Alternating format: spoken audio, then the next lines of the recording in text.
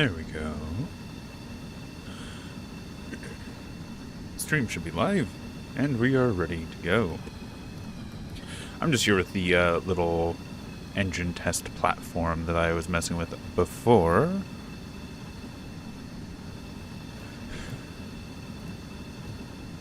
And this is just overly complicated, and we'll have to deal with this here soon.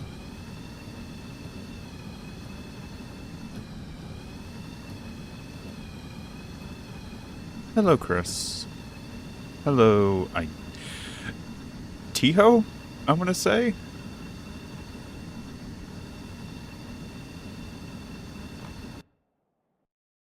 Okay. Hi, Pisley. Peasley?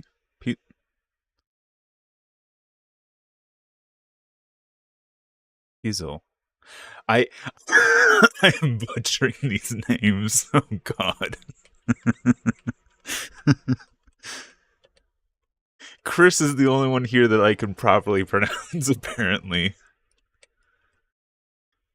Okay. So, priority for right now is to get this engine fully functional for a tank design. Right now it moves and it does its job. It's good enough. It's efficient enough.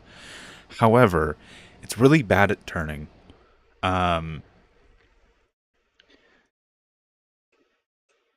I have some ideas of how I want to do this. I can either go back to a clutch brake design like I did for a lot of my older tanks, or not clutch brake, a dual clutch.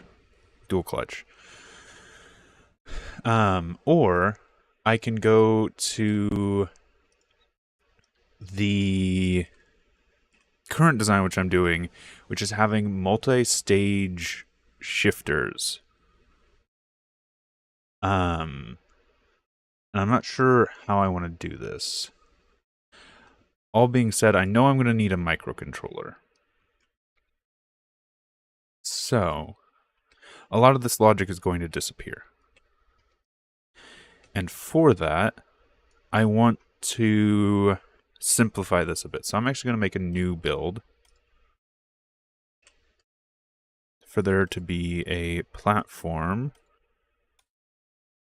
we're going to start setting up on. Start doing our jet stuff.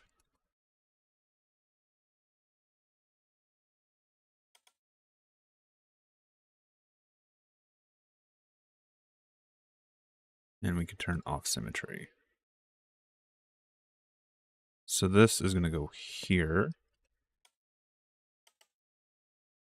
And this is going to go here as soon as I rotate it correctly.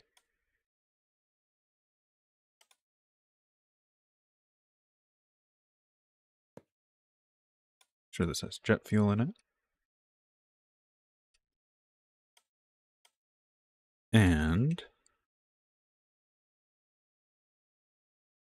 trying to think how I actually want to do, because I know a few things are going to come out of this power output. One of them, let me find this piece. One of them is going to be our hand crank, which is going to start the engine. Because we're not using batteries, we're trying to avoid anything that can catch on fire or explode. This is going to go to a clutch.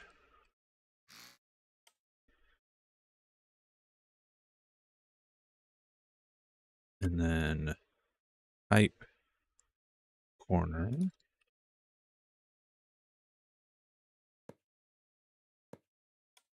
Gear. And then this is going to go to a pump. Now this pump is literally just to slow the engine down. It doesn't serve any practical purpose other than making the driving experience better.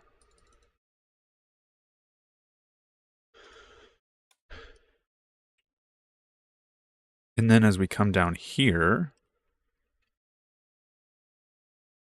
is where we're actually going to attach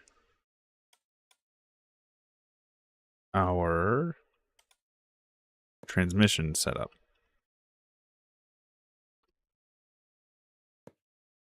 Here comes the problem of, do I actually want to do a dual clutch?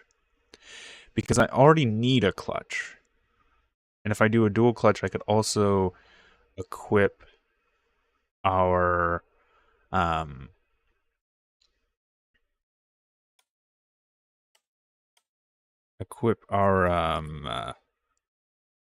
my brain's going through.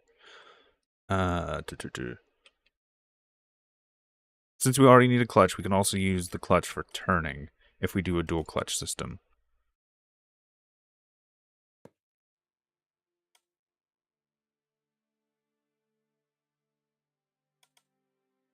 The only thing that would mean is we just need 2 of these. Trying to make a tank. Yes. We've been testing and designing for a long time. I've built tanks before. This is just coming at it from a new approach with some new design elements.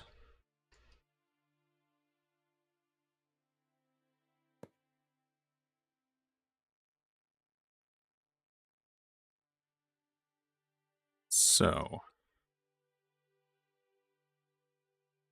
I want this transmission to be on the inside of the tank, like having the crew compartment being over here. Or here, let me just actually, I'm going to need one anyway, so I'm just going to put a seat here. That way, we are actually, basically the transmission itself is pretty protected. We just got started, Vector, we're not far in. And it also means that the fuel tanks on the rear, I can build up as armor. And I may actually change this engine layout as well, simply because we need to protect the this part. What's this part called? I forget what this part's called. The turbine. The turbine is the actual part we need to protect. It's the actual part that brings power from the engine. Yeah, we're like 5 minutes in, Vector. We're not long in. So let's do tank. What I'm probably going to do to actually get the tracks where they should be is just have the pipes brought back. Because the pipes themselves, if they get damaged, they don't stop sending power. So I don't really care if these are damaged. The only key components here are the turbine and these, 4 pieces, the gears and clutch. So those are the only things I really need to protect, because they're the only things that are mission critical for this system.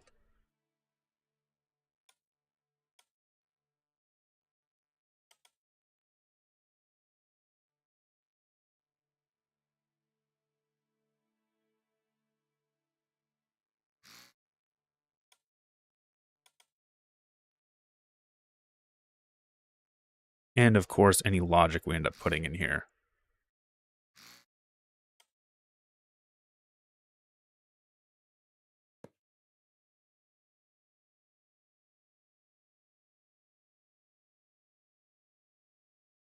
And I'm going to say this now, this is not going to be the finished chassis. This is just a test platform for the engine and microcontroller we're going to have to build.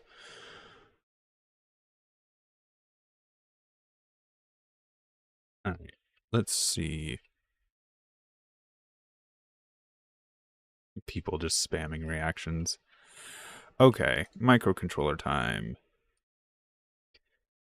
Jet engine. 5. I don't know how big this is going to be, so let's just go overboard for right now. What we need is input for WS, an input for A and D,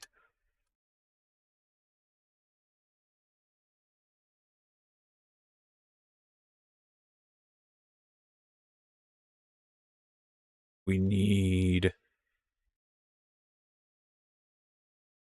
Do you even need like a starter toggle?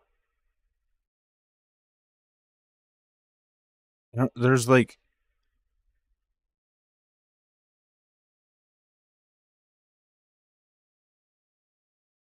I guess we can have like an off button for the engine. Hold to turn off, but turning it on is just going to be the hand crank.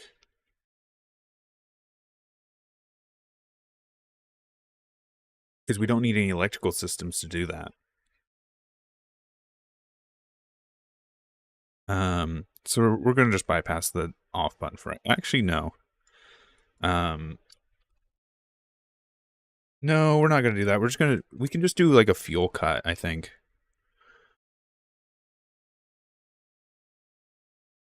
Yeah. Okay. We need a RPM.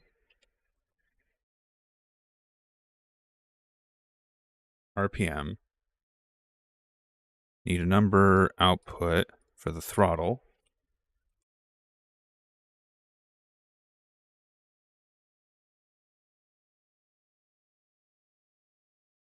Hello. Got a lot of people joining in. How's everyone doing? We're going to need a number input for the speed of the vehicle.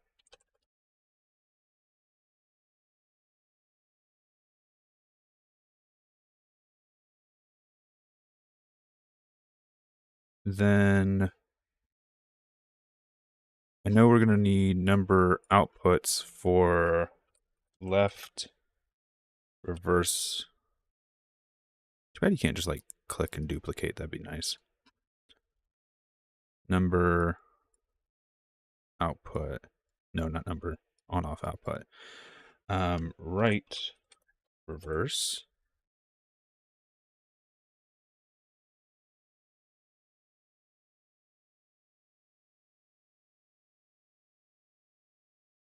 And then what? Left clutch, number output, clutch.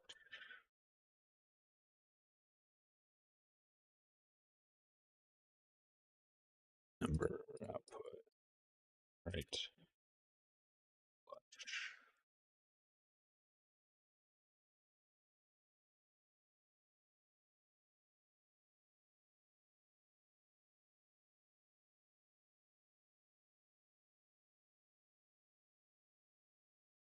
Oh yeah, and we'll have a number output for the engine brake.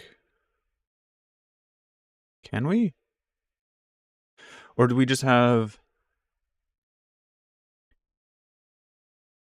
an we need an input for the speed for our boost.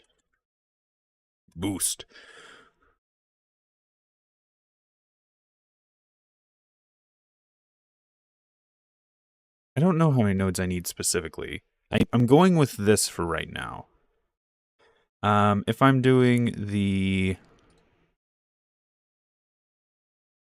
engine brake thing as well, I will also need a number output.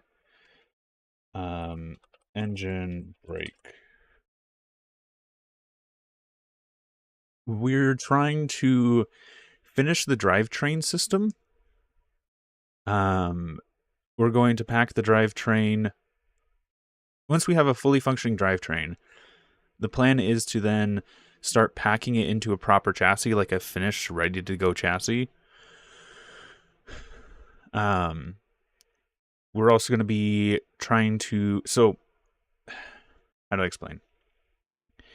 The initial goal, what we're doing right now, is we're trying to get the engine power pack finished. Once we have the power pack design done, I'm going to start working with the actual like fire control system, the turret and stuff. And once I have a definitive layout for the turret and engine, I'm going to start actually building the entire tank itself. Because I need to know where ammo's going to go. I need to know where...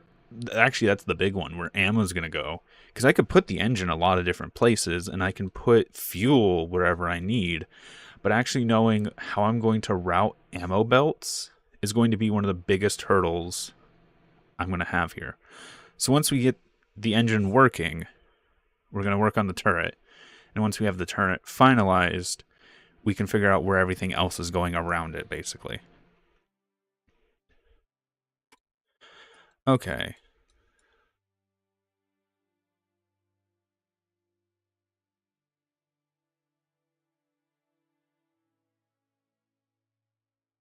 So let's do this.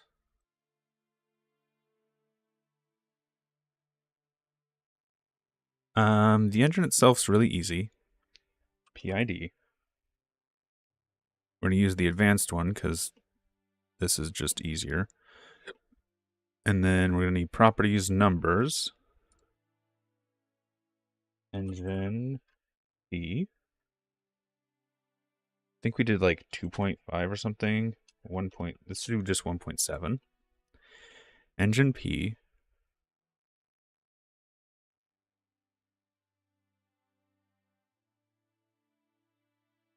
Engine I think we had it like 0.001. And then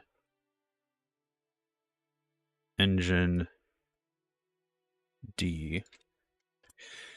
The I in this is probably not going to work the way I want it to. I know that's an issue I've had before, but this is going to go something like this.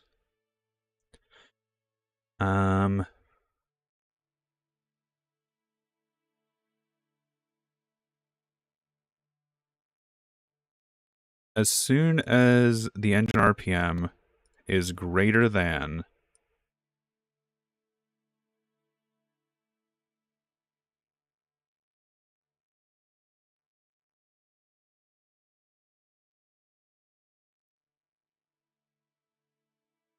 0.5, because that's when the jet engine can first fire. Actually, let's do 0.45. So it gives a second for the PID to start running.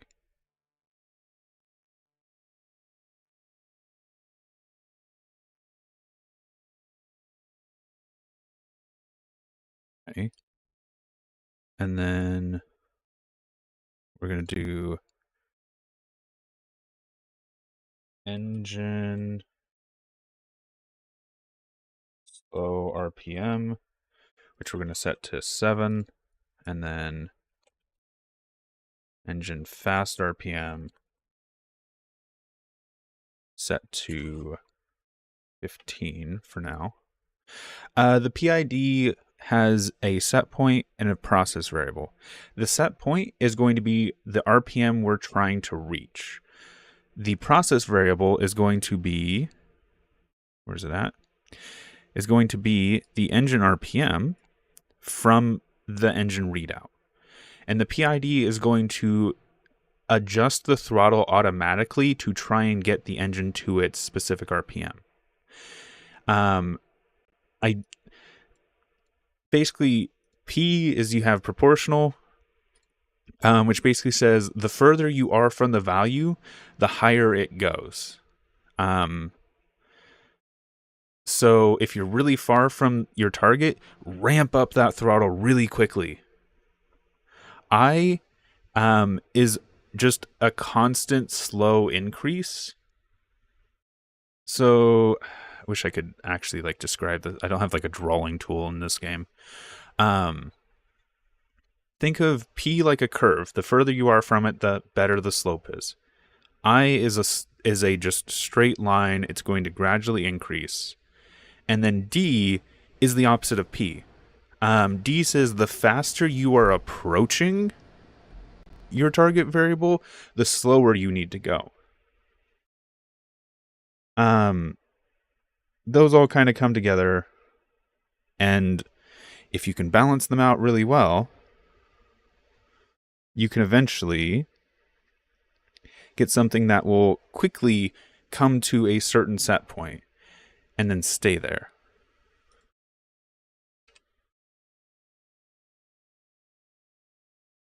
Okay, so here's what we're going to do. Whenever we're pressing boost, the off variable is slow and the on variable is fast. That's the set point. This PID is going to set the throttle, and throttle is going to be clamped between 0.001 and that. And then I need to do a function, single function. The negative of x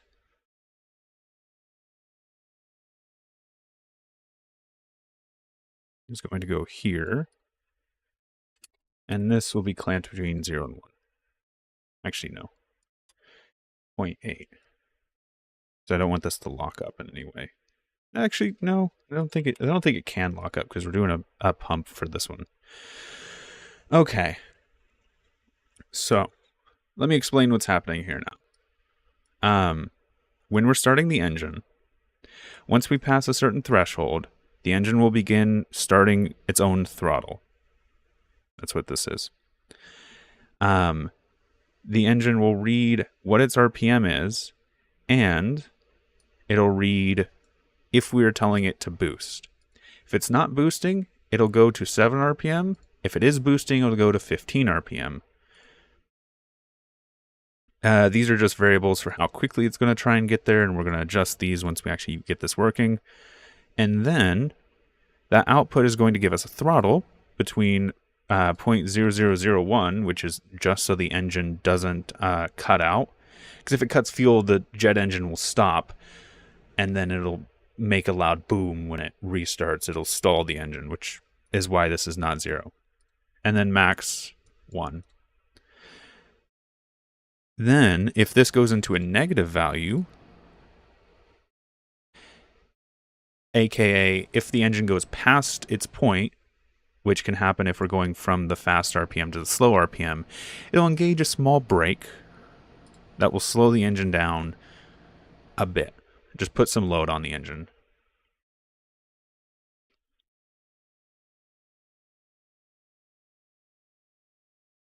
Then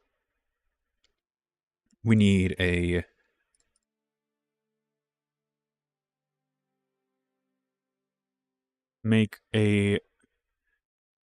yes, there's ways to make firing mechanisms and gearblocks. There's actually quite a few ways.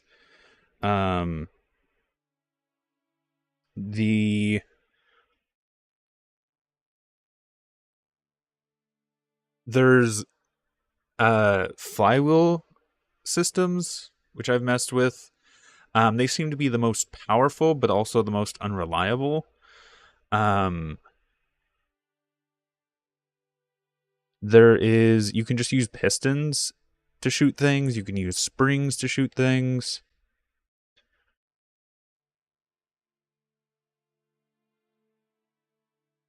There's a few different ways you can make a cannon in gearblocks.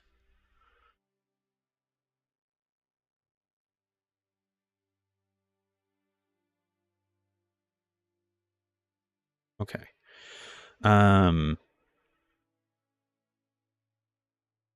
So this is clutch.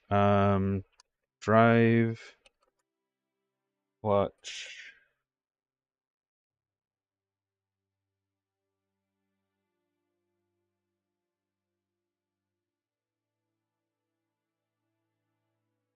We're going to set equal.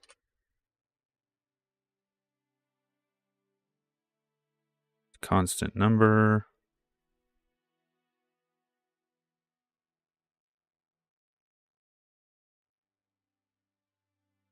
I'll put this over here because this is just a constant 0.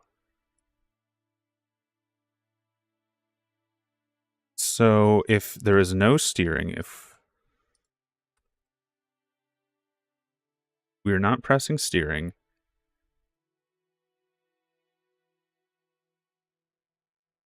And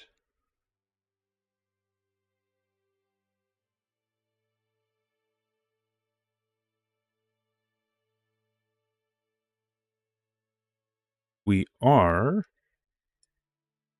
pressing W and S. Then the clutch is going to become... let's do switch. We're going to need a lot of these switches. We're going to need a lot of these, so we're going to put this down here. We don't need the blinker right now.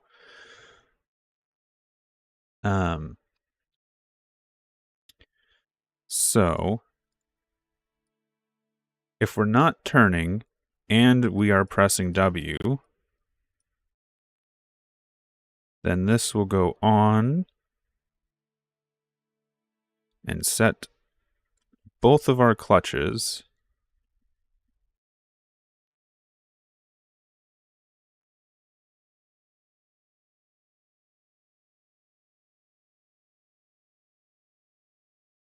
to 0.7, let's say.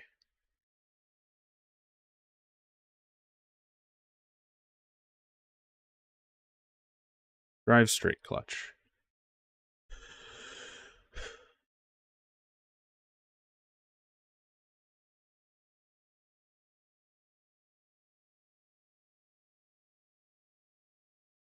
Then this needs to go here. Forgot to connect that. Then if we are pressing forward,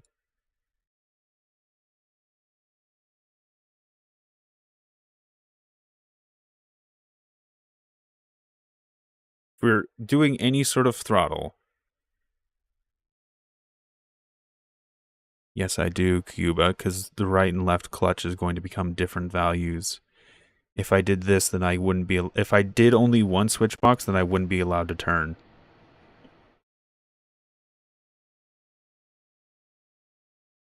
I would always be stuck going straight.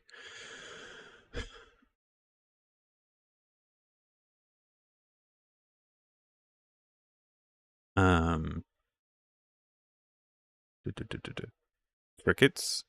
Why are you sending cricket? I've gone quiet. Too quiet. Okay. If I'm pressing W and I'm pressing A and D, I need to know if I'm pressing left or right. So, greater than, less than.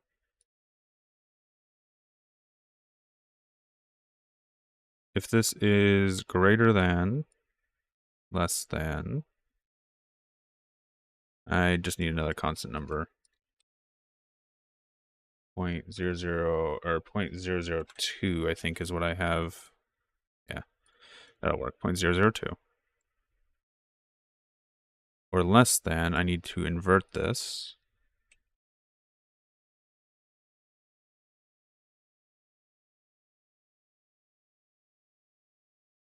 Negative.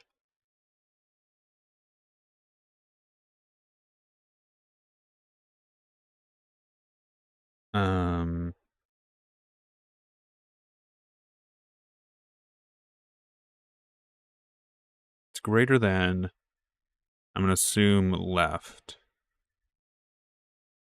I'm pressing left and this. Then the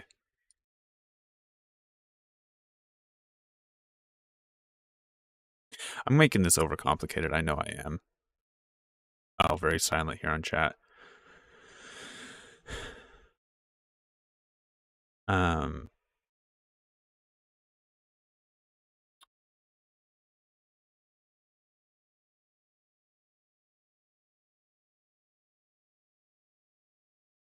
going left. If I'm going left and going straight at the same time,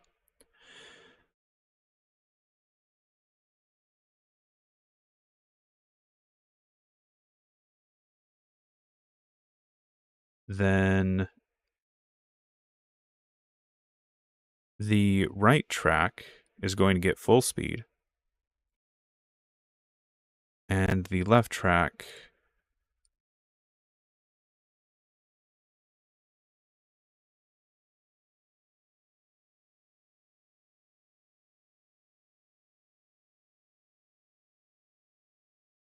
is going to get half speed. Or not half speed, but we're going to have to dial with these.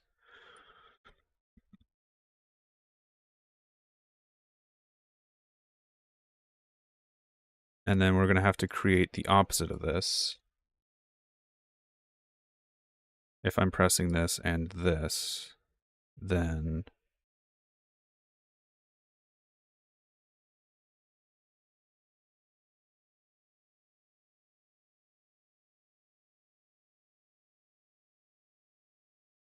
right track's going to get full speed. And then left track's going to get turn stage 1.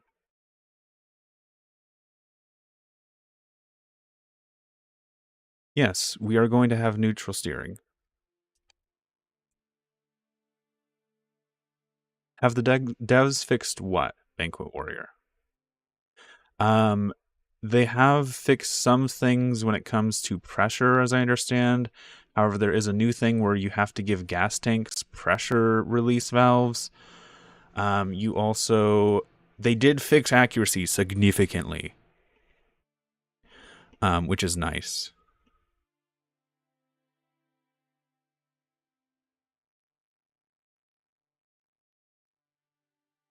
I think they fixed boats. Also, we do need to say that if this becomes less than, if W becomes less than, we're also going to look at reversing right now as well. WNS is less than. Then we're going to apply the brakes.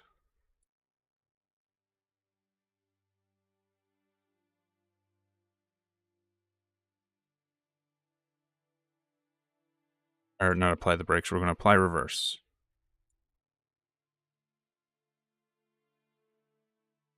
Our engine should be able to handle just being crammed into reverse because we are producing so much torque, and if not, we can just gear the engine down by 1 or 2. It'll be fine. So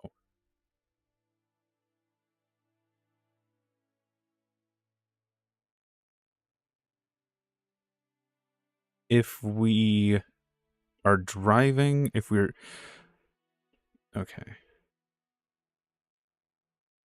then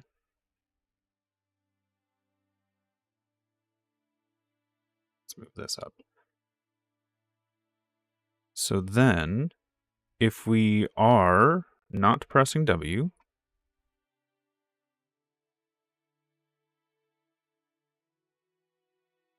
and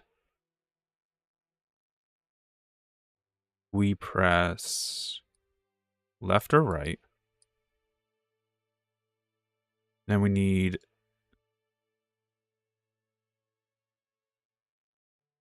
two different values, which we're going to need a new turn stage for.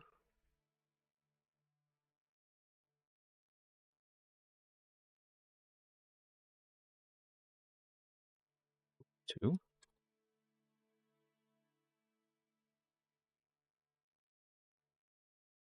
In which case,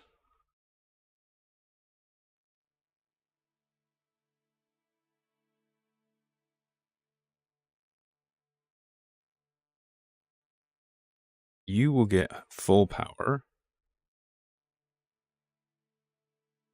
Actually, wait, let's just do, we just need 3 switch boxes.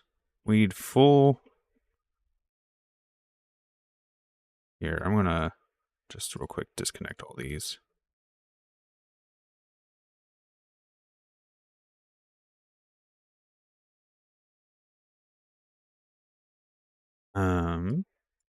Yoink.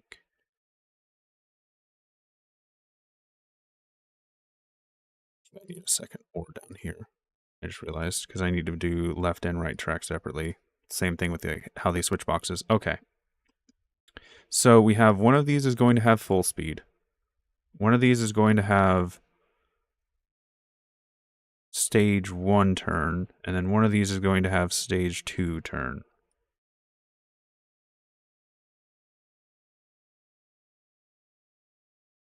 Full speed, stage 1, stage 2, and I shouldn't need this anymore.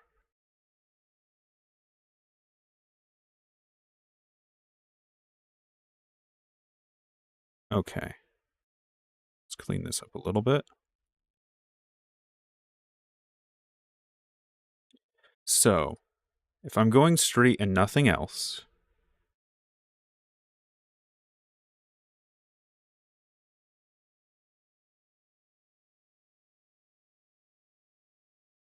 I'm going to do full power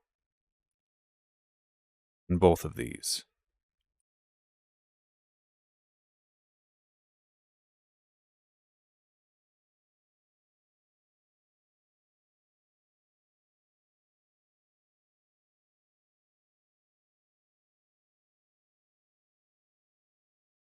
If I'm going straight and turning, left and right don't matter right now. I'm going to have to figure that out when I actually build this.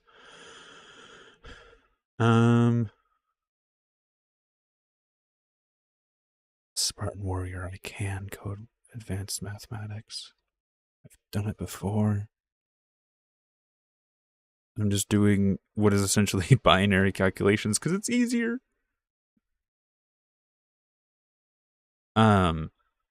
Okay, if I'm going straight and turning, then one side is going to get, I need another OR gate.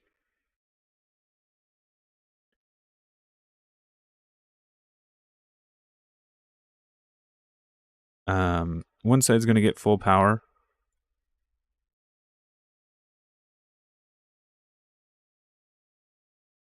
And the other side's going to get lower power.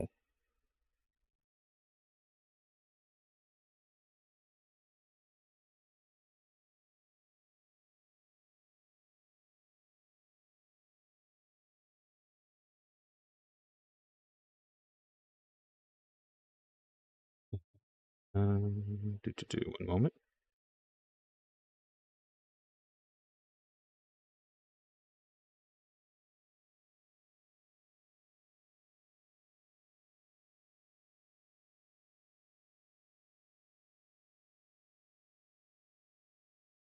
Okay. One side's going to get full power. And the other side's going to get half power. And then the same is true for the opposite. This is going to get full power. And this is going to get half power. Not half power, but lower power. And then, if I'm not pressing this, then one is going to get the lowest power, or high power, and then the lowest power. And the other one is going to get, oh wait, no. How did I do this? Okay, I did do this wrong. High power, lowest power.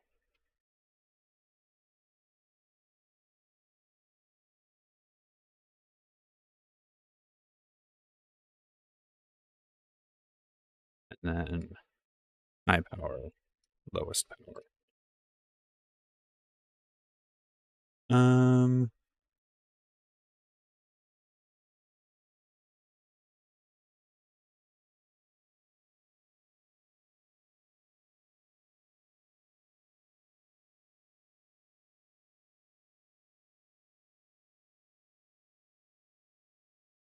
Okay.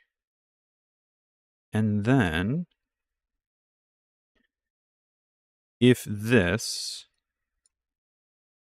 I also need to do and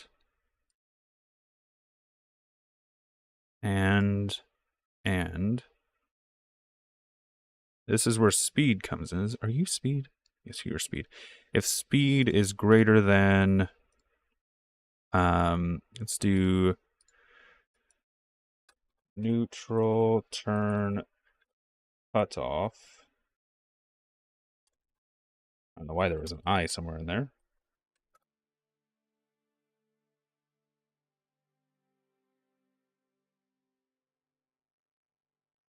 We're going to say neutral turn cutoff is at 5 miles an hour, or whatever, 5 units.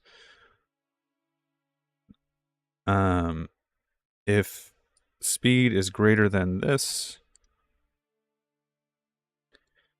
and this and this and this, already connected, then these are actually what's going to drive it.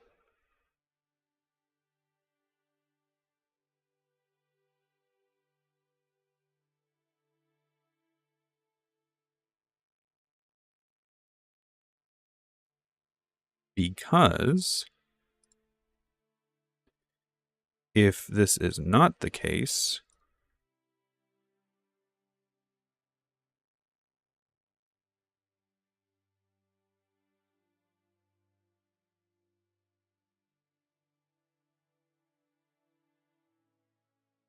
if speed is low enough, then I'm going to switch one of these to reverse.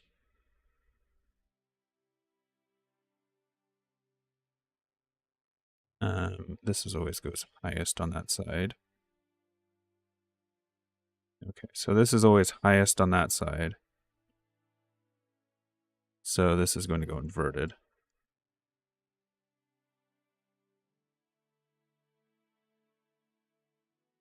That also means I need another OR gate for these. Ooh.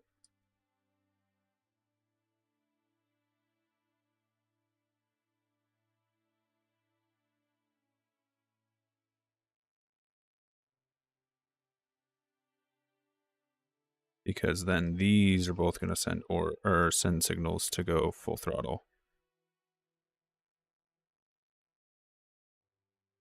Oh, and this is going to need another OR, because both of these need to send signal. Ooh, these are going to go down again.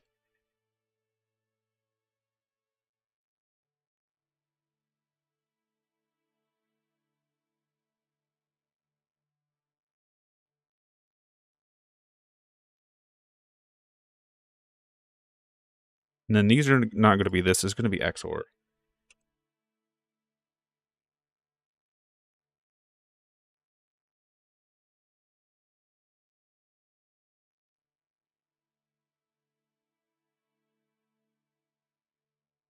Because funny business.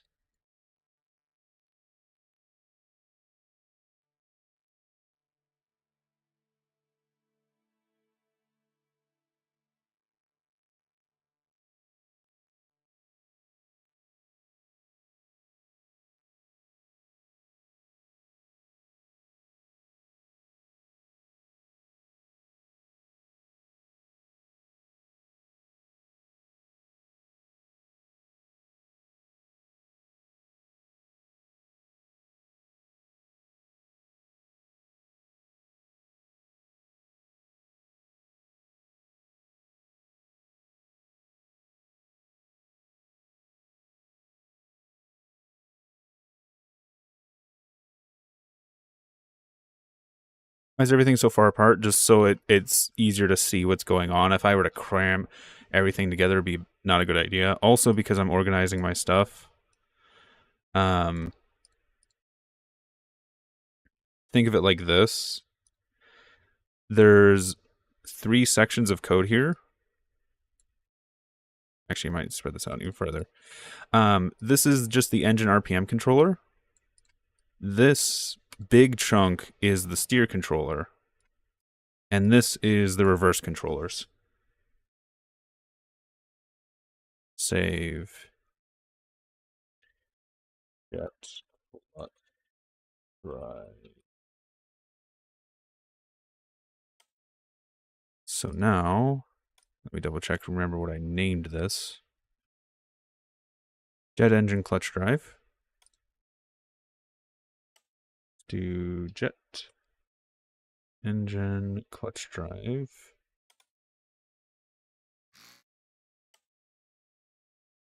Took all of this up. Let's do right reverse, left clutch, right clutch. Speed, we need a speed sensor.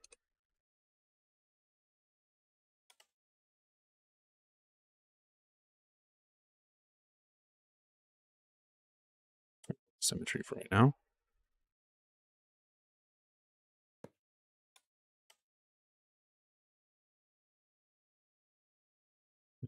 What's that at? Speed. Boost is our number 6, which is our shift key. We change that to throttle, engine RPM, RPS technically, but yeah. AD, WS. I change these to that, to full 100. And then our engine brake goes there. We have infinite electricity turned on, so we don't really need it. No more logic, thank God.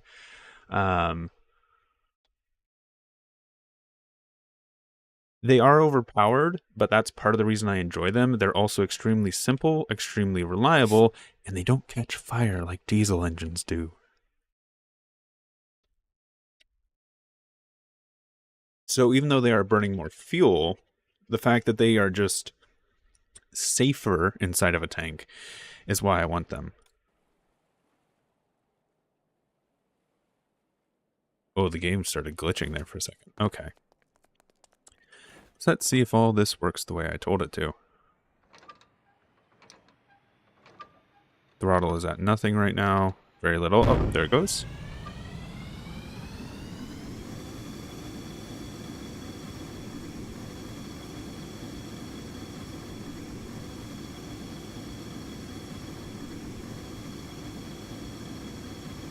I'm probably going to change P to be down a little bit more. Change I. And no, that's fine. RPM, slow RPM.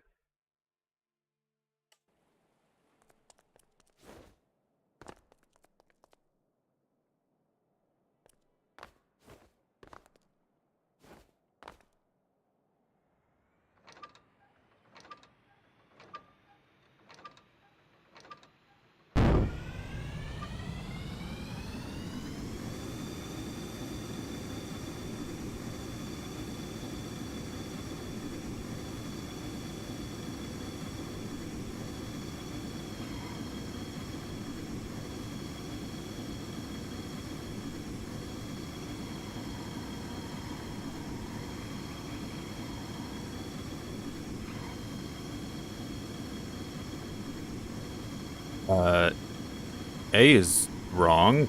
Something's wrong.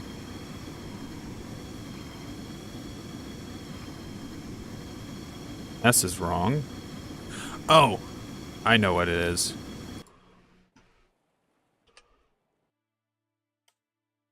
I forgot to set these to actually reverse.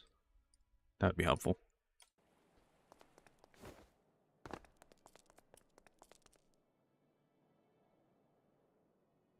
Yes, the pump is still here.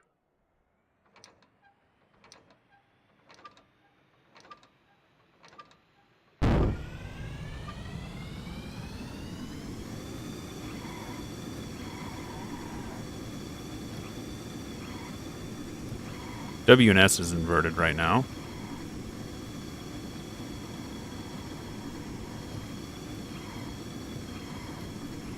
Neutral steering is working. Let's change. Let's look at this real quick. Why is W and S inverted? Is it just because W and S is inverted? Or did I put the wrong one?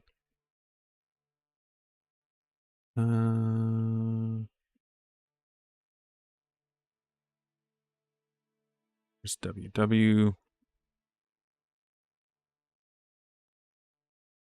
is less than.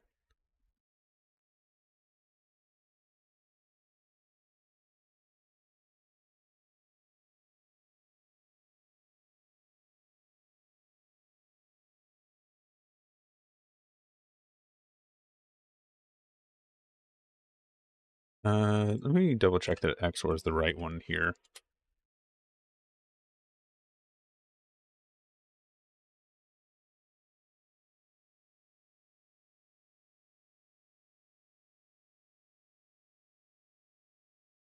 Okay. Yeah, this should work.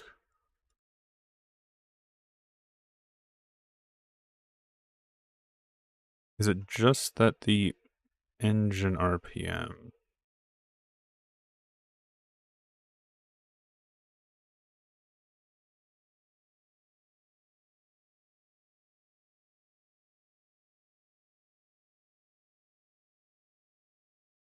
Let's do...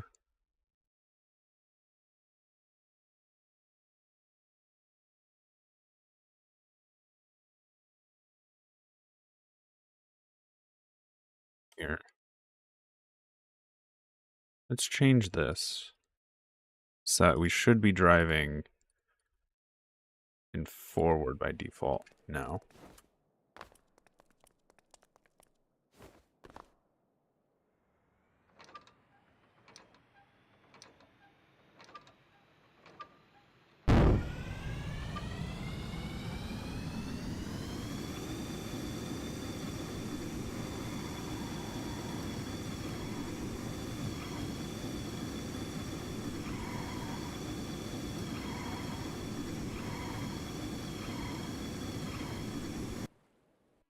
Okay, neutral steer's screwed.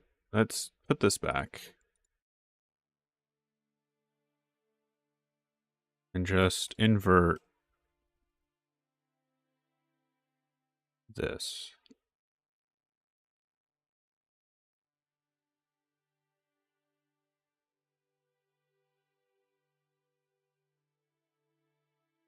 Greater than that. If W is greater than that, then this.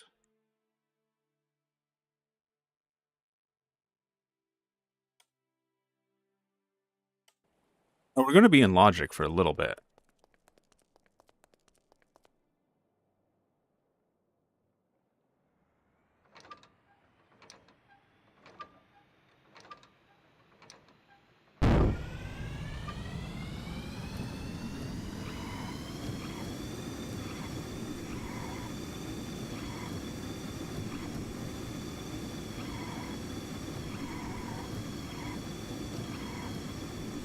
But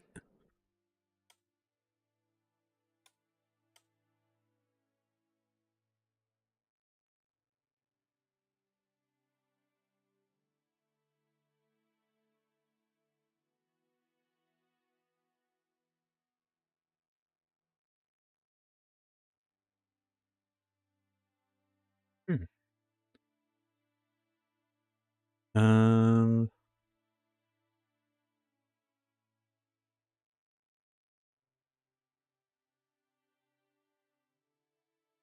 put less than back in.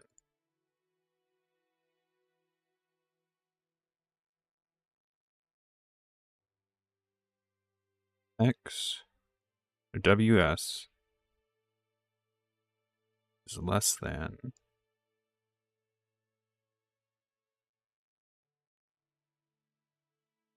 this.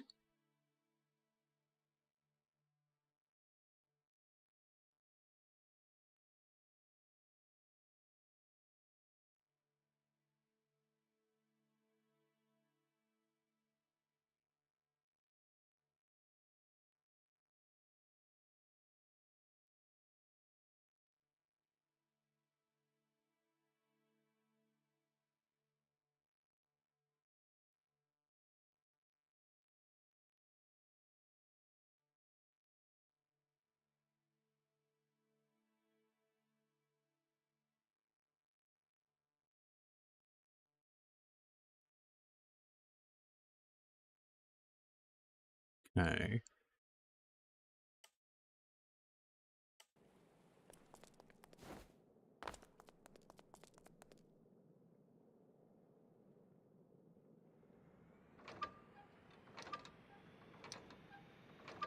That and jet engines, you don't have to deal with diesel's engine smoke, I realized either.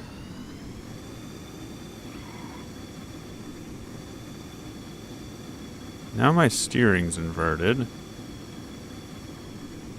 which is fine.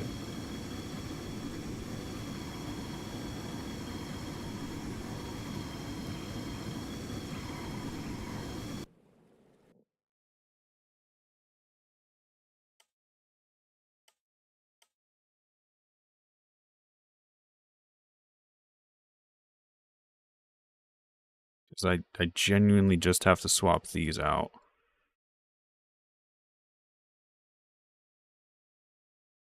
And then swap these out.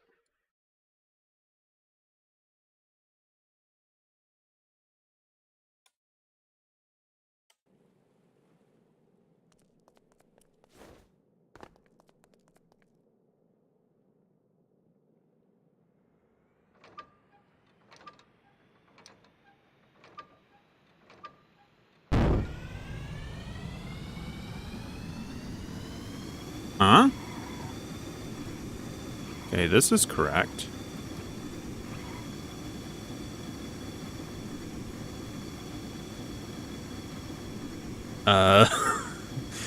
Both of these are turning left. A and D are both turning left right now.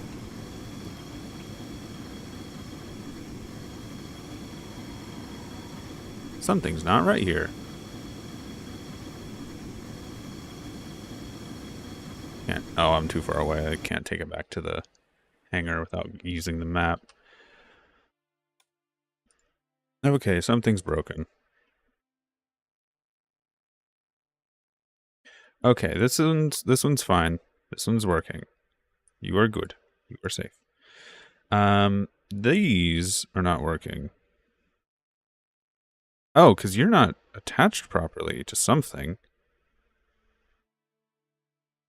You should have a connection up here somewhere.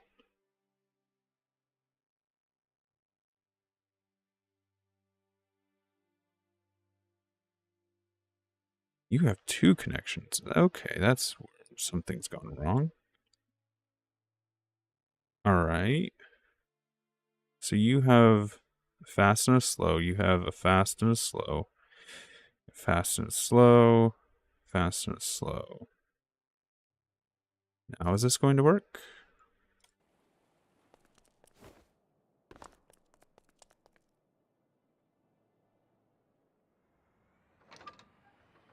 It's just a missed connection, hopefully.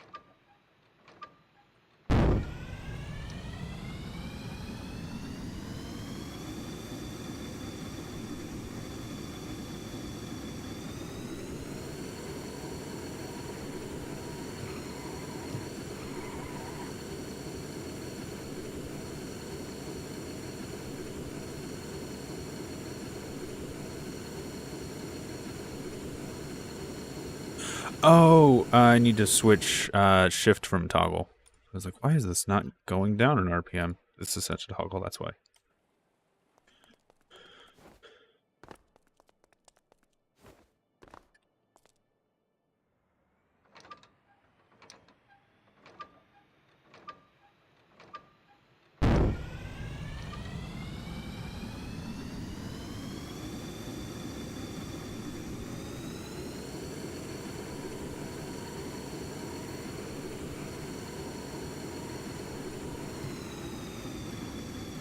Okay, shift is just really powerful. Okay, this is working. That's working, but could be lower.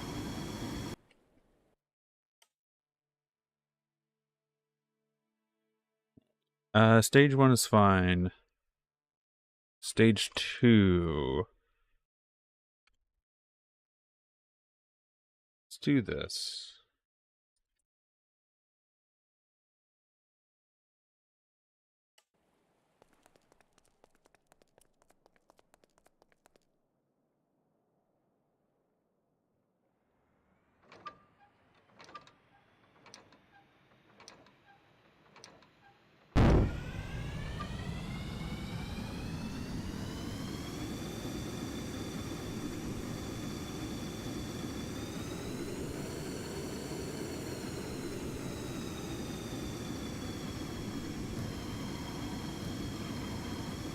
I have neutral steer.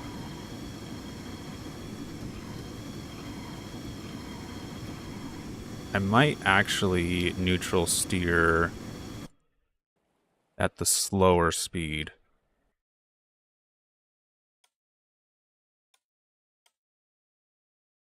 So we're going to need an ore. you, tink. And then neutral steering. I'm going to need 2 ors, aren't I? Yeah. It's fine. Just means one of these ors isn't going to be doing anything. I'm going to leave it there just in case I need it.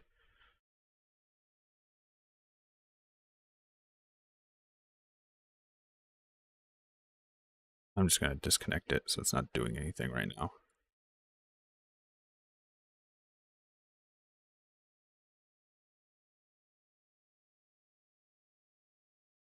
Yep, and I'm going to pull this back just so it looks disconnected.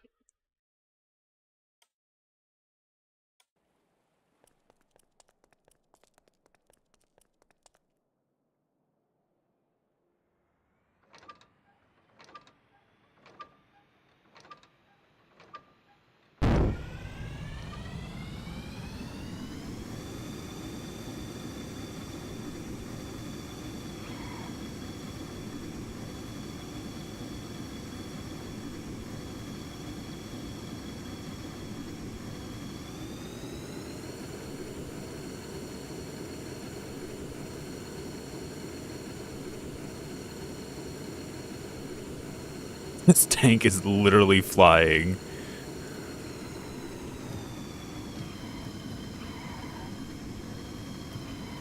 And then if I come to a stop, that's a lot more controllable. I'm going to increase the neutral steer cutoff, though, because it seems I can easily get myself stuck and unable to neutral steer because of just the slightest little movement.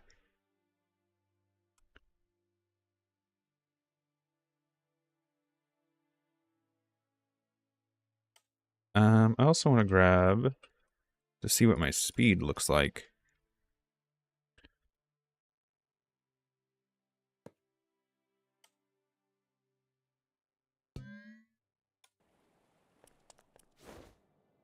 This is why I try to avoid jet engines. What? Because it's so powerful?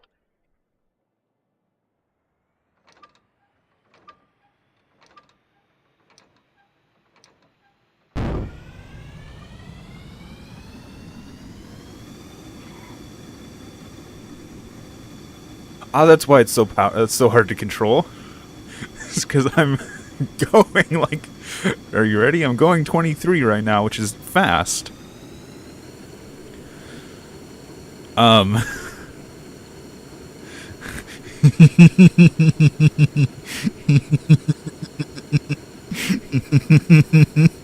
going really fast now.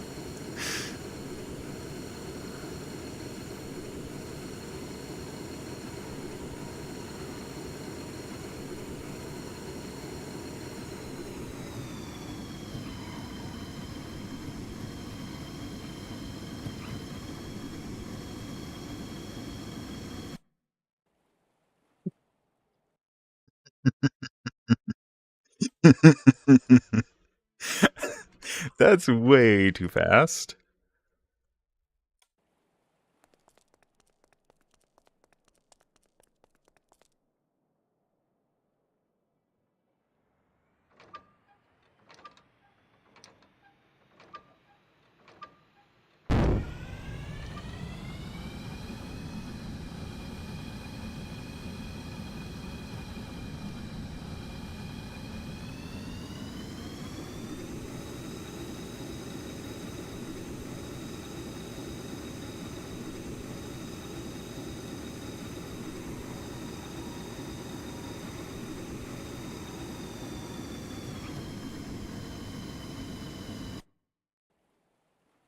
First stage turning can be a little bit faster.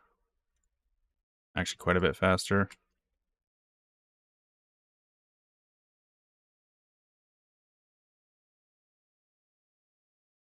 And then what I also want to do is if I'm going above greater than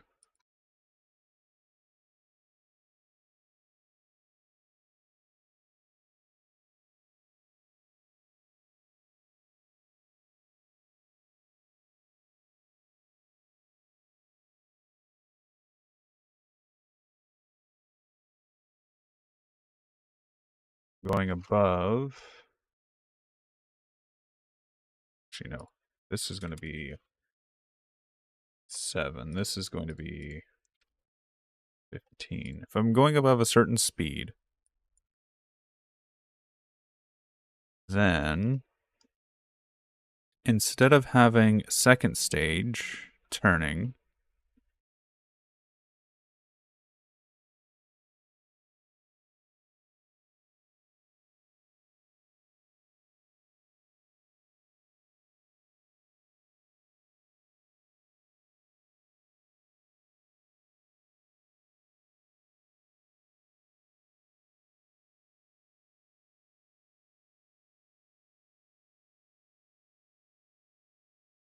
so this is going to go down here. This is going to move up.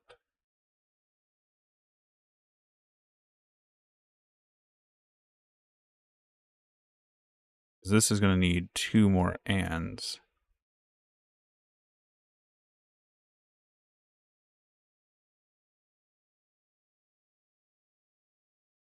So this and that. So this and that.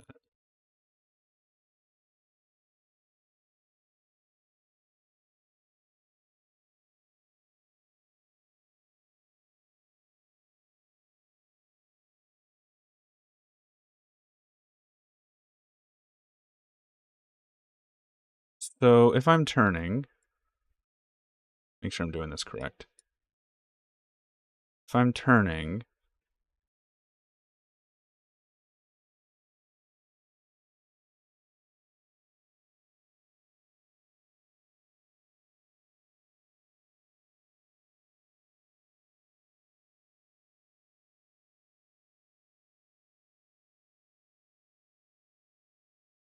I am greater than. Oh, these need to go on the other side of the thing, not this side.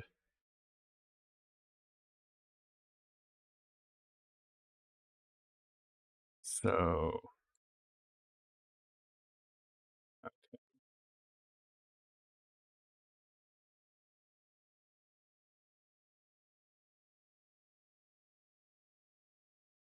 trying to turn. So this is direct turn.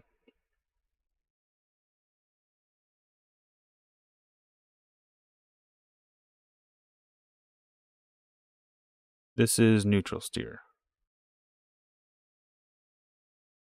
Did I have it right?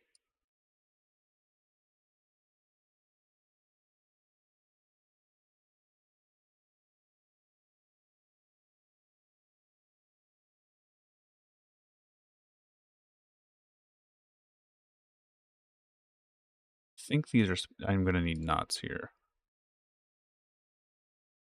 So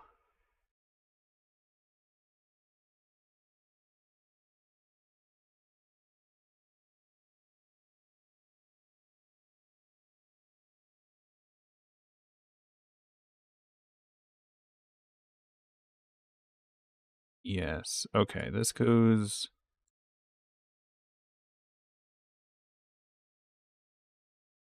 here.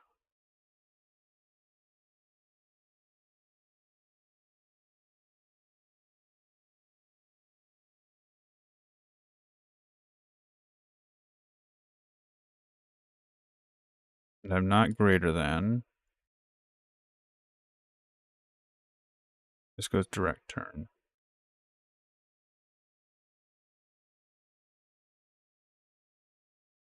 If I get this and I am greater than,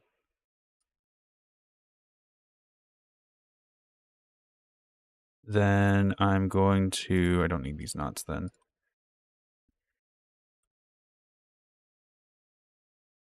I'm going to fast, you need fast and fast.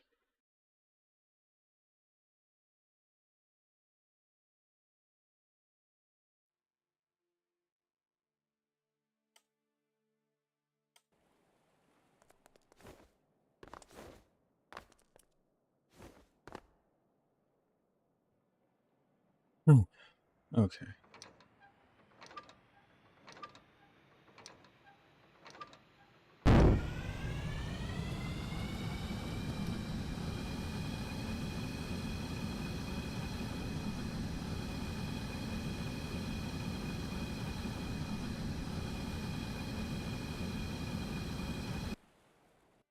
Here's what I need to do now.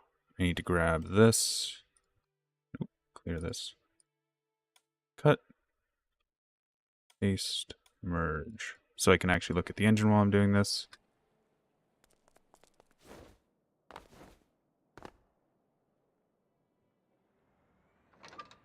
Start the engine.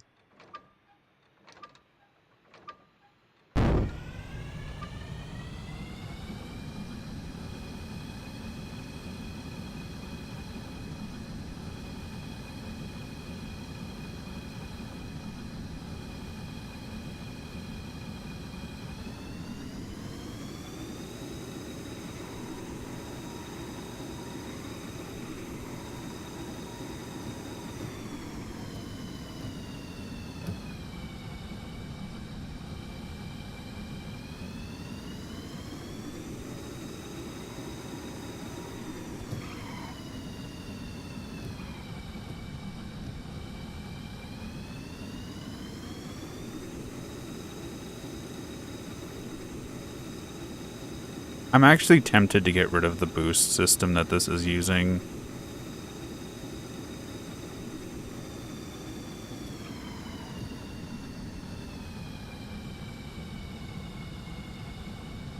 It's genuinely just complicating things.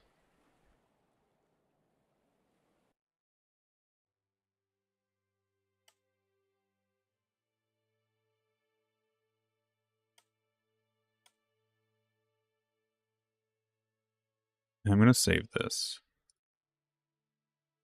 And then I'm going to change this.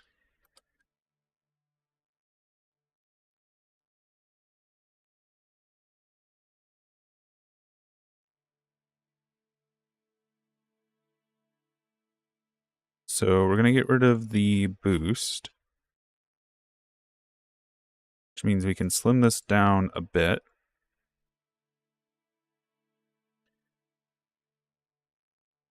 And then without the boost, we don't need a fast RPM, we just need a single RPM.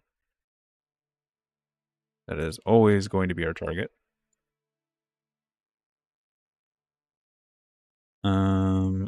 That works. I don't really need the engine brake anymore, but might as well have it.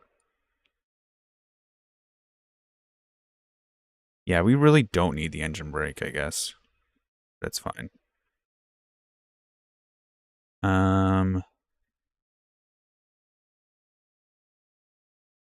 Everything else is fine. The only reason I'm doing this is just because it's going to make a lot of this tuning easier to do. And if I need slow speed, then I can just use my old brake system.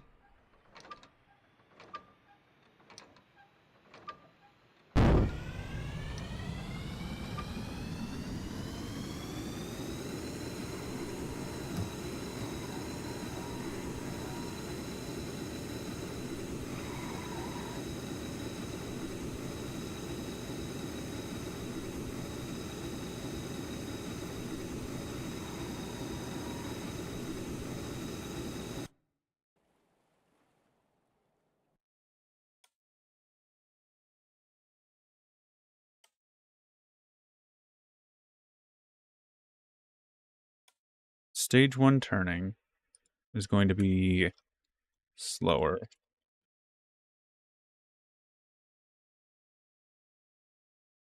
And then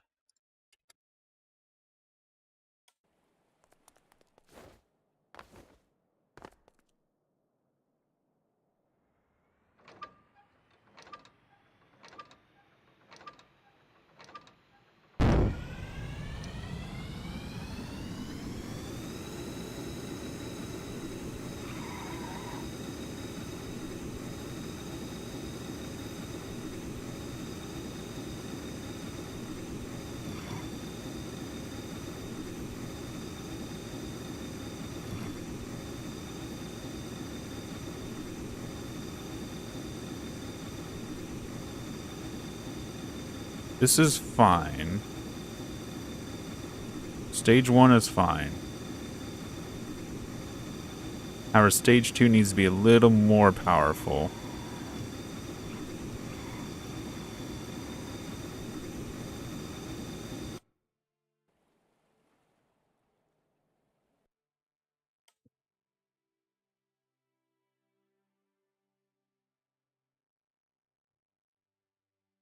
Actually, do I need this cutoff anymore?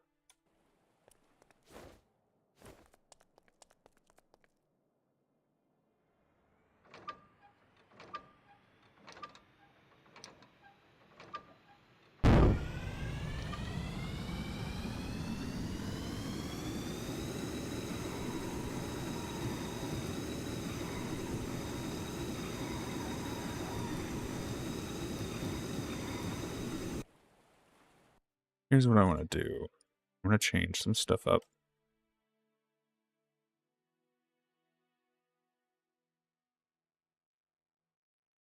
Actually, this.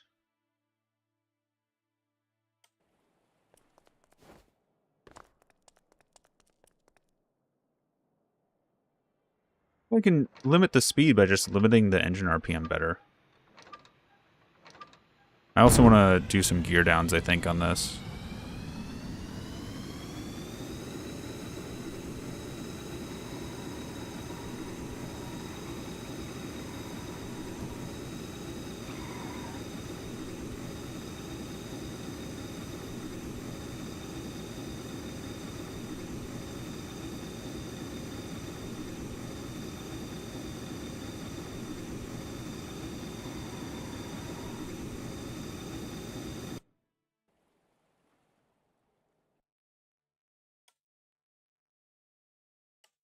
Some tweaking I want to do.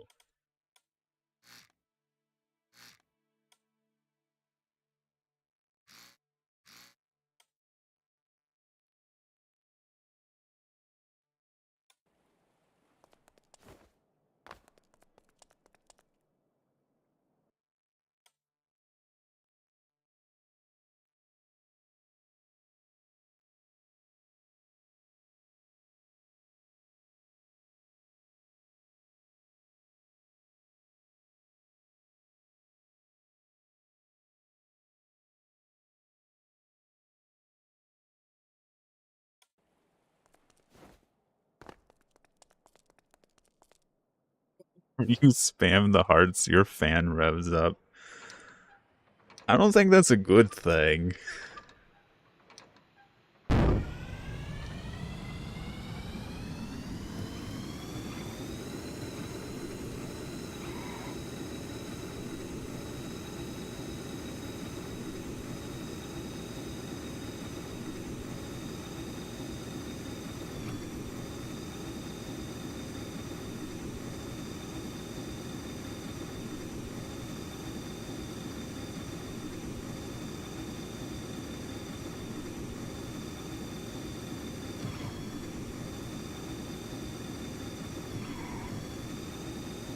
Few things.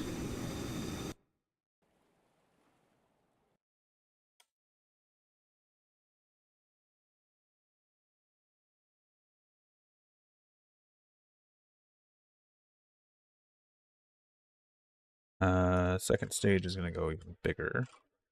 First stage is going to go a little bit bigger.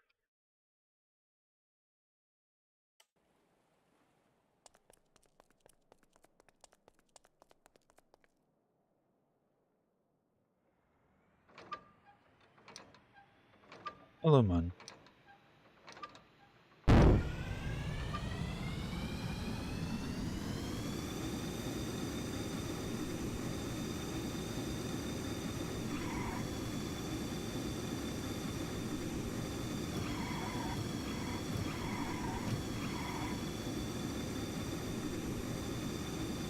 Okay, first stage needs to be faster. Actually, almost as fast as the second stage is.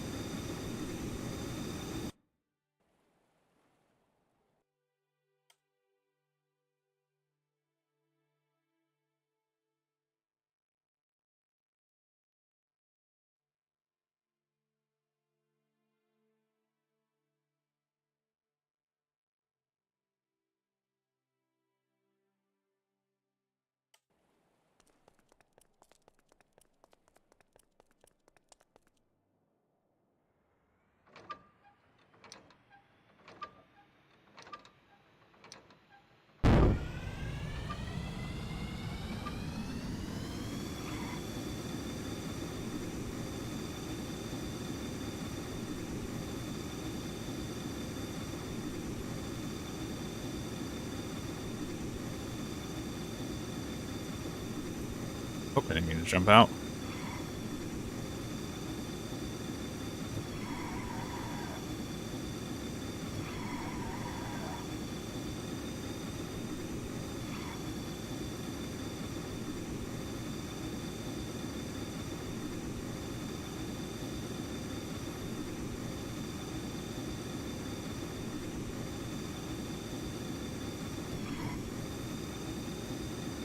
Okay, I want this to go a little bit faster.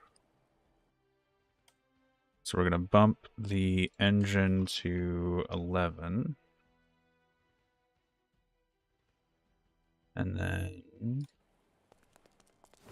I know we're going to have a few more things to clean up, like I'm going to get rid of the pump system.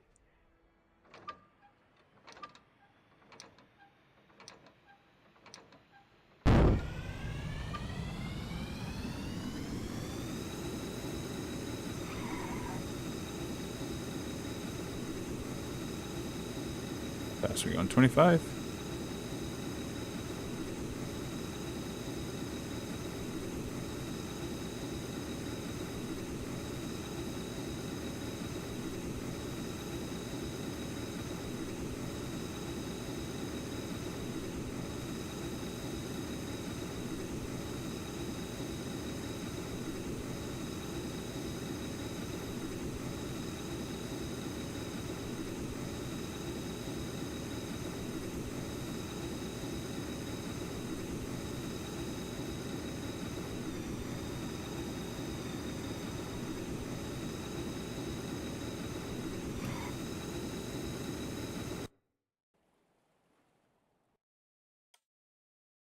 I am going to turn the clutch pressure down a bit more.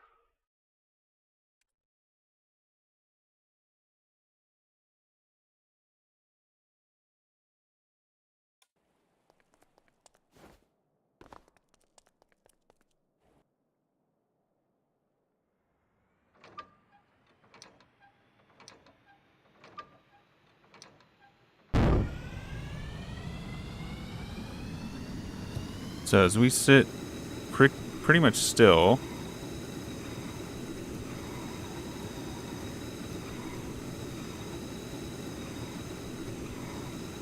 I almost want to have a specific neutral steer clutch speed. Here's what I'm going to do.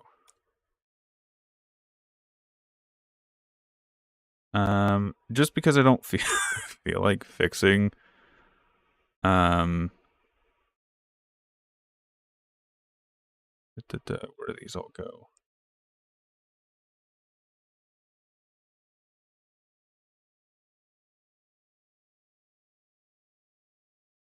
Okay, these don't need to exist anymore.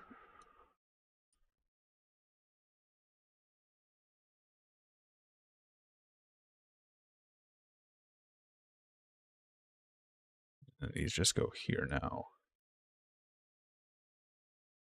However,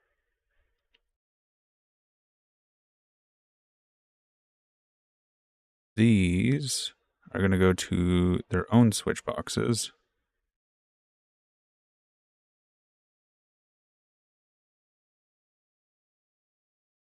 I have a second monitor.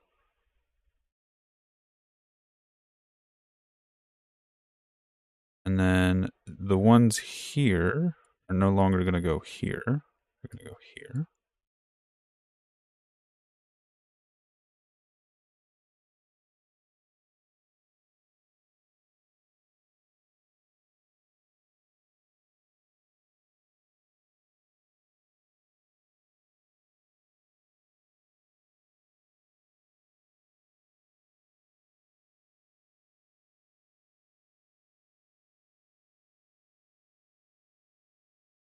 This is going to go there.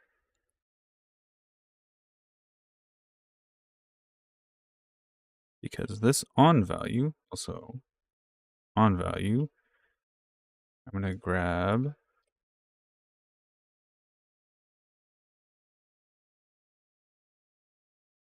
neutral steer. It's going to be at 0.52. goes on and then on and then should be good.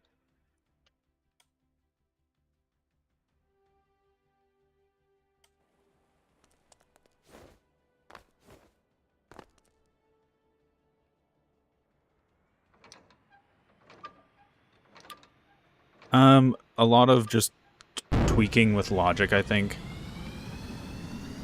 We got rid of the boost button. Oop, second stage is a little too fast. First stage is a little too slow. So first stage, 69, nice, and then 66.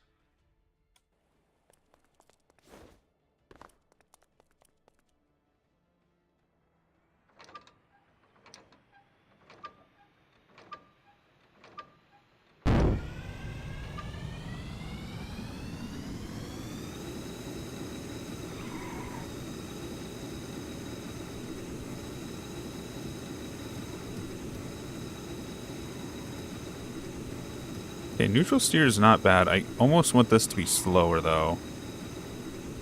First stage is plenty fast. Second stage just barely goes out of control.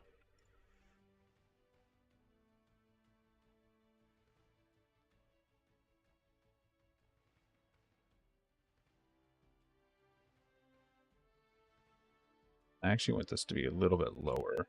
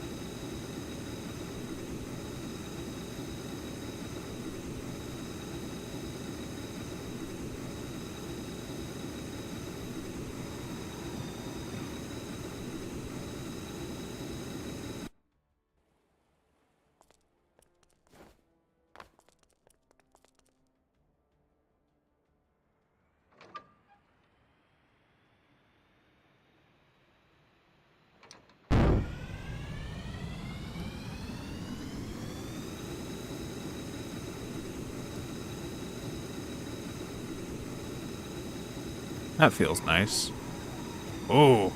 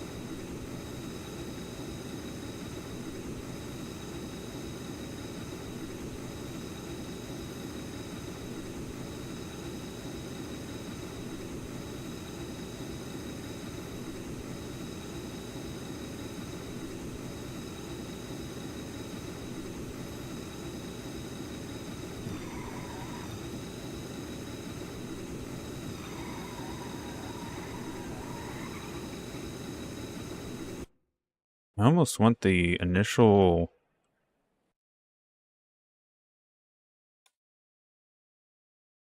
engagement of the clutch to be slower,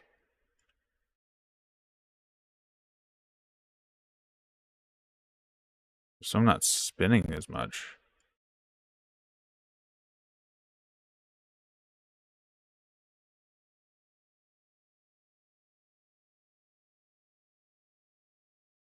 Let's do 80.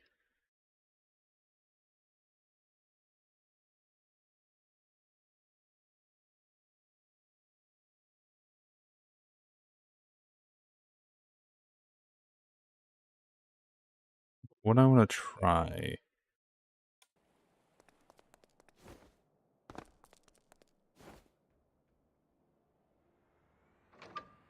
This should make us faster, but it should also mean that more load actually hits the jet engine.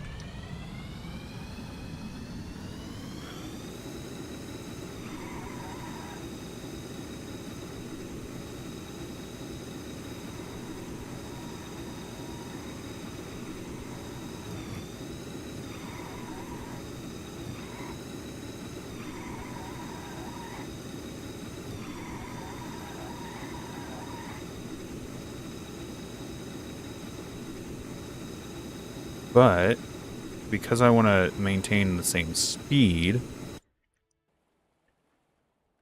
what I'm going to do is actually tweak this down now.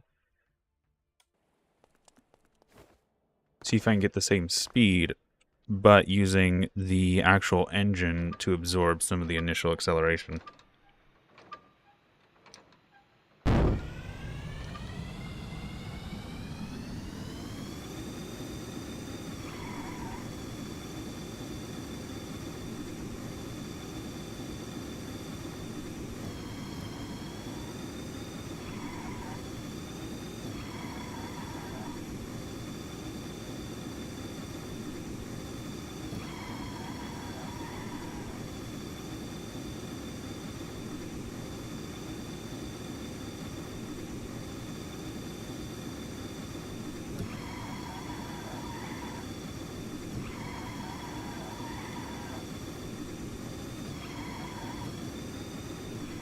See if we can stall this engine real quick before I start tinkering too much with other things. It's so hard to control.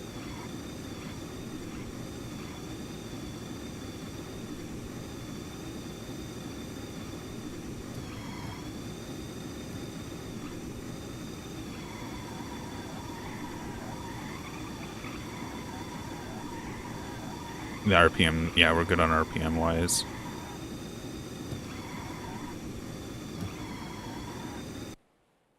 Okay. So what I need to do is actually continue bringing this down a little bit.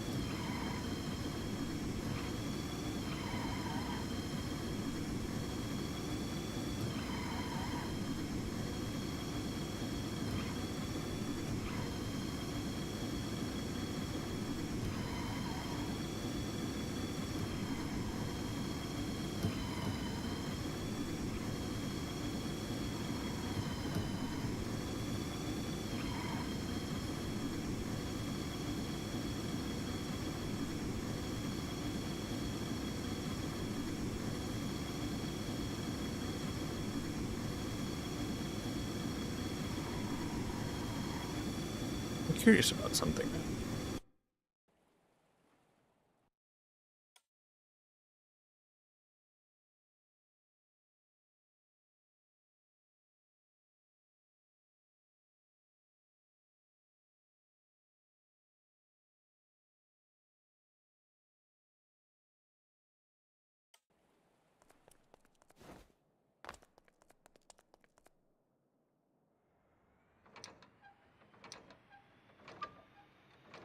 If it's just idling a high, it should be fine.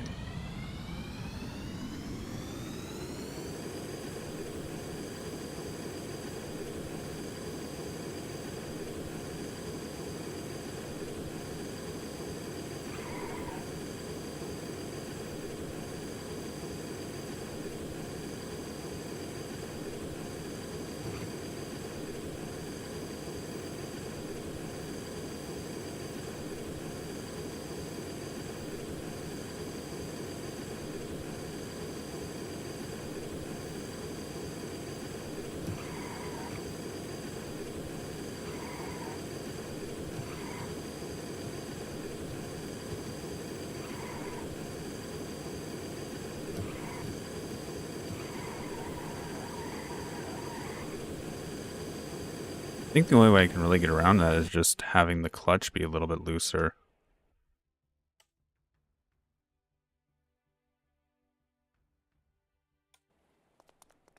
Just because I don't want the tracks to spin that much. I'd rather have the clutch spin than the tracks.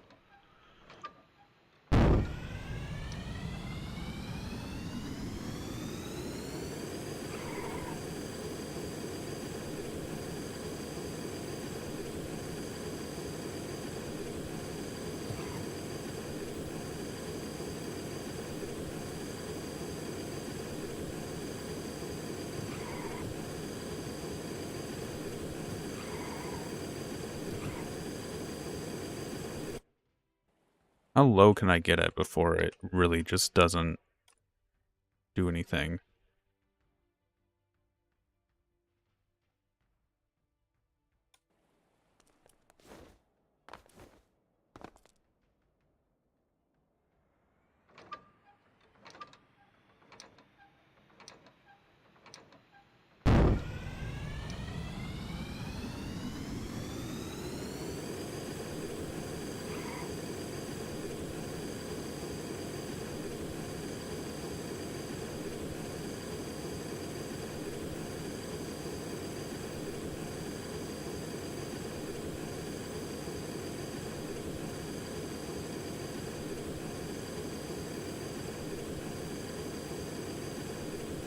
Hmm.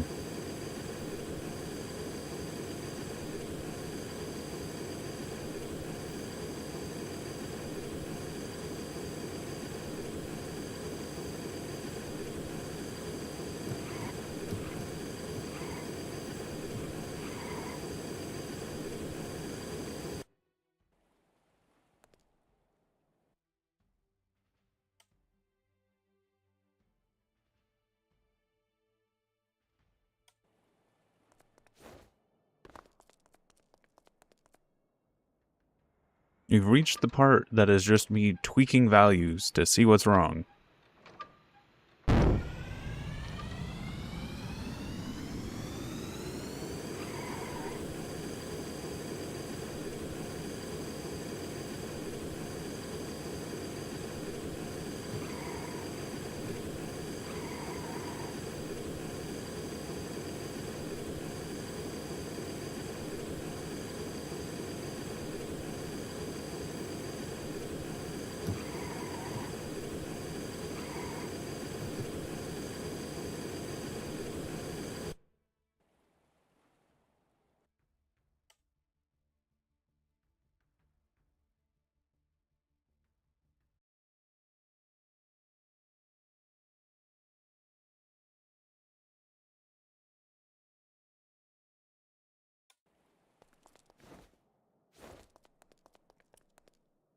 I think the turbine has a lot of advantages over a normal engine, hence why I'm designing for one.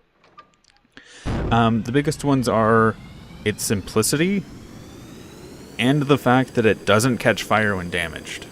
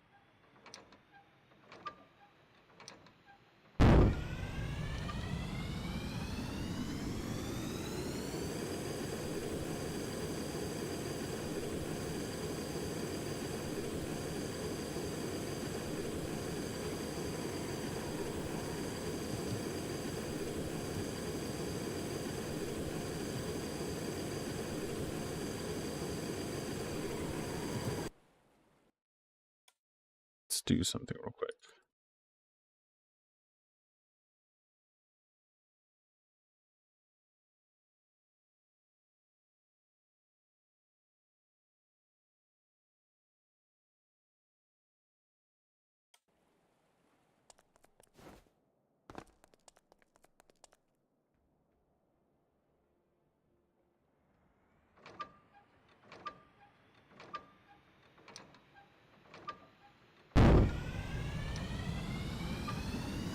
I've died multiple battles due to fire.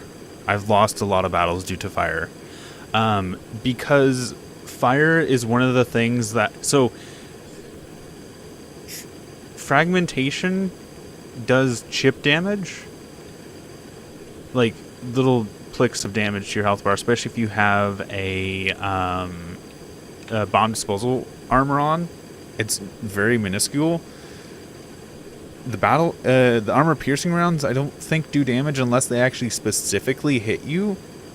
So usually what happens is if they can set your engine on fire, if you can't immediately attend to it, it will spread very quickly. And it'll either do so much damage to the rest of the tank that it's unrepairable, or it'll spread so far that you start burning alive in the tank. And you run into this issue of, do you put the fire out, or do you die? Like, and it's just, fire is so overpowered, hence why incendiary rounds are banned.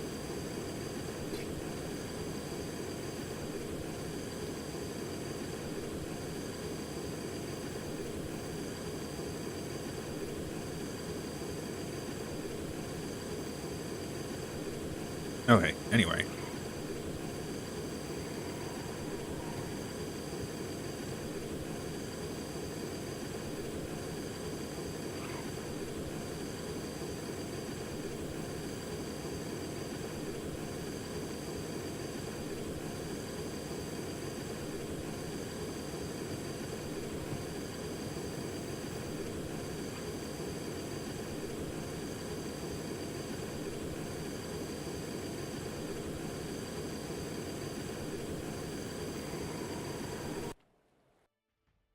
I don't think there's a way to detect heat properly when it comes... Like, there's ways to detect heat, but I don't think there's actually a way that detects fire. The heat sensor, I think, is just like an atmospheric sensor. It doesn't actually work for a vehicle itself. I have done fire suppressants, but they're really big, bulky, and just not good to use, and you only get like 1 or 2 shots. And especially if a vehicle has subgrids, you have to spray the subgrid the fire is on, because subgrids will block water and like the fire extinguishers and stuff.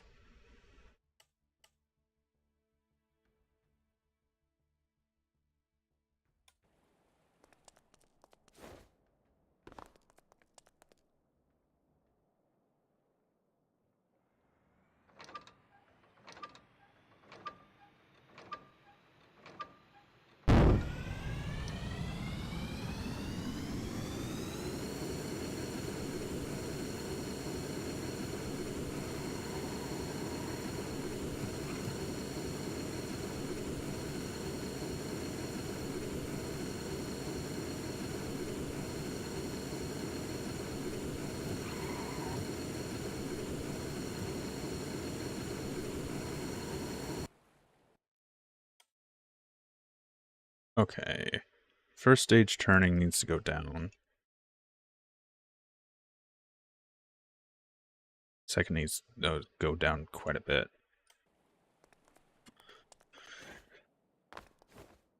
I don't think fuel efficiency is my concern at the moment.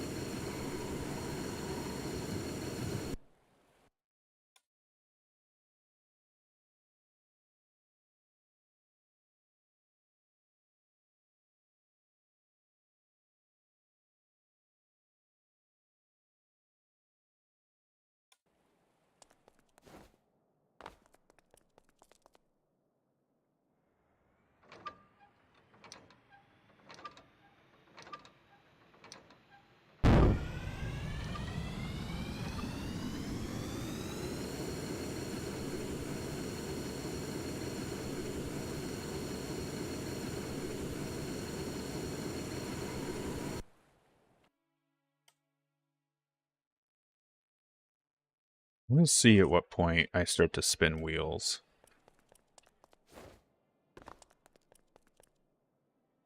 A spin track, I guess.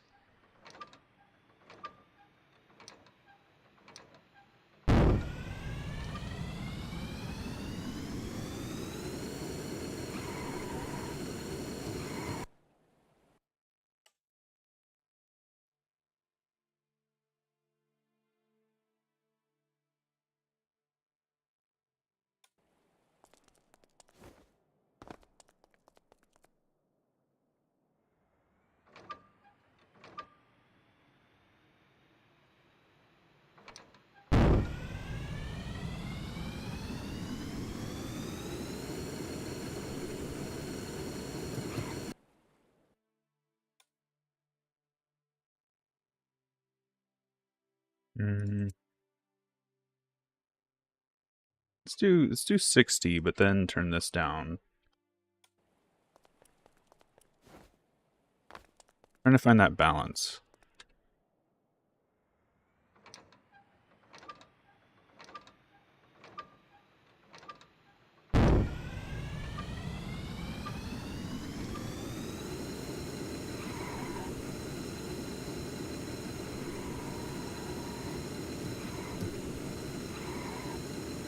How fast are we going now?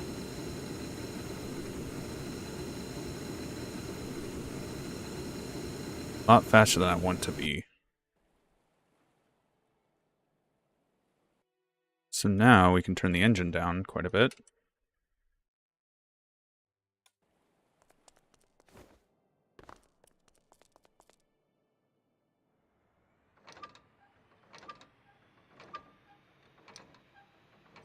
That's the intent, yes. To actually get tank battles going again.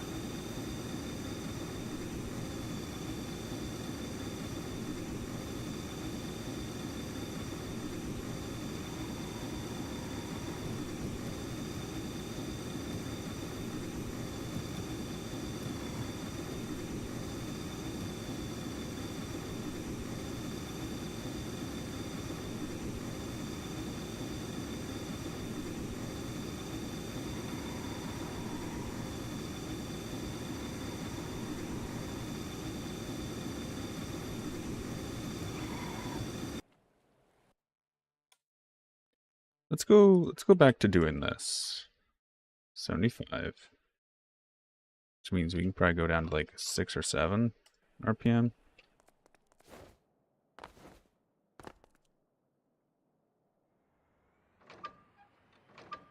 So some of the things we already know about tank battles when it comes to rules-wise. High explosive is banned, like, very much so. And incendiary is banned.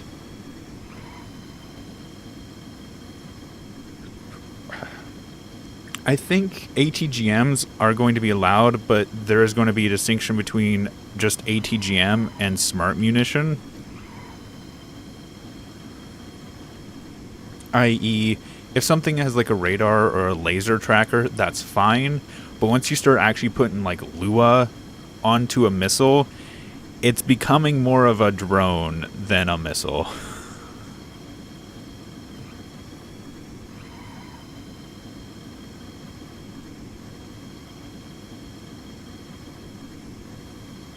Is the tank you gonna put the drivetrain already built? No, the tank's not built. I'm basically building a bunch of small components, like the drivetrain.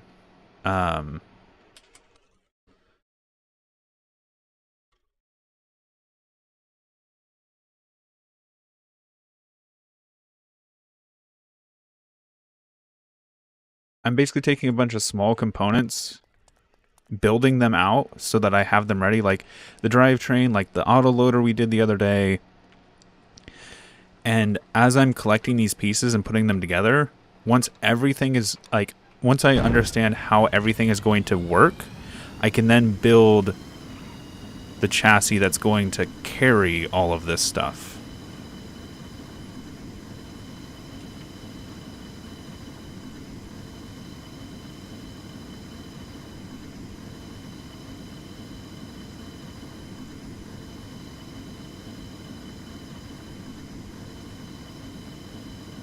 Well, that's what I was saying, is having logic on a missile or logic connected to a missile. Essentially trying to avoid certain situations, because yes, I made chaff ignoring missiles, but I also don't want Lua to be a requirement for combat.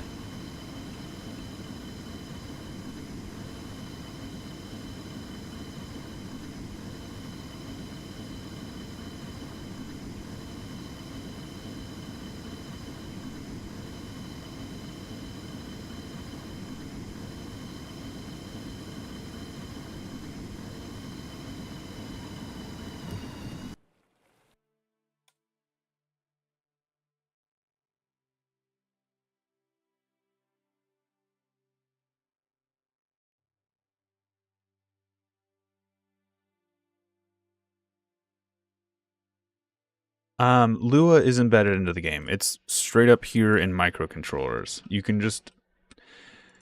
There you go. There's Lua. Right there. It's that easy to get to.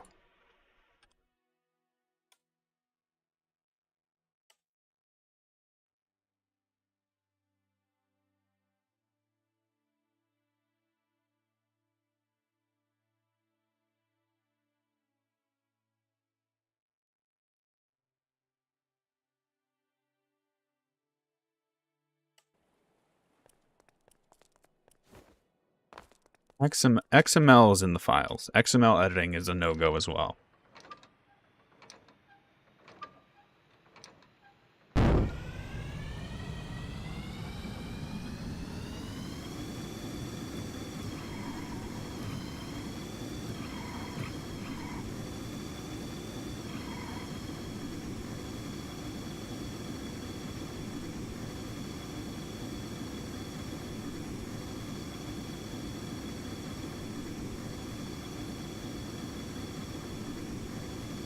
XML is a no-go entirely.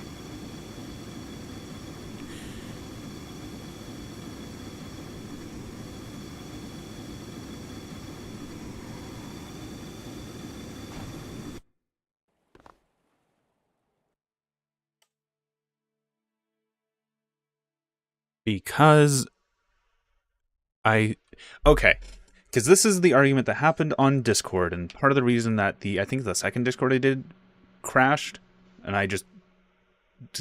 Anyway, no XML editing whatsoever, because if I give an inch, they'll take a mile, and there is really, like, no way to tell what XML edits are actually beneficial in combat.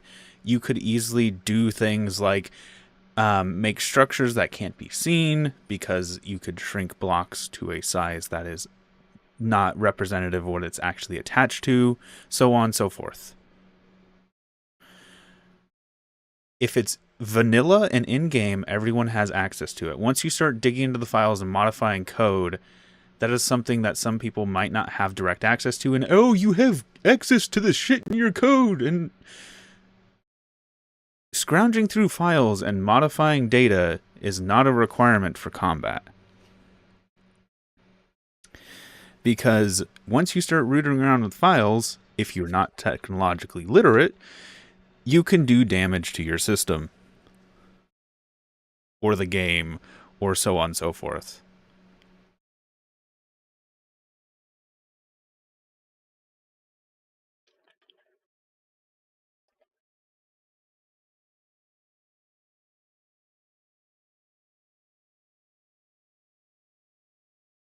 Anyway.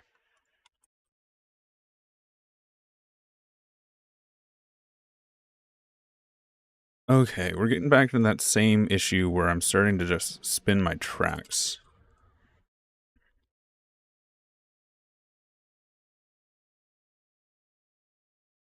So, what I want to do with that is actually remove some of the torque from this engine right now.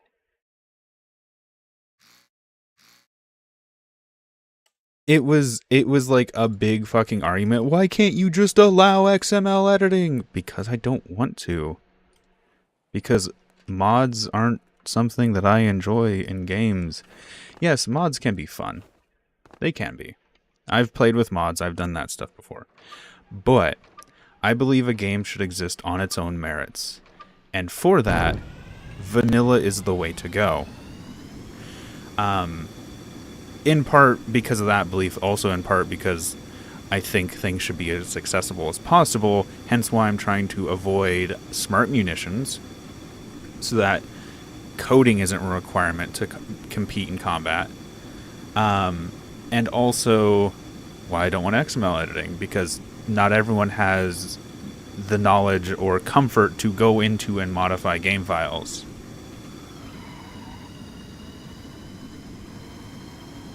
I want people to be on as much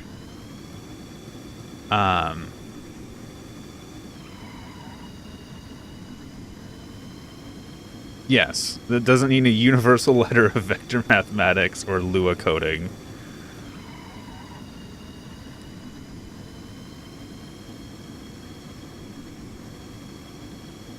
Tank's fast again.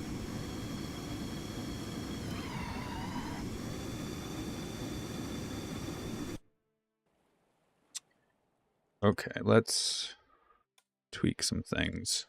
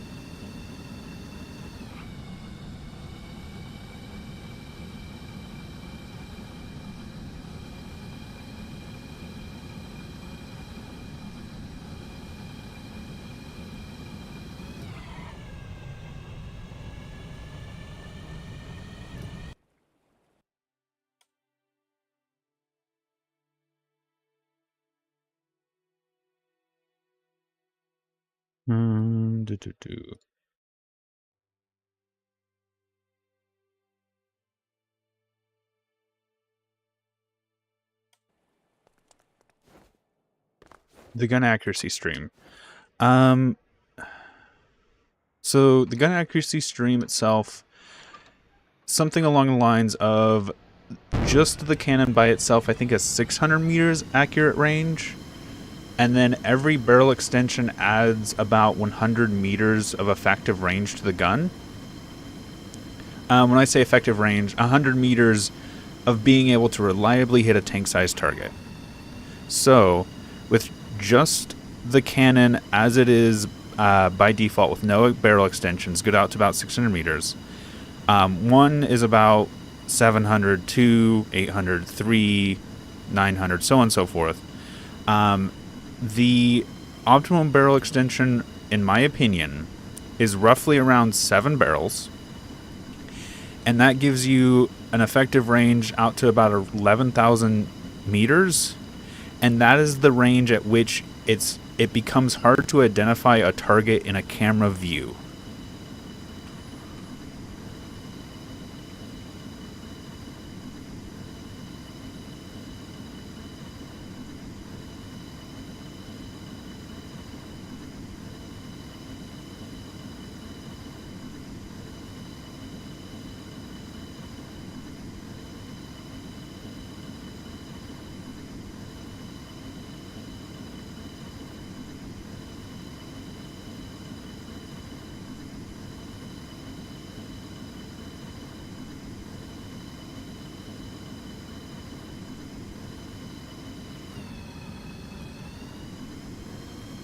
Okay.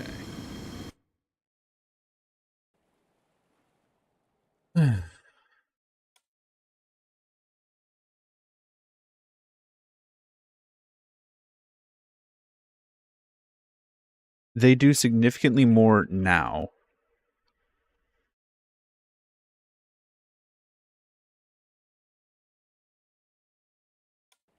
They used to be really awful. They used to, like, do nothing, essentially.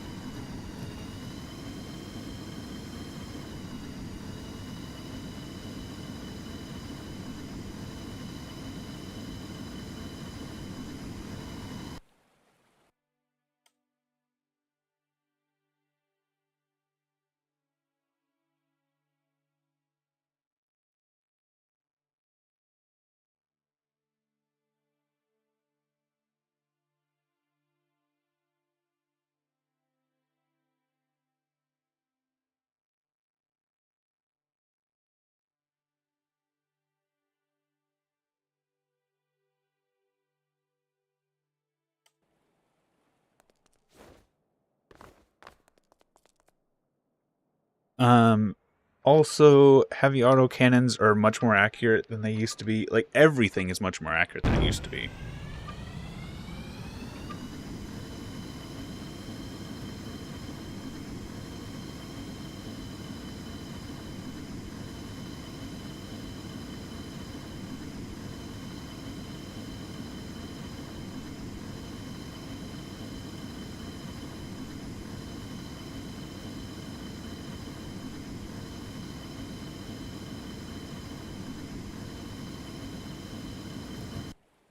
Jet engines seem to draw fuel like directly correlated to how much load you put on them. Like the RPM does make some difference. Like if you want to idle at a high RPM, it takes some of it. But the actual large amount of draw seems to be directly in proportion to how much you're asking it to push.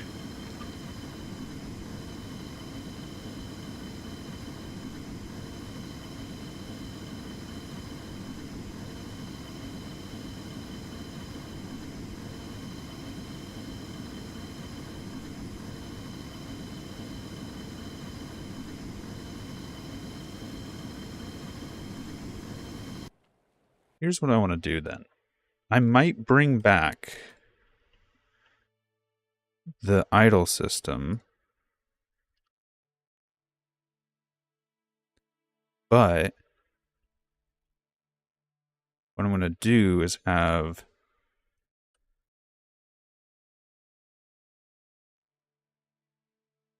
if either of these do not equal 0,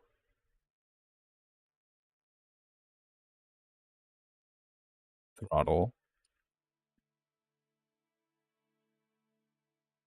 high, and then low. So that way we're not just wasting fuel. Idle, drive.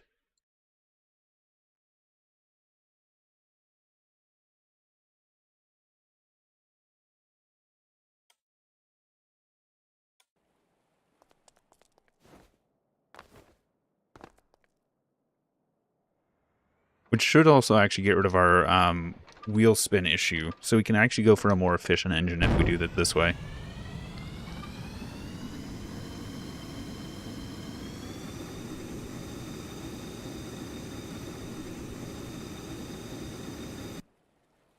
Okay, so here's what I want to do.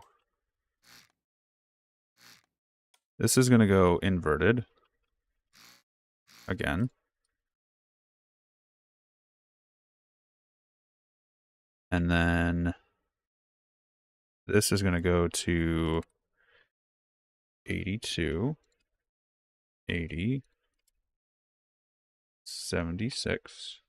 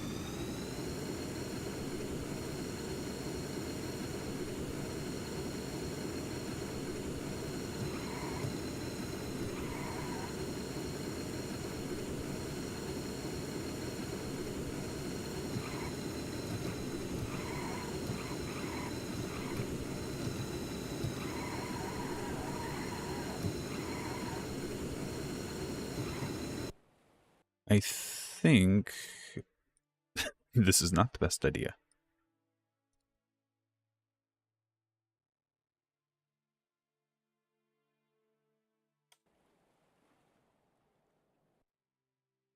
Oh.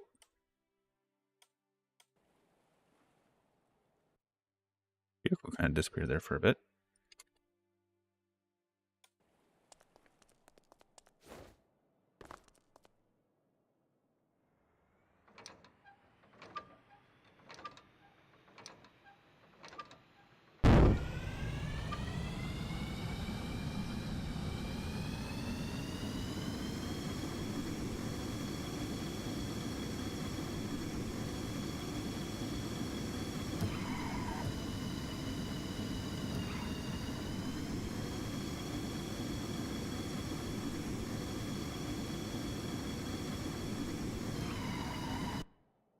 Hmm.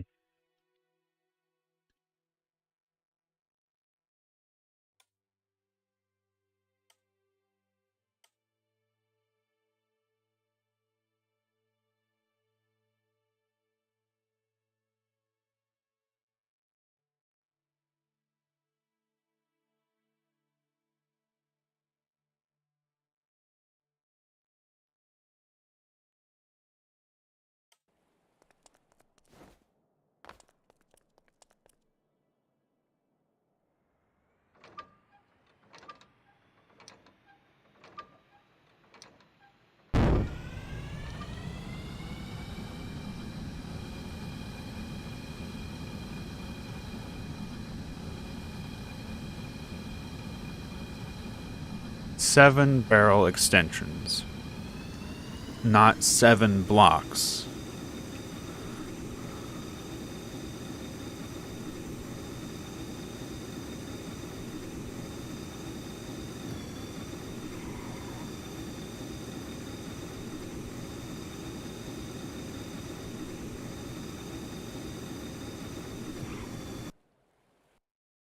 Okay, let's turn the speed up just a bit.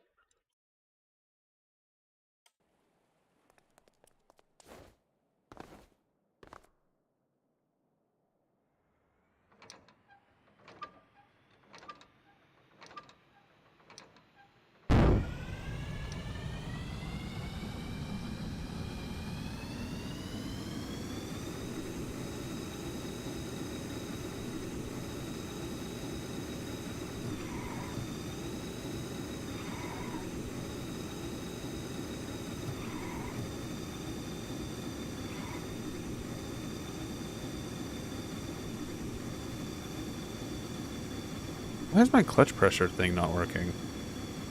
This is actually a situation where that would do something and do what I want it to, actually.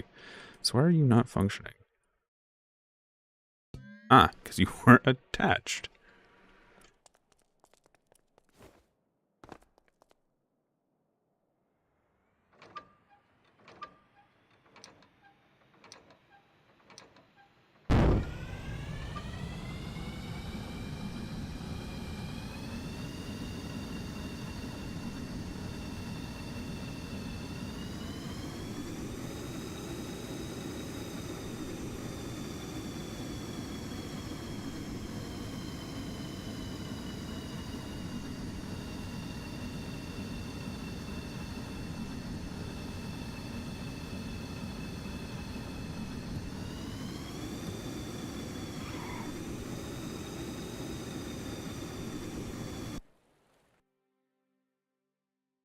Muzzles do not count as extensions, and they honestly seem to add more inaccuracy.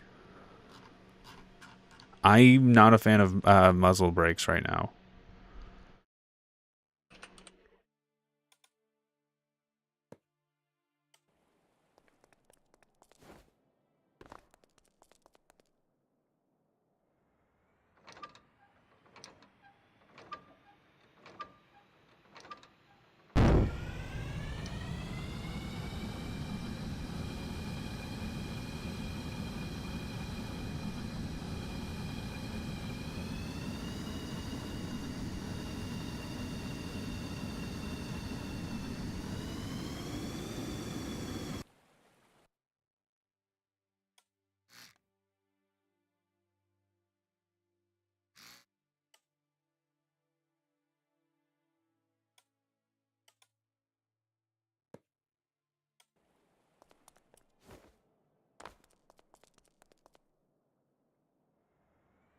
Yeah, it does look nice, but it's just if it maintains the same accuracy, I wouldn't mind adding one. It just seems to actually add an accuracy.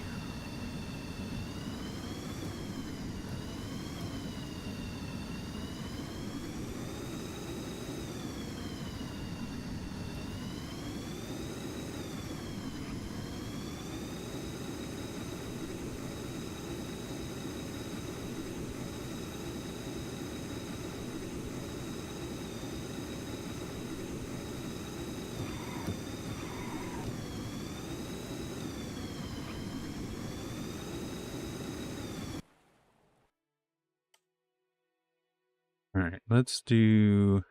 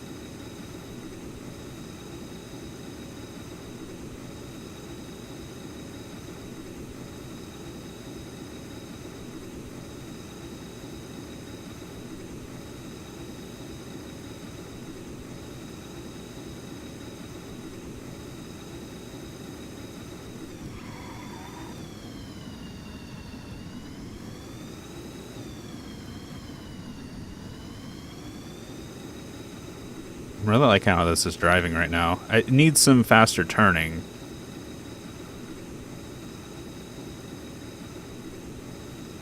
But the engine brake is actually doing its job now.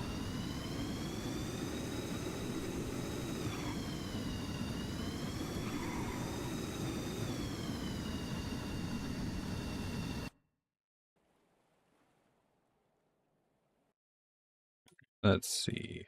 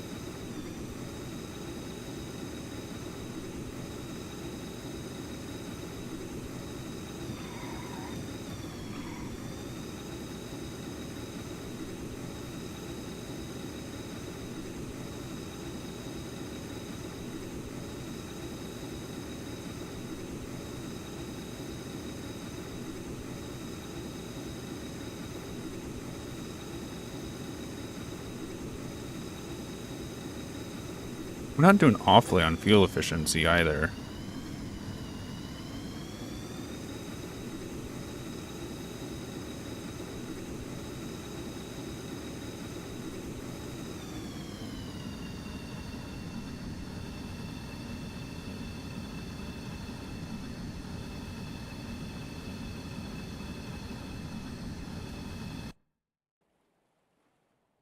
Okay.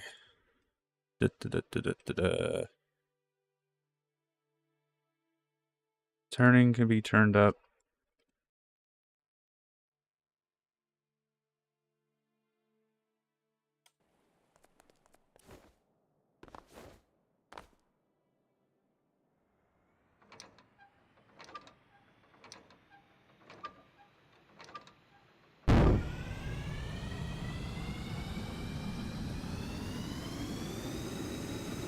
Neutral steer. First stage turn. Second stage turn. Up, second stage is too powerful.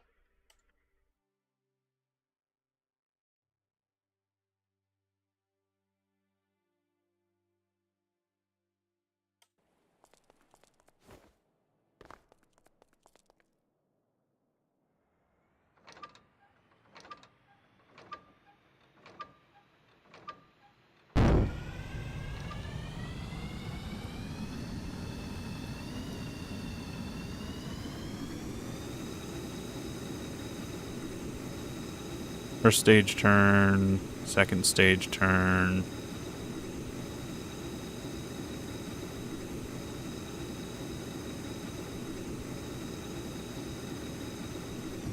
And if I really need a turn, then I have neutral steer.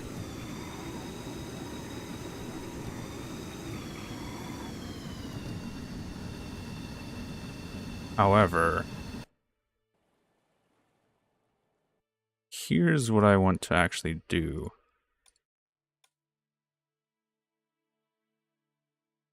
I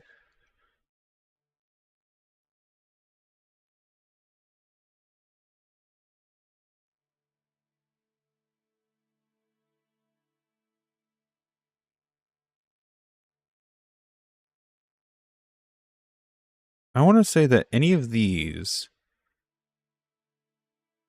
except for neutral steer, will trigger this to happen.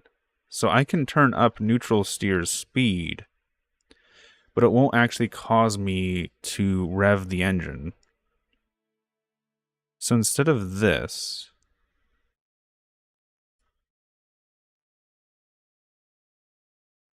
it's going to be this.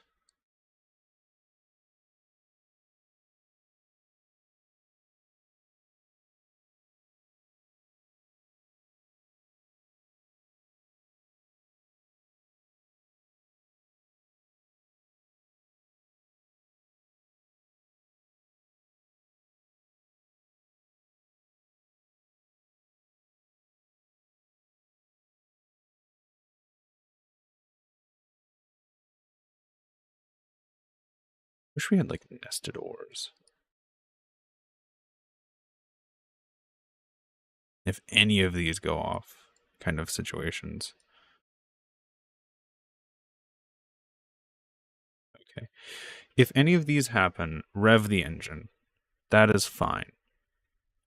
However, if we're just neutral steering, don't rev the engine, but I can give this quite a bit more power now.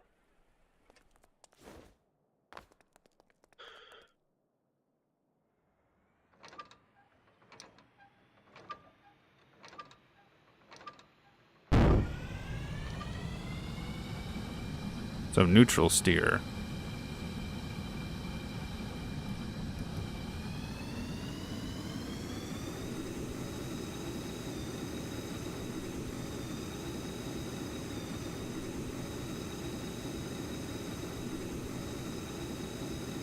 Then if I slow down, neutral steer.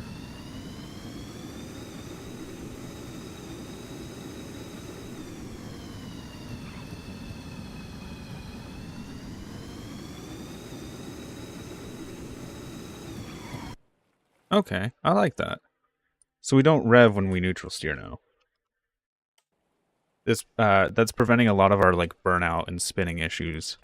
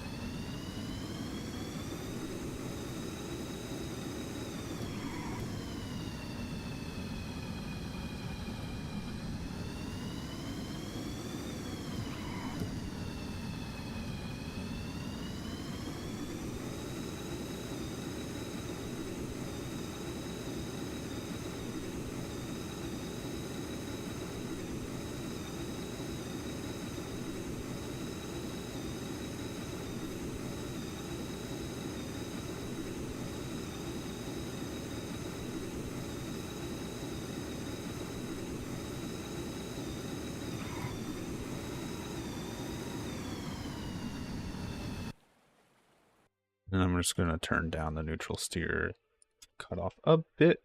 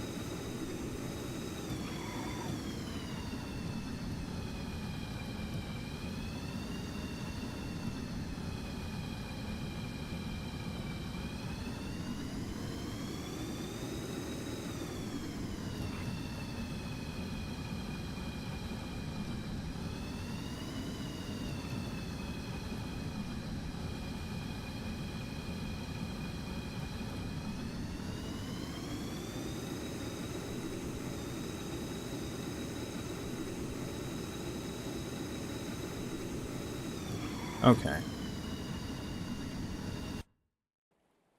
So let's go ahead and save everything we have here. Save, check clutch drive, save, check clutch drive.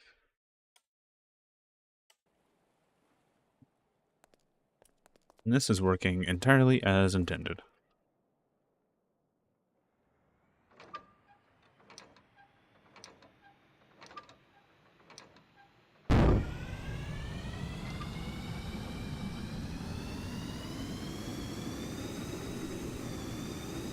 Now, I'm going to probably package this differently. I want to do one more thing. I want to see if I can add some gears to this to get this to start faster.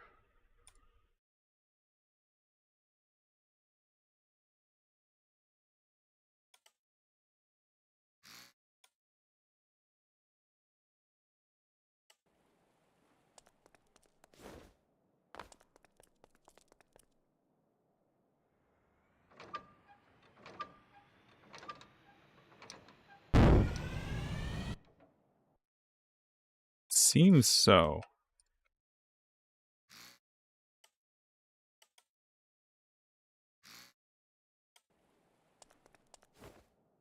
Oh, I didn't even change the gear ratio, so that's not going to do anything to be faster.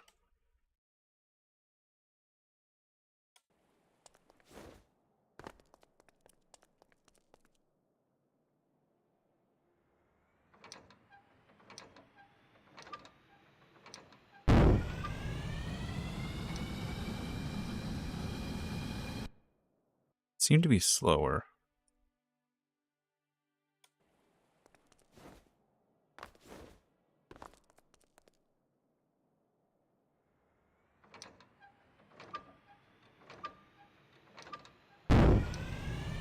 That was definitely fast. That was only 4 cranks.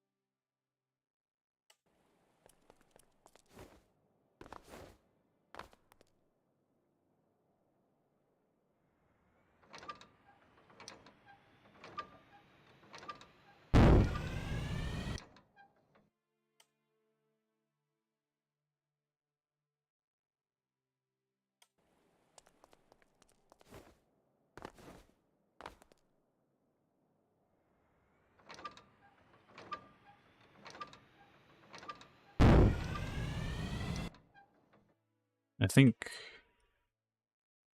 this is the optimal. This will give us the fastest startup.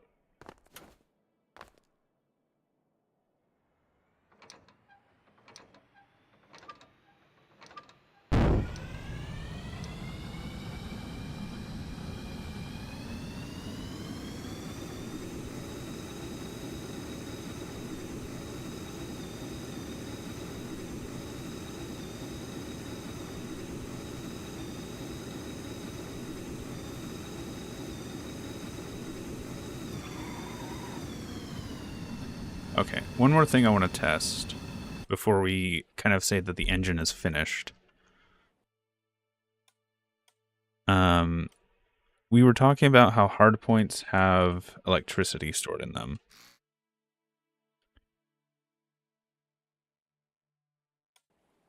Or can store electricity. Okay. So here's what I want to do. I want to turn infernal electricity off. And right now, this engine doesn't run off electricity, but I haven't connected any of these up, so here's what I want to do. The only ones here that actually need electricity are the 3 clutches and the 2 reversing gearboxes. Everything else is static. So,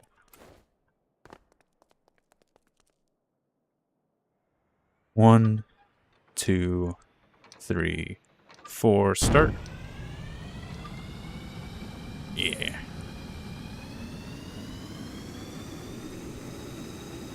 This just works entirely off of the power being produced by the jet turbine.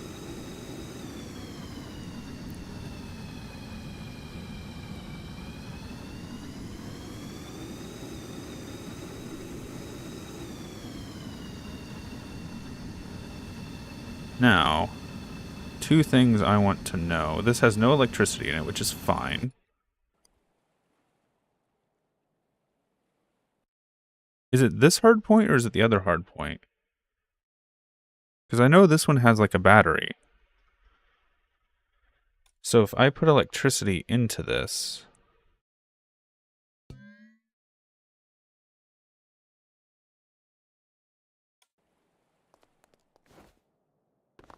and it's stored.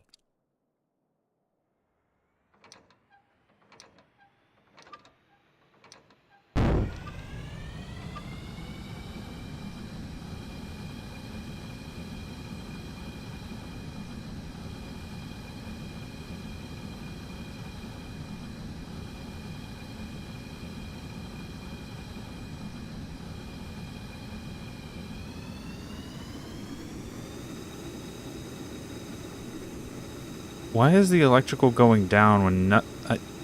I guess the clutch is asking for electrical? It's not like changing.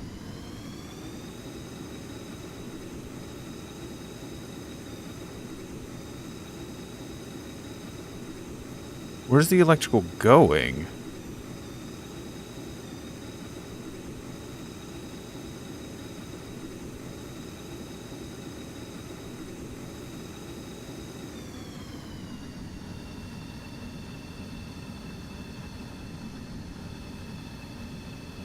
Okay, the clutch actively takes electrical just to apply. Even if nothing is changing, still takes electrical, which is interesting.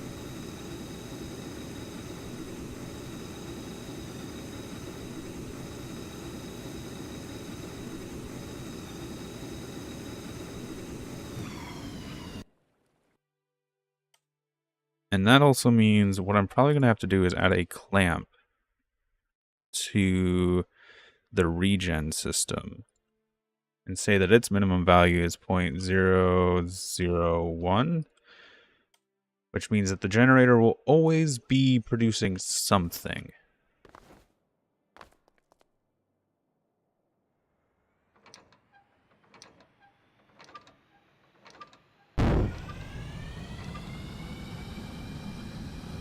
Ah, it's not enough.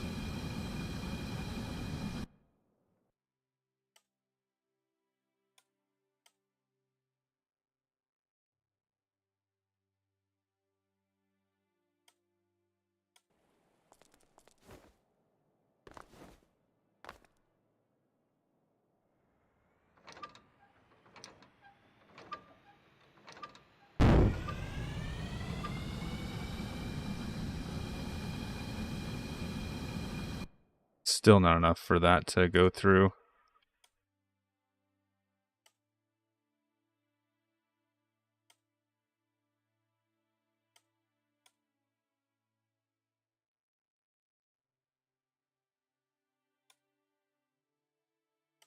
I just need a little bit of power to be produced by that generator.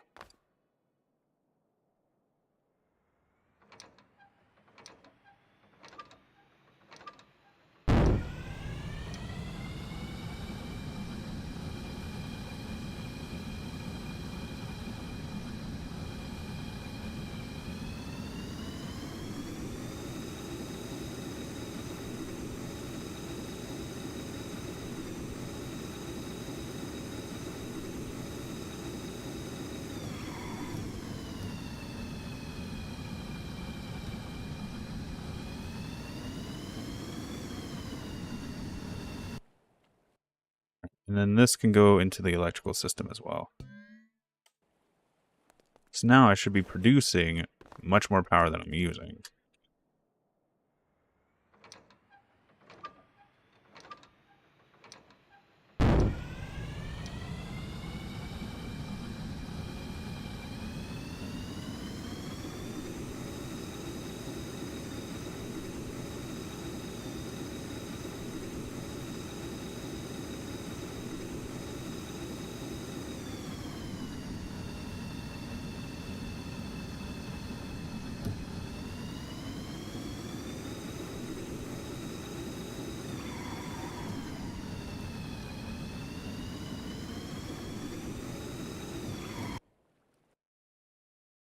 The question with this system is if I use the hardpoint as a battery, is the hardpoint flammable?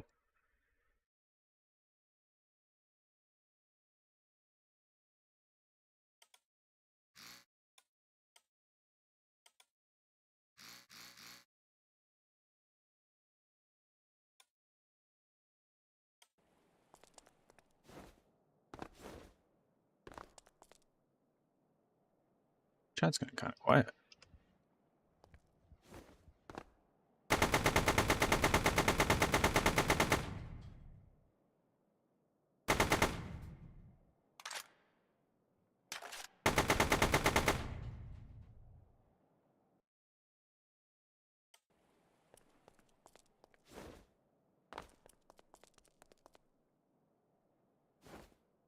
What's draining power right now?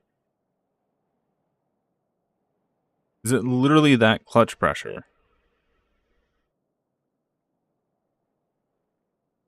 God. Give me a second. Let me add a switch point.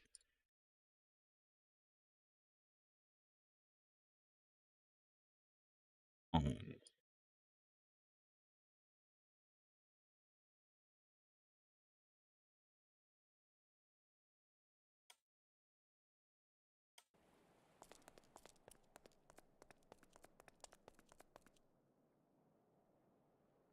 What? Oh, the clamp is on the other side. Okay, I realized what I did wrong. Clamp goes on this side of the switch.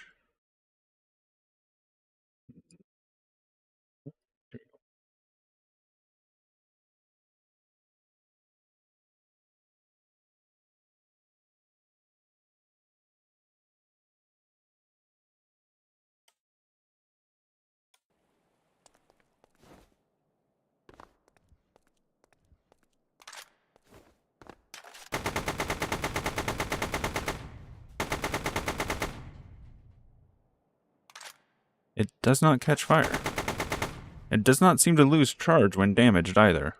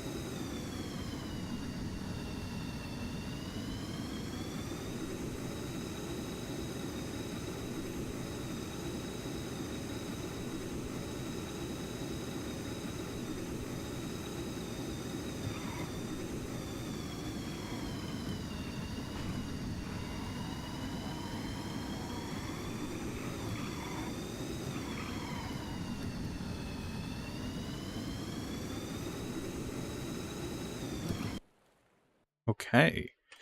We might use the hardpoint as a battery. And because it can't be damaged. And yes, I know this entire thing was me doing shenanigans to make this I'm probably going to keep a hand crank into this just as a emergency starter. But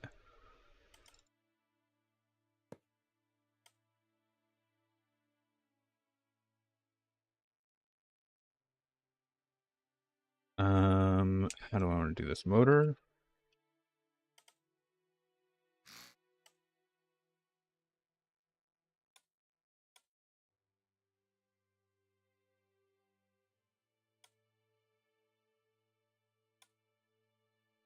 What can I, like, is there just, I wish there was just something that was like, oh yeah, spin. I know there's the starter for the normal engines. Could I just hook one of those here?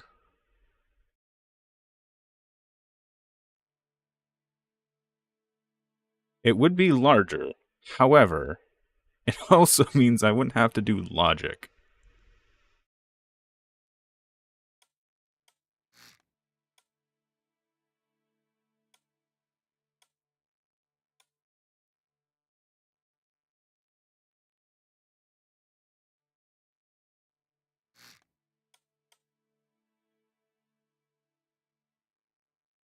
I guess I could just make a quick little starter thing. Make sure this is saved. And then let's grab a new one. This is just going to be starter. Logic, input, output, number, logic, to input button, switch, on, done, constant number,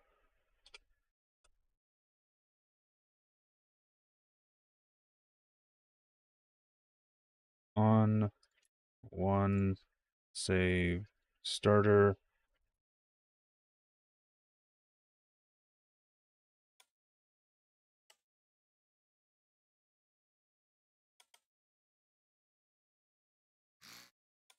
So now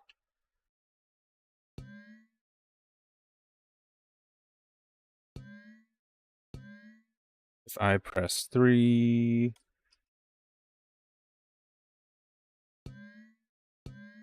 it will start the motor.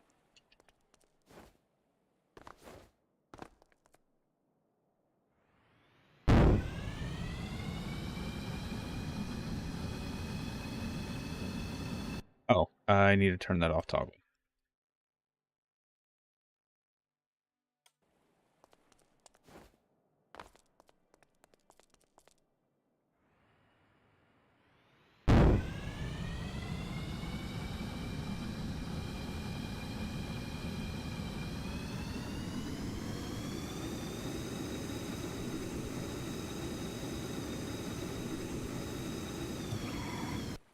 In this sort of configuration, I don't think I really need these because I'm not going to be using the hand crank to start as much, only in emergencies.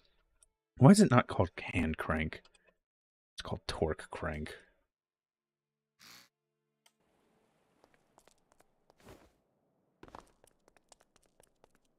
So I can do this.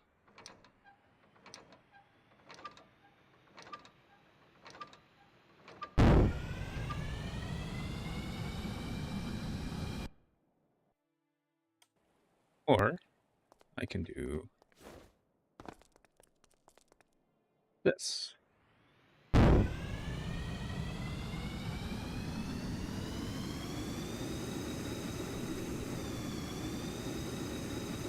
And just to double check, I do have infinite electricity turned off.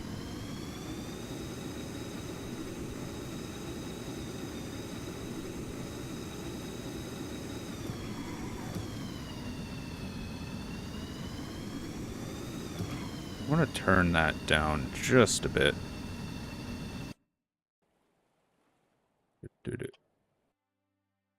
The neutral steer turn just a bit.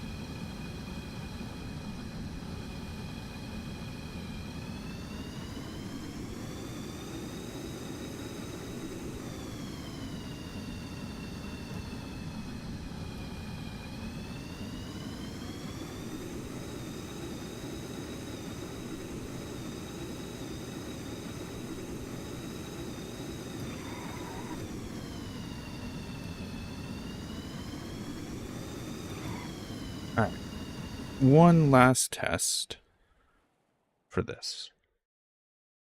I am going to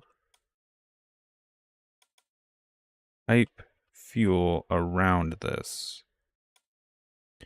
And I know I need to put a pressure relief valve on this now. Welcome back.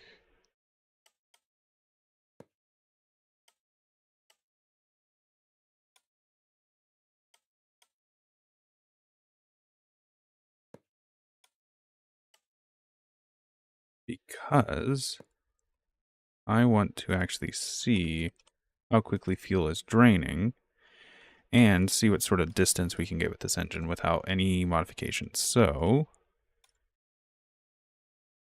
pressure. Where would I find this at? It should be in fluids. Gas relief valve, fluid port end.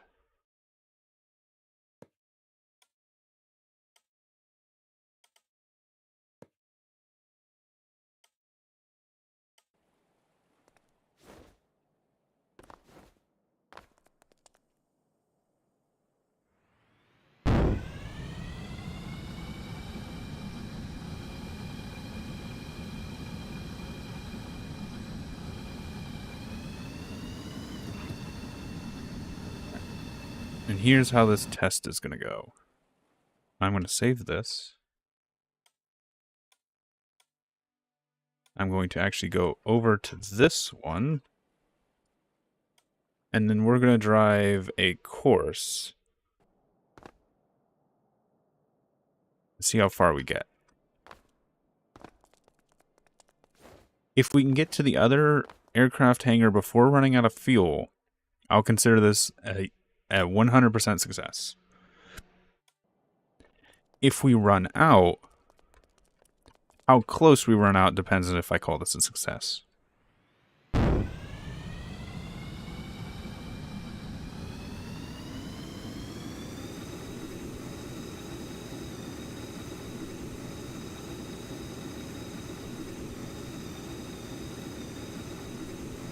And it's just with a single medium tank.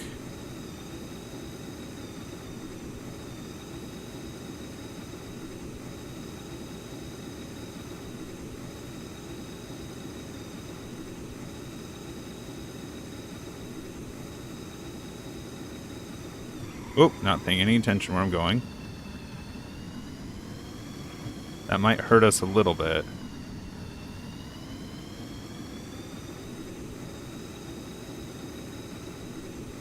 Real quick, before I keep going, I'm going to turn up the neutral steer speed just a little bit.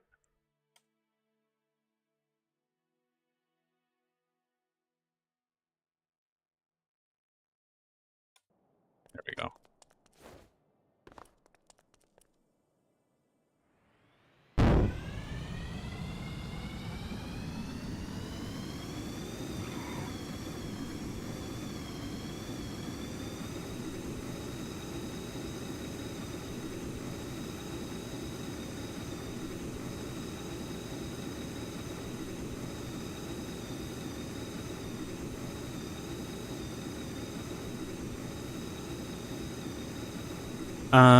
So the reason I'm using the jet engine is because there's no flammable components.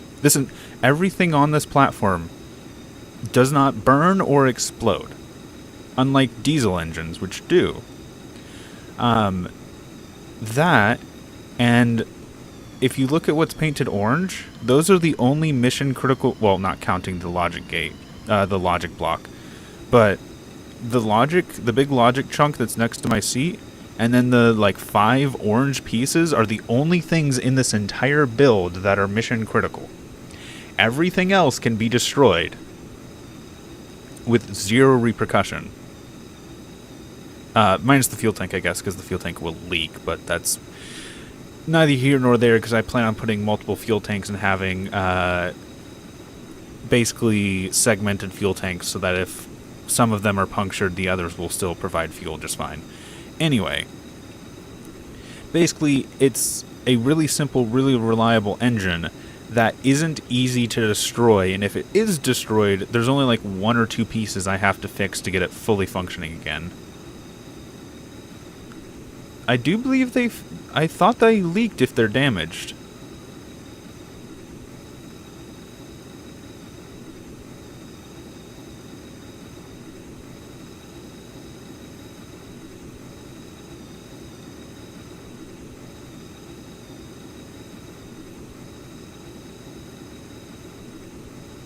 Yeah, it is a jet turbine, so same engine that the Abrams using.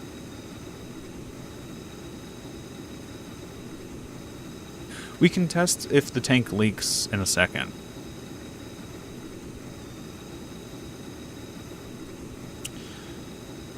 Fuel's going down, but it's going down quite slowly. And our actual, yeah, fuel, 35 liters a second, which is, or 0.35 liters a second. So that means we have, what? Roughly 200 something seconds of fuel per tank. Actually more than that.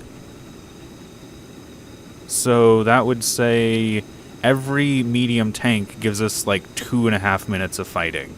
Or driving, I should say. Because if we are idling, we're going to go a lot slower. Let me make sure this is the right turn. Yes, it is.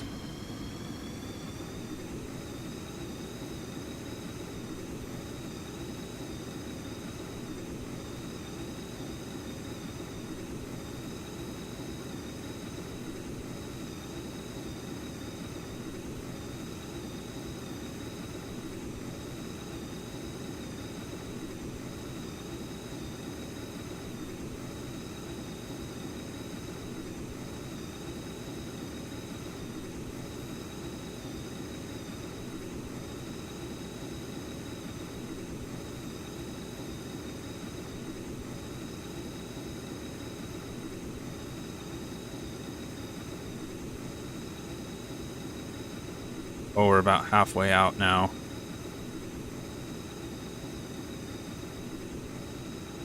And I don't think we're halfway there either.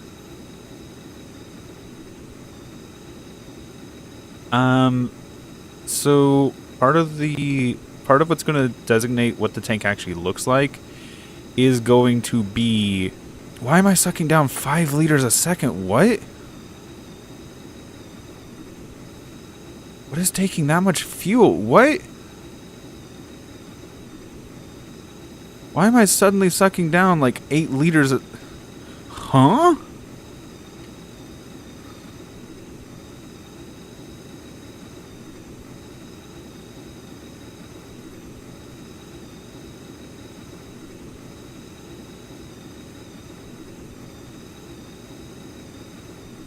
What?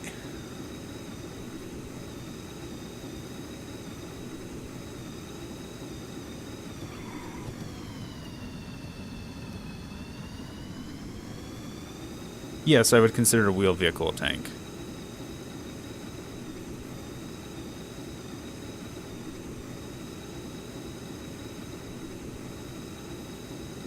Was it the engine just got hot or something?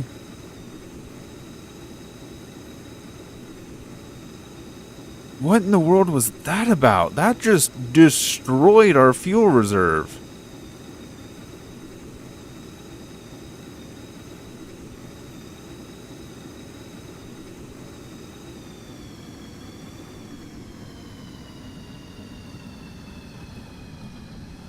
Had it been the case, the engine should have throttled down.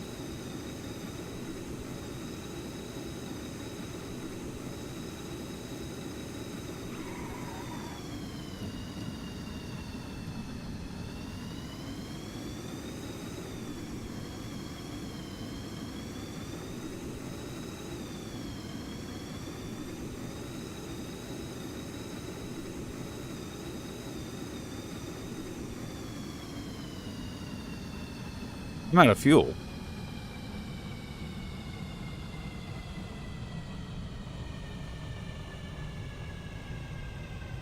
What in the world was that?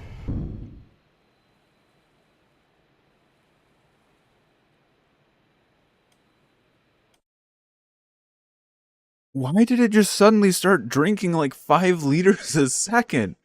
Excuse me?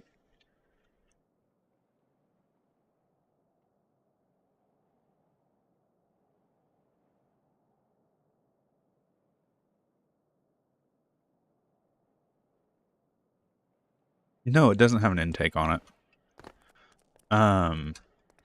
Real quick, before we try and figure this out, let's test to see if fuel tank leaks. Tank pressure, that's fine. So right now, we have 157 liters.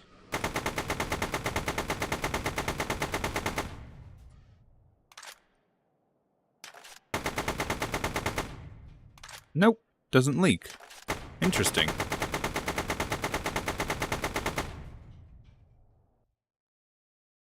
Oh, the yellow bit, this is the actual turbine. Does it have anything to do with this? So I know you're supposed to have multiple of these on.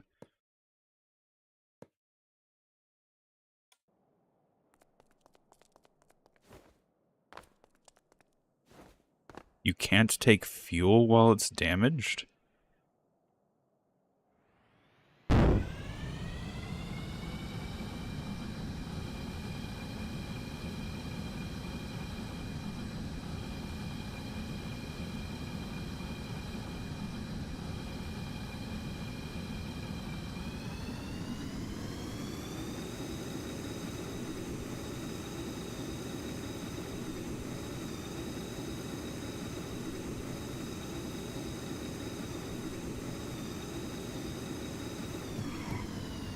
Okay, I want to see something real quick. Let's...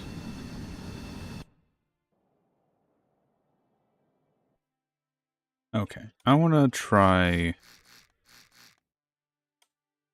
this.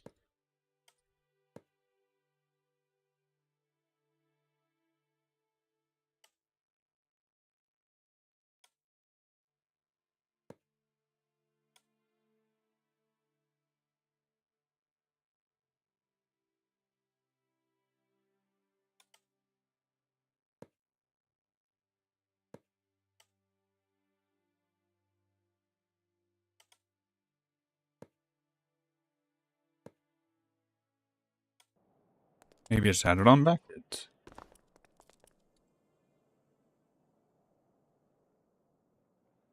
Seemed to be on backwards.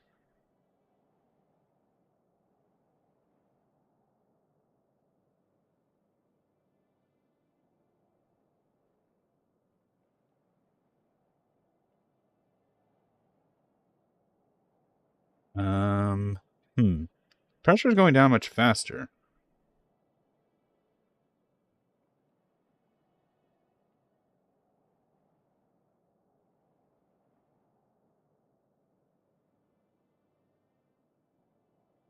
Okay, it's stabilized a bit.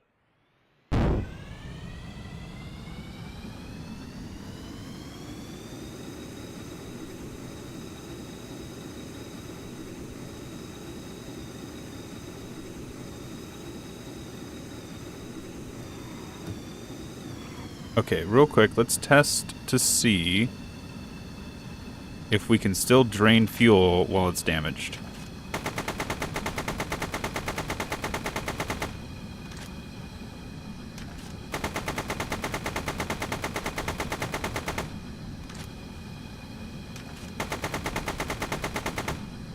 Alright.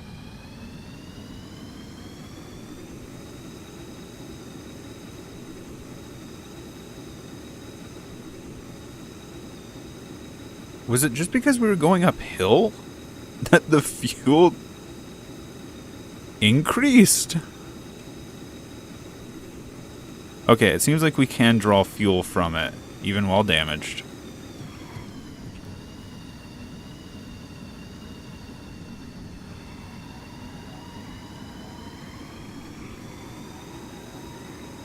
Yeah, even while like fully stressing the engine, we are going higher, but not 5 liters a second.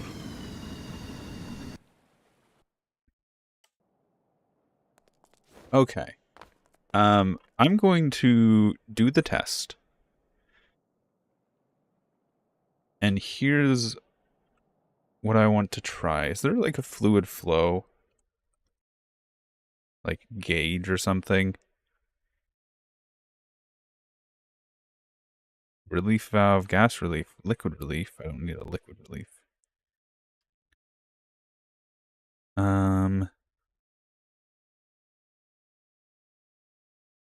Sensors, liquid meter.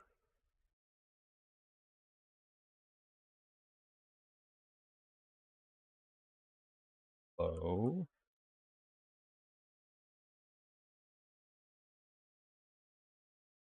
It's left on the small pump.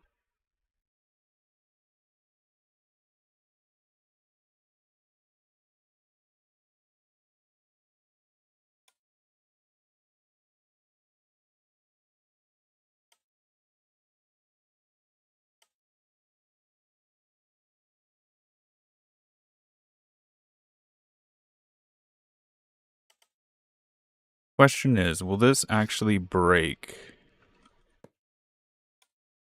So if we just have one in line without a thing, will this not allow fuel to pass through? Or will it allow it to pass through and we can get a reading off of it?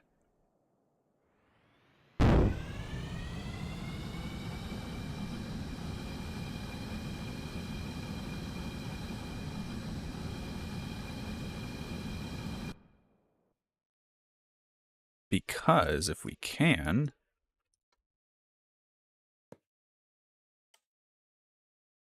Low rate.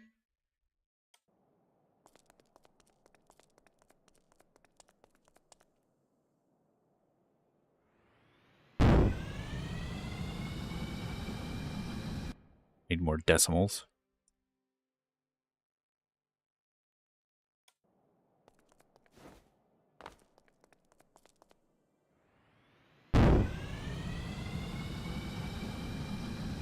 Okay. This is idle. It's taking 2 liters a second, which is 10.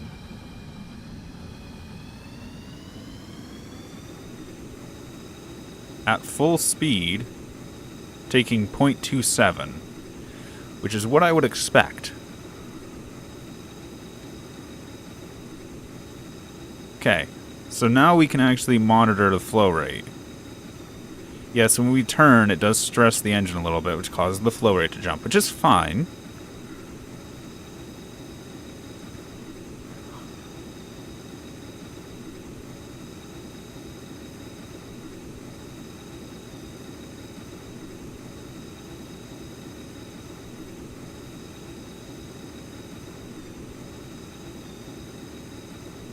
And then as we turn...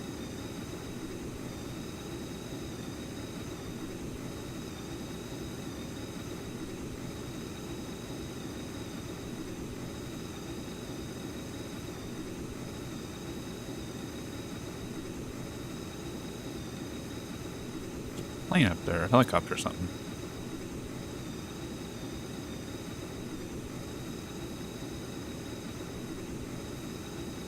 Probably should have also put a tank gauge.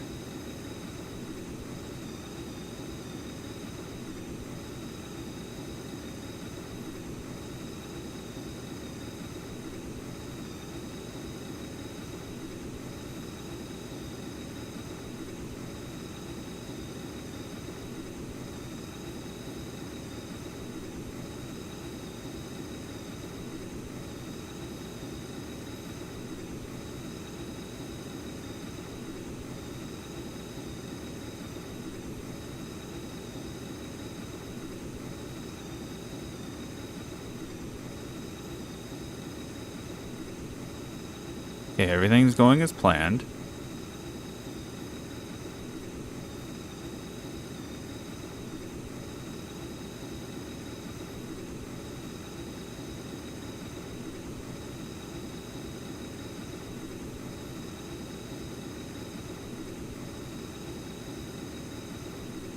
Tank pressure's doing fine. We may actually need more pressure relief valves. tank pressure is dropping.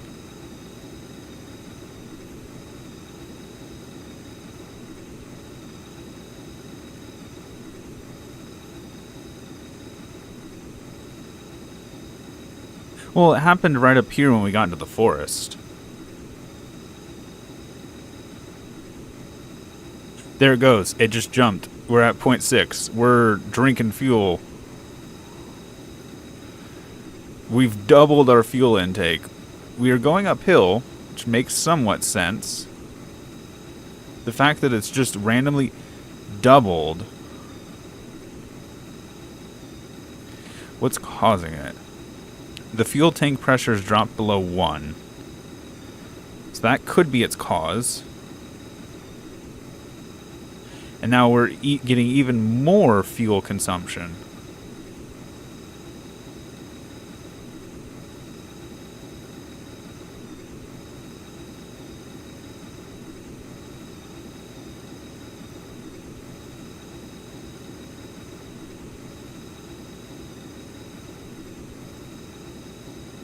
Yeah. Now it's just drinking fuel now. Now if I stop,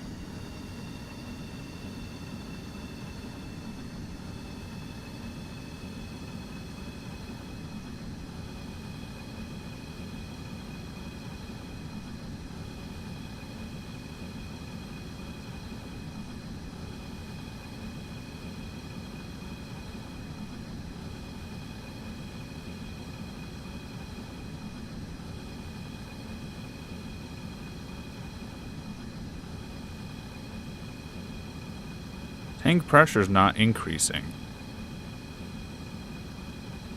So we need to really balance out the tank pressure.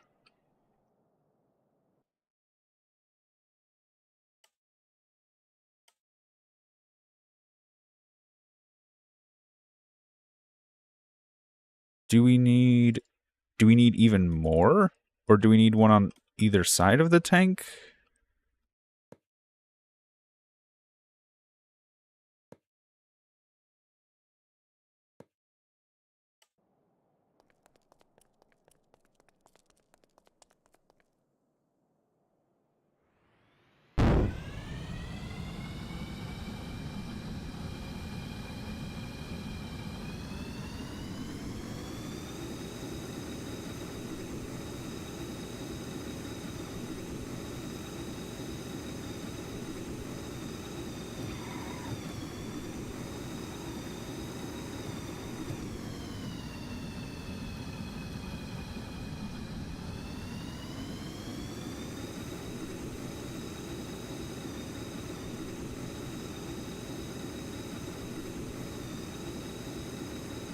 I'm just genuinely going to drive around in circles for a bit.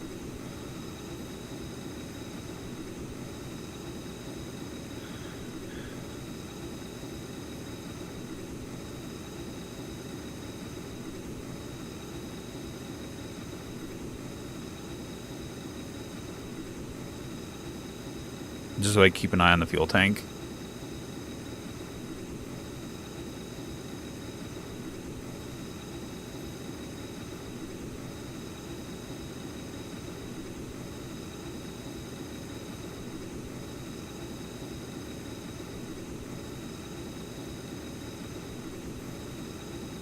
My theory right now is once it goes below 1 bar or 1 atmosphere, it's just going to start absolutely drinking fuel.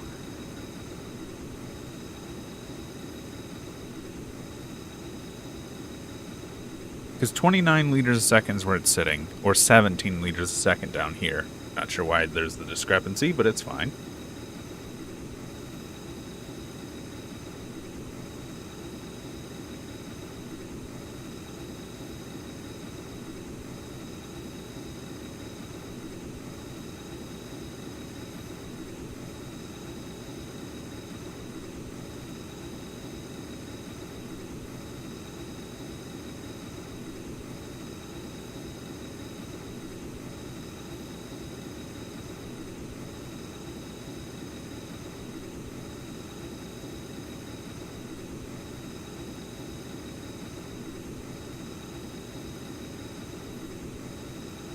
8 atmosphere. Is it going to normalize, or is it just going to keep dropping?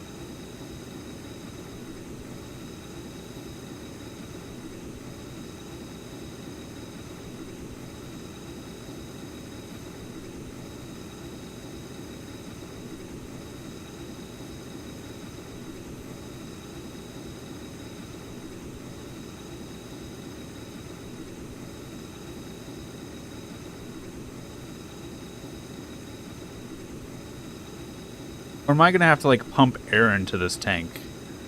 And, like, pressurize it? Am I going to have to pressurize this tank?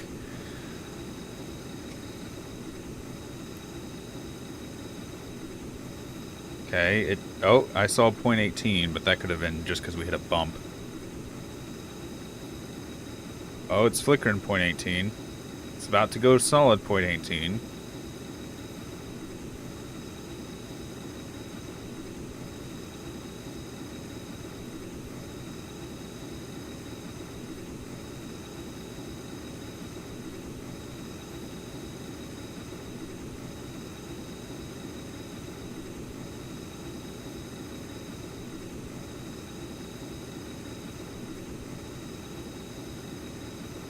Oh, 14, 16, 19, 20, 20. Yeah, as soon as we drop past 1 bar, it just starts... Oh, we're back up to a bar. But we're still drinking fuel.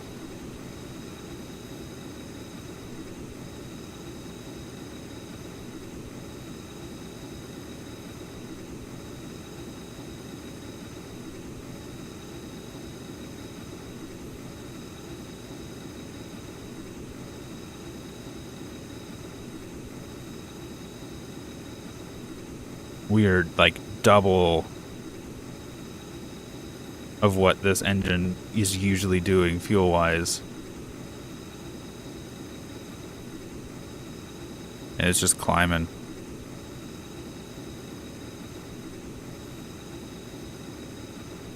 Yeah, once this thing drops below like 2 bar, it just starts drinking the fuel. And then 1 bar, it just goes nuts, and it's getting worse.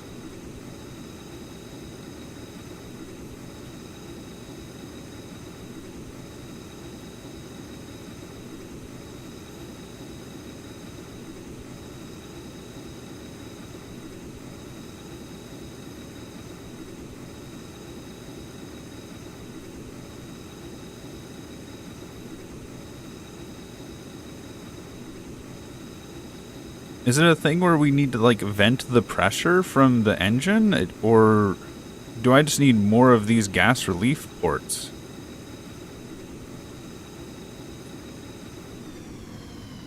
Okay.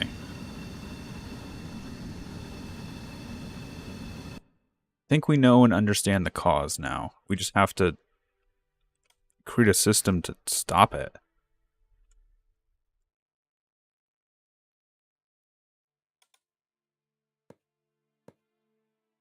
How many of these do we need? Can't put them on the one side. I can only put them on...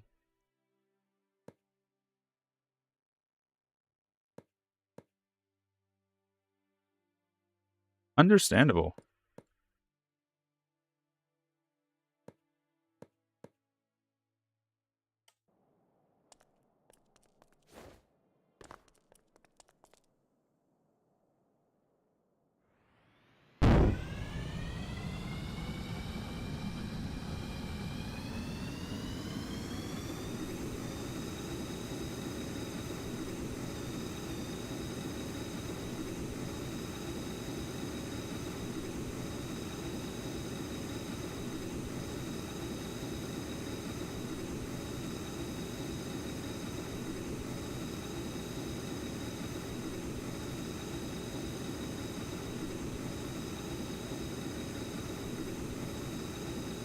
Like, if I have to pump air into this tank, I will.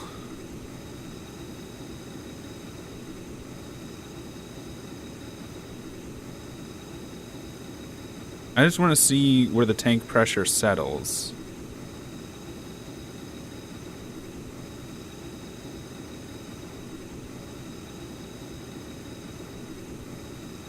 with all of these valves.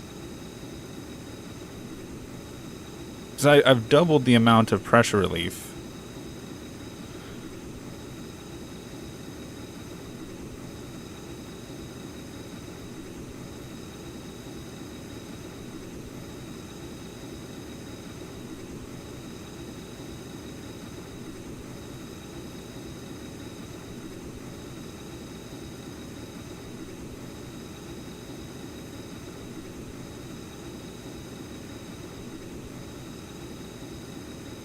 Not stabilizing anytime soon because it's still dropping fast. We're at 13.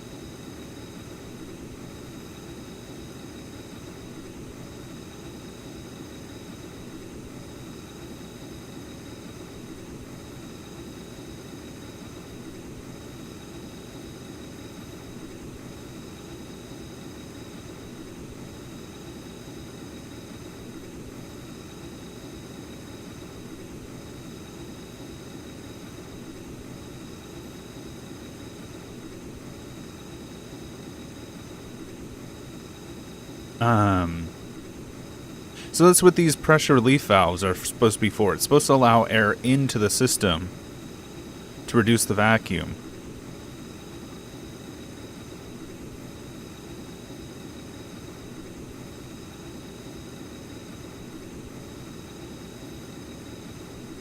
The combustion chamber doesn't seem to be the cause of it.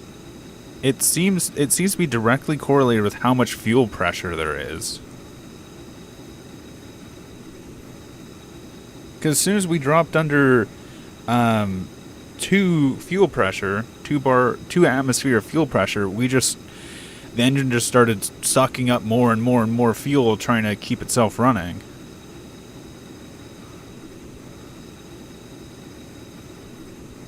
And as soon as it dropped below 1 atmosphere, it really went nuts with the fuel. And there he goes. We just, at 5 bar, we jumped up to 18 liters a second instead of 17.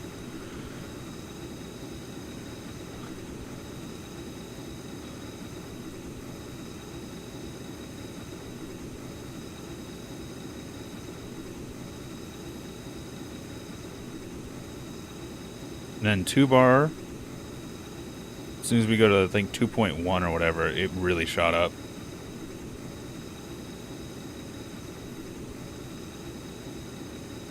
Oh? Are we gonna stabilize?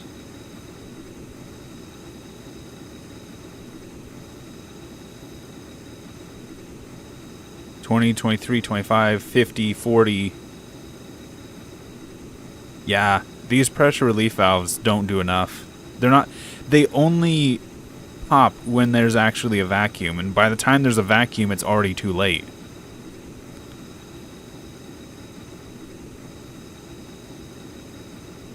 So we have to pressurize our fuel tank. The pressure relief valves only pop when they go below 1 atmosphere.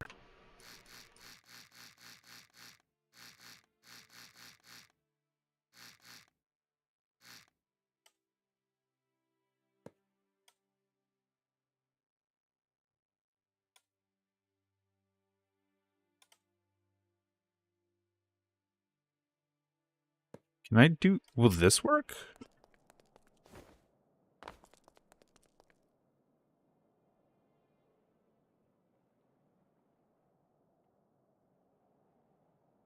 Why is jet fuel going through an air filter?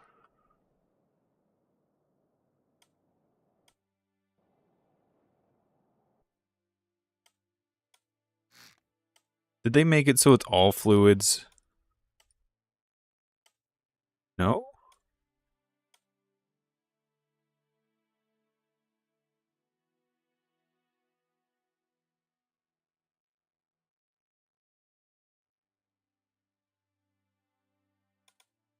Gas relief valve. Will this work?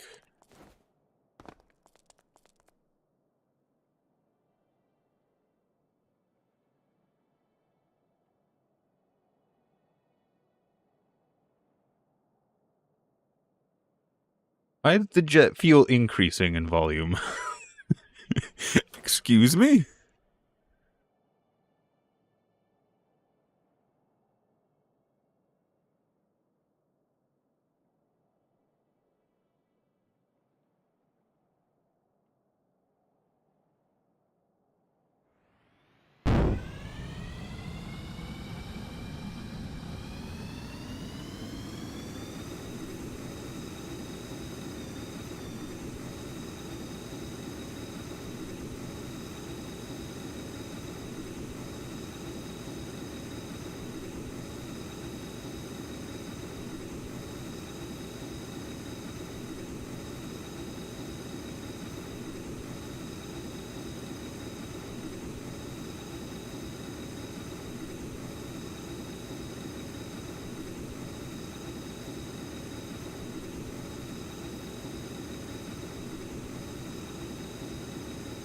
Tank pressure seems to be going down faster this way.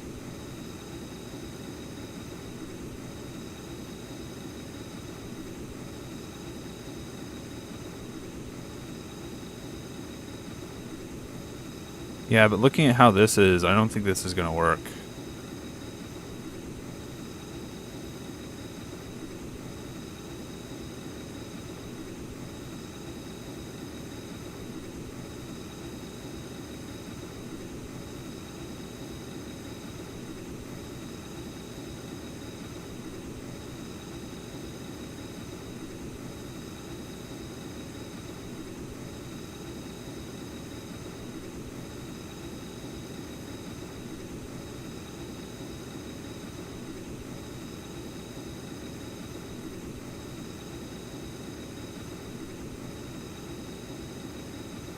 I like how we can actually use the pump as a gauge.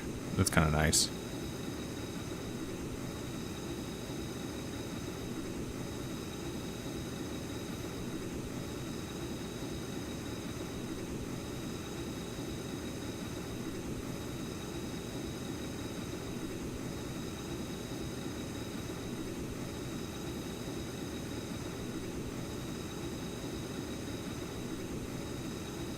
I know there's fluid tanks, or not fluid tanks, like air tanks, like gas tanks.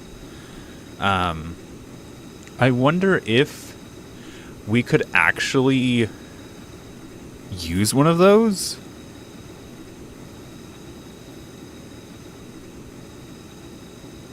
Because right now what's happening is, because one side of this is at 1 atmosphere and the other side is at 8 atmosphere, nothing is happening. It's only when this drops below this that anything pops.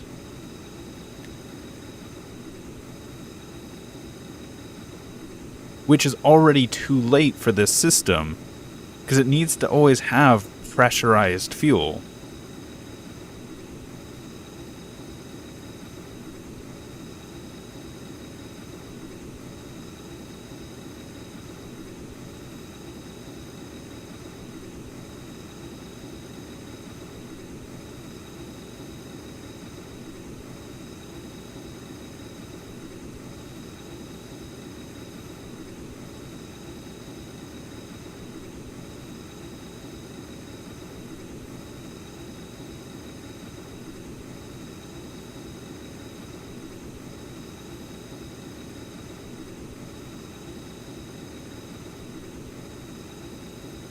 I'm glad we did this test.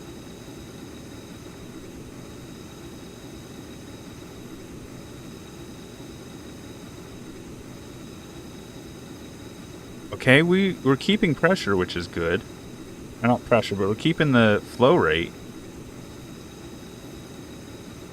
And we just lost it. Nope. Doesn't work.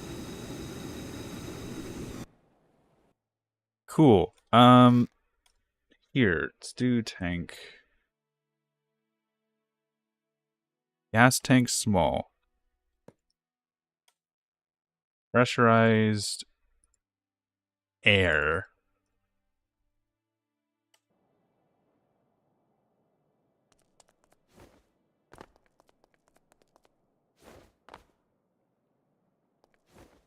A tank of air will still create a volume. That's why I'm using the pressurized tank here. So the idea is to even further pressurize the air in here, but now it seems like I'm losing air pressure. There's no outlet. Why am I losing air pressure if there's no outlet?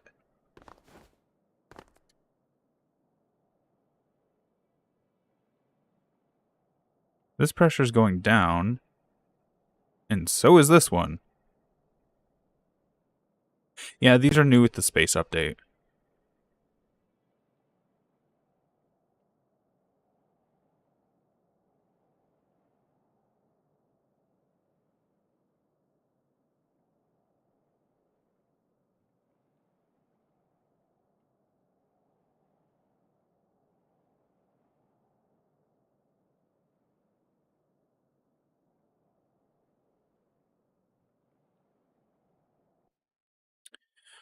Okay, let's do something.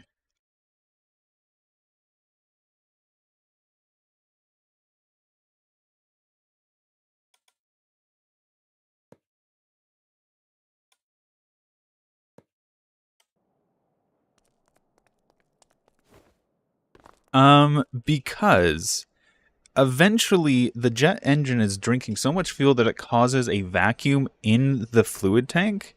And what's happening is when that starts happening, in order to keep the jet engine running, it starts really drinking fuel. So by the time this tank gets to be about half pressure, suddenly, and without warning, we go from taking like 0.29 liters a second to 5 liters a second.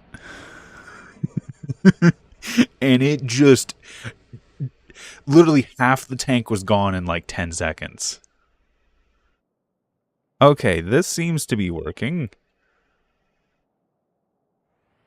Can I start the engine?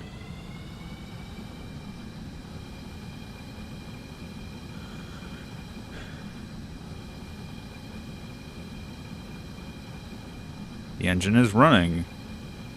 The engine is idling. The engine is running as it is intended.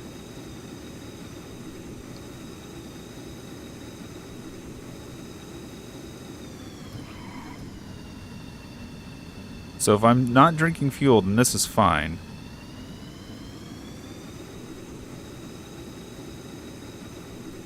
Drawing... So the problem with that is the cutoff for ambient air is 1 bar. And when this engine drops below 1 bar, that's when it starts really drinking fuel. So we have to have a pressurized system, because as soon as it drops below 1 bar, fuel is just gone. And the pressure relief valve only works at 1 bar. At 1 bar for atmosphere. Hence why we have a pressurized tank attached to it right now.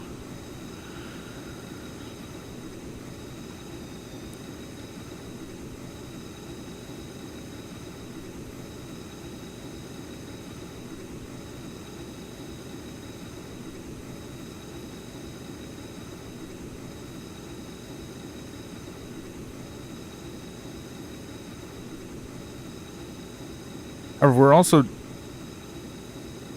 Interesting.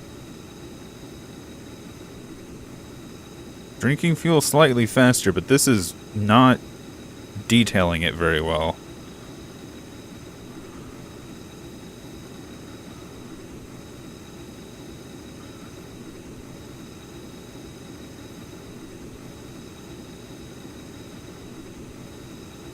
The reason I'm trying to pressurize the jet fuel tank is because if I don't pressurize the jet fuel tank, the jet engine just destroys the fuel, like, literally, the liters per second 20 folds.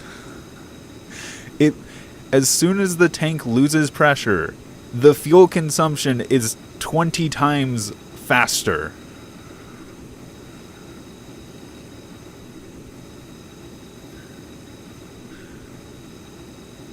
Right now I'm doing okay at 0.29 liters a second. This is not as efficient as a diesel of the same size. However, I am preferring it because it doesn't have the fire risk. However, as soon as we start running low on pressure, all fuel efficiency goes out the fucking window.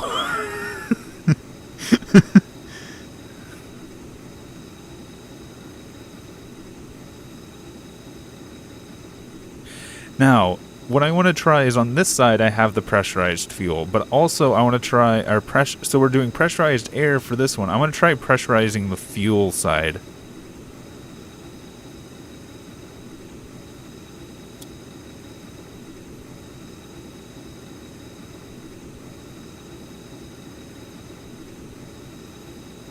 And it seems like this is working.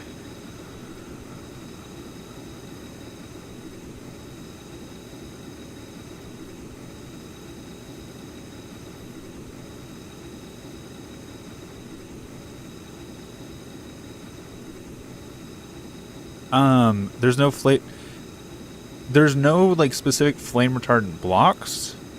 And what I'm trying to do is remove anything that can catch flame. So things like the diesel engines can catch fire. Things like the battery can catch fire. Hence why we're actually using this hardpoint as a battery. It has a small battery in it, but it's enough to start the engine with. And we, of course, have the hand crank we can use as well.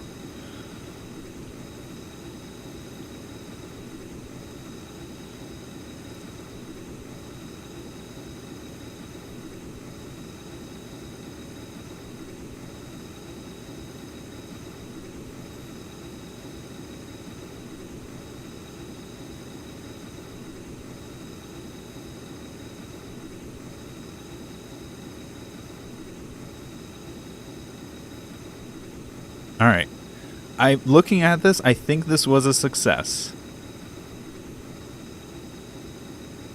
But I don't want to have a small gas tank for every medium fuel tank I'm going to carry. I would prefer not to. If I have to, I will. But I do want to try pressurizing the fuel side of this here in a second.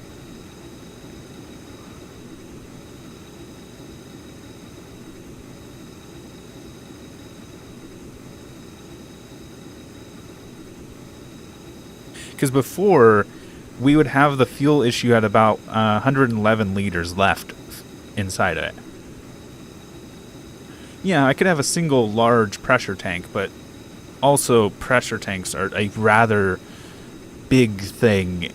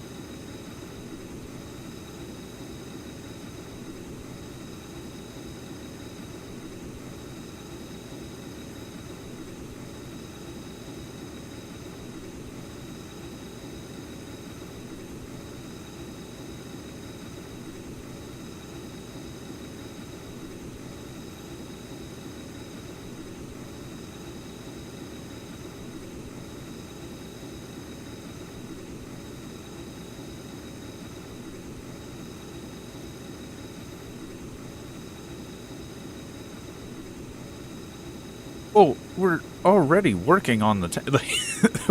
This is the engine that's going to go into the tank.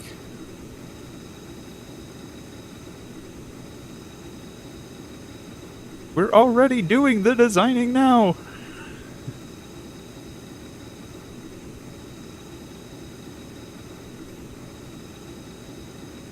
Trying to fix the fuel system.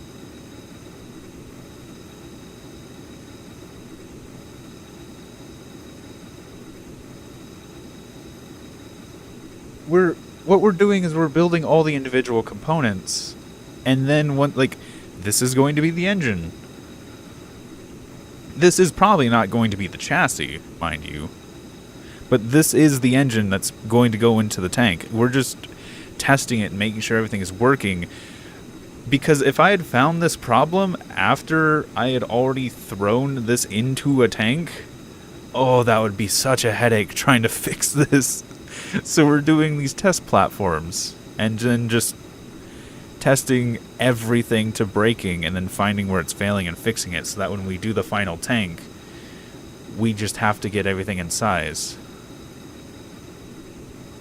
Yes, 2-stick. Okay, I want to call this a success because I don't want to drive in circles anymore. Cool. Let's see if... Here. Also, to save myself some time driving around, I'm going to go for a smaller tank. Now that I have the fuel on one side, I want to see if the gas relief would work this way now.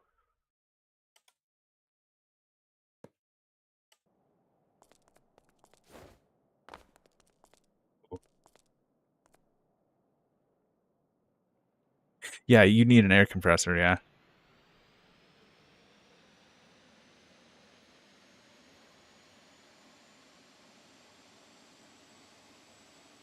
Oh, it'd help if I actually had jet fuel, not diesel. That would be helpful.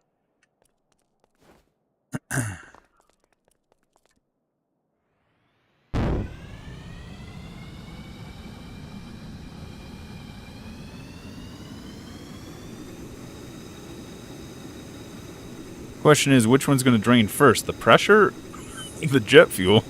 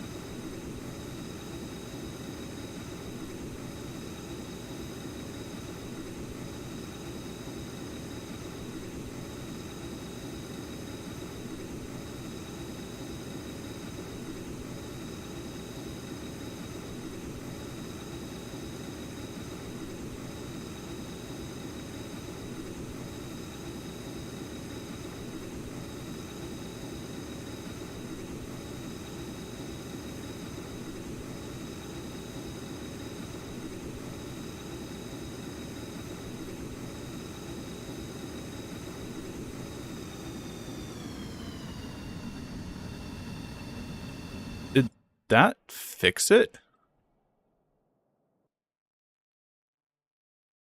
Did that singular valve fix it? Okay, I want to try this with the larger tank again.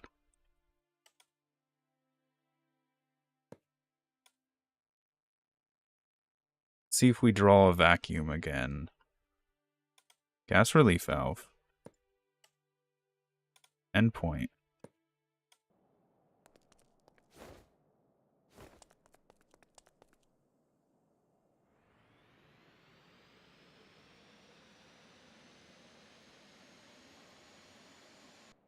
Didn't put the right fuel in.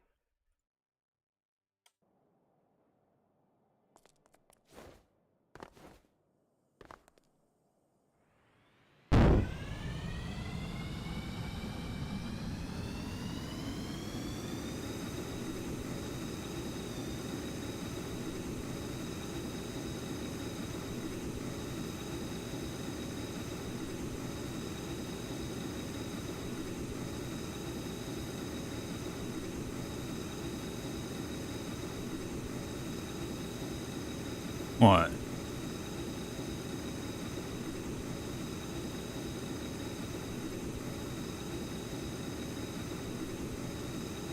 This is flowing now.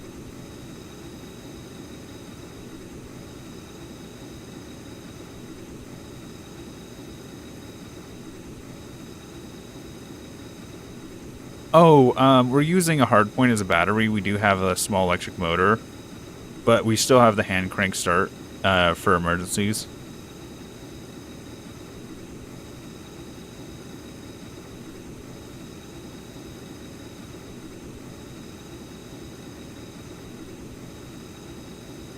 I can still use this.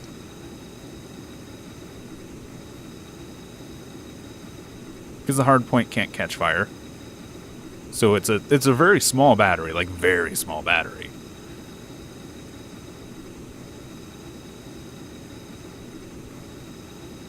So what was the problem part in the first place? For what? For why it was hand cranked?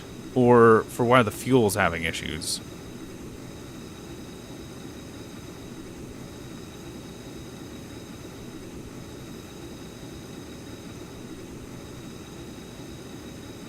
So far it seems that because I didn't have a liquid filter on the other side, it wasn't pressurizing the tank properly.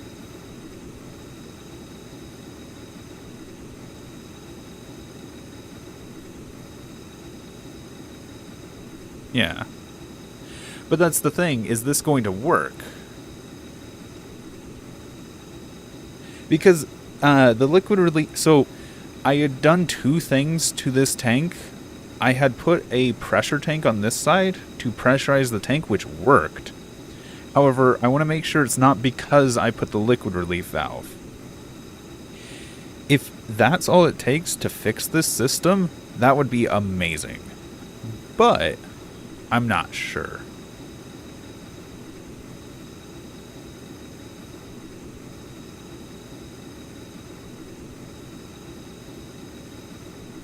Okay, it's starting to increase fuel consumption. Not by a noticeable margin yet. I'm going to just do that so I can hopefully not hit the blue building, because it looks like I'm getting close to it. Yeah, I'm fine.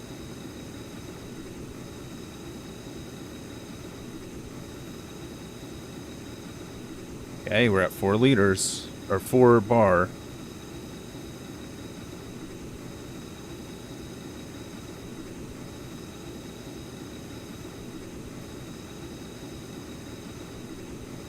Fuel consumption is going up. Slowly. The ends don't have an in and out, it's just A and B. So they shouldn't be reversible. Or they shouldn't... There should be no way to put them in wrong. If it would say in and out, not A and B.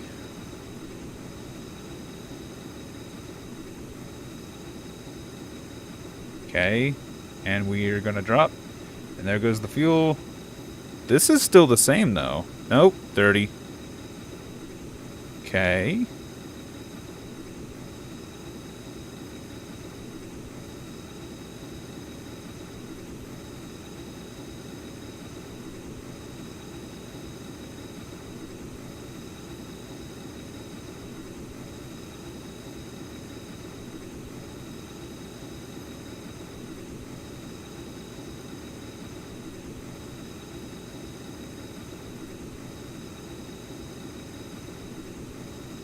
Seems to be working now.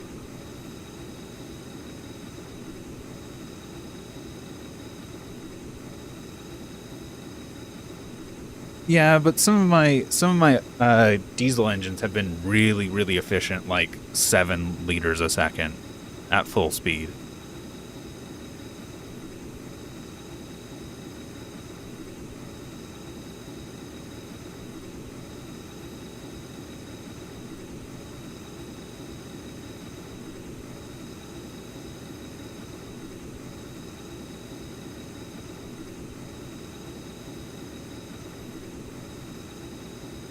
Yeah, and it has stabilized. No, it's dropping slightly.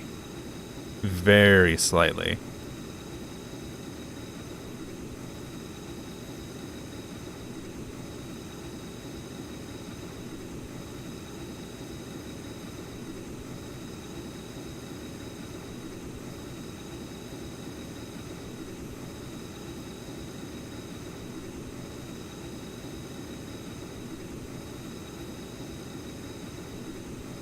No, that's the inside app. That's the tank pressure, 0.997. Yeah, it is dropping slowly, but this actually says the outside pressure is 1 atmosphere. Both of these do.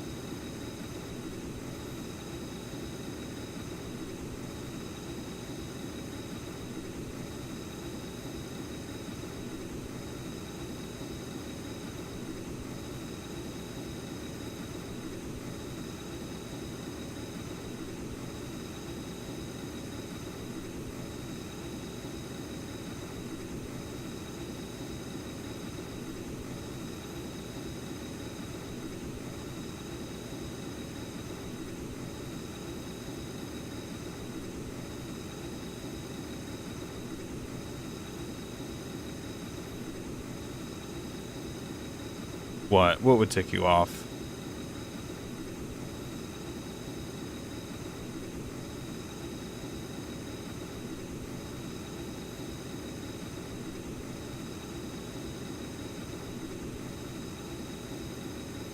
Oh.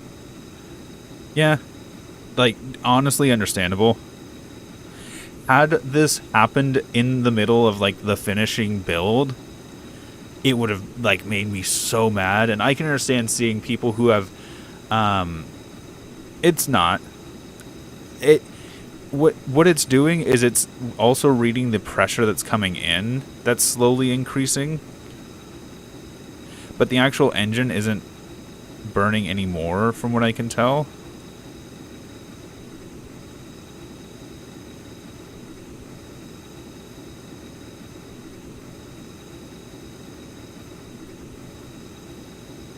The fact that it was fine before the update, yeah. Like, I can definitely understand why a lot of people are mad to see their creations break, because just suddenly having half the fuel efficiency, like half the fuel capacity essentially, is frustrating. And I'm not sure entirely how it affects diesels specifically. We can see how it's affecting the jet engine. It just really causes the fuel efficiency to go out, just gone. Not sure how it affects diesels specifically, but I can see the frustration with it causing old vehicles to break. However, it was annoying to me to find this issue, but now that I know of this issue, it's just 3 extra blocks that need to be added. And I know for old builds, trying to fit that into those compact spaces is going to be a problem. I think they should have done what they did with the legacy engines and stuff. Like, legacy parts still exist in the game, so I don't see why they didn't have, like, legacy fuel tanks, like the old fuel tanks before the pressure system.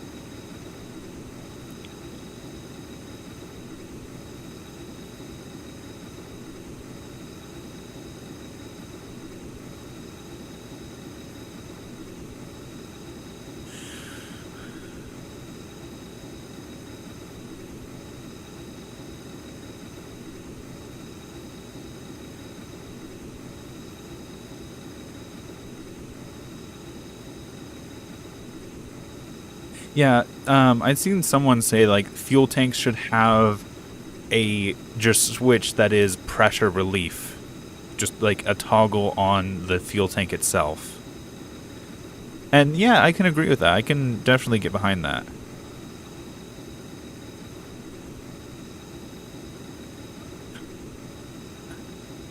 And here we're going to completely empty out this tank with 0 issues. And there's the last of the fuel on the lines.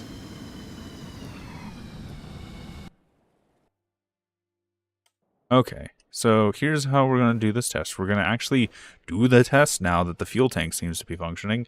And of course, we're going to do hand crank just because someone mentioned it. There we go. Hand crank start.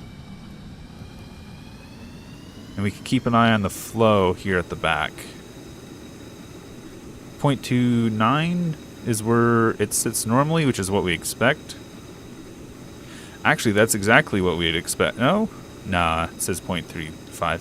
I was so used to when we were turning, it was 0.29. I was like, wow, is that an actual, like, 1-to-1? Nah. We are taking a little bit more fuel because we're going straight instead of turning. Which is fine. It's as expected. 0.29.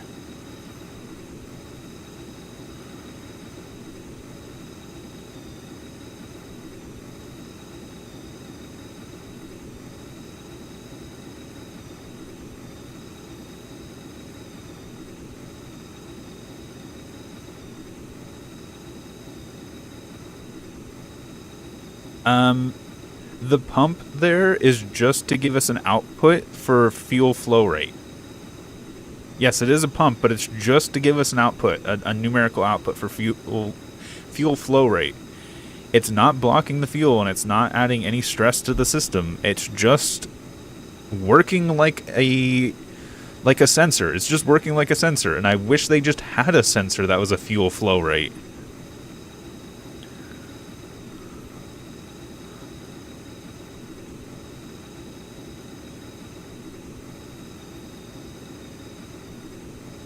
Yeah, someone mentioned it was like, try this. And it's working. No, there's like pressure sensors and stuff, but there's not a flow sensor.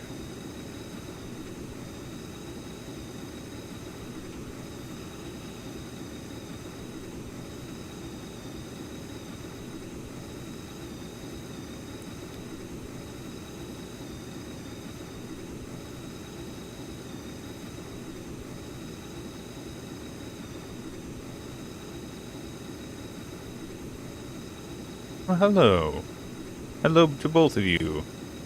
Alvman and Unreasonable. Currently we're doing some fuel efficiency testing on the engine design we've been building for this tank. We just fixed an issue with the fuel pressure. Now that is fixed, hopefully we can actually do this test properly, and we don't suddenly have a 20 times fuel usage randomly occurring.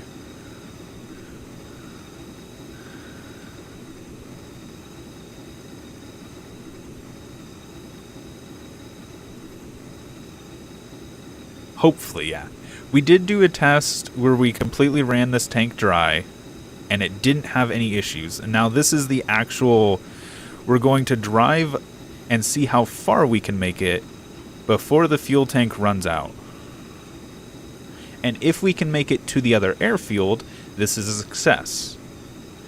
If we can make it to the airfield with spare fuel, this is 100% like perfect. If we run out before then, it is okay, but it depends on how far we actually make it.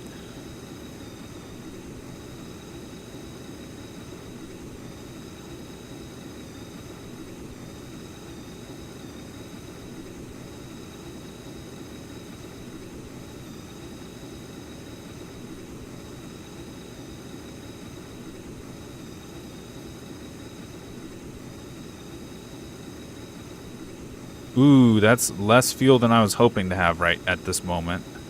Are we... I guess, yeah, we're taking more fuel just because we're going straight. Well, at this point, we're not really optimizing the engine, per se. We have dropped below.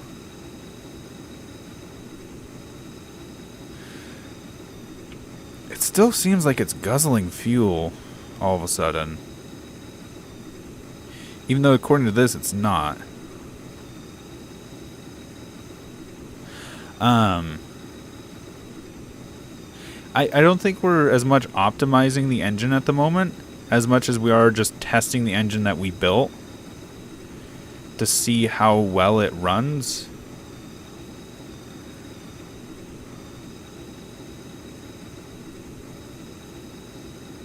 Yeah, this fuel is getting concerningly low right now.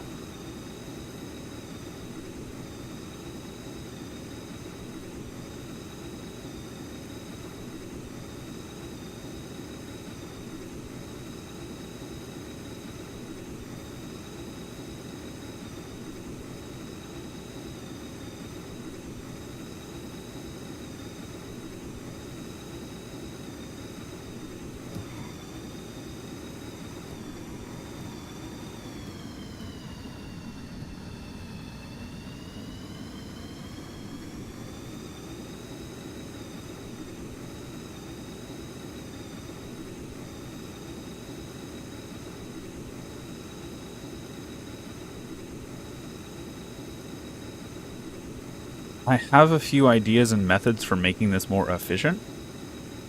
However,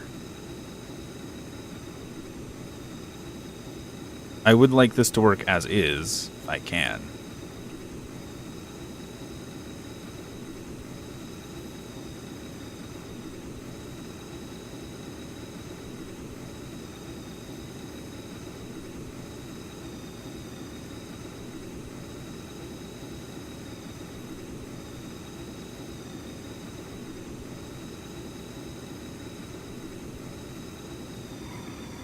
My frame rate is struggling all of a sudden for some reason.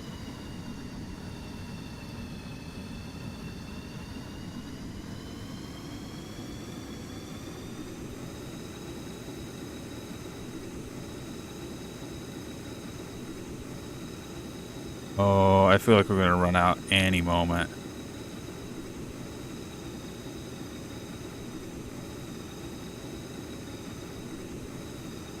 Yeah, my frame rate is steadily decreasing.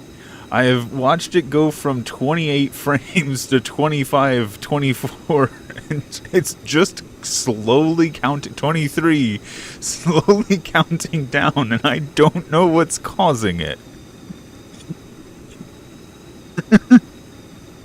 22.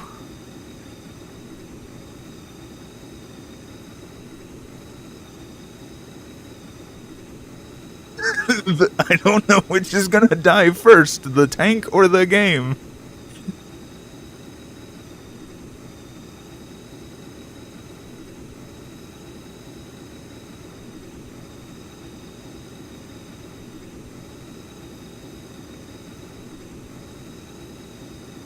Oh, we've got 5 liters left.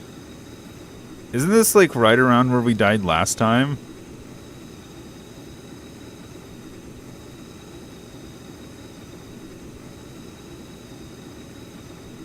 Oh my god. The frame rate.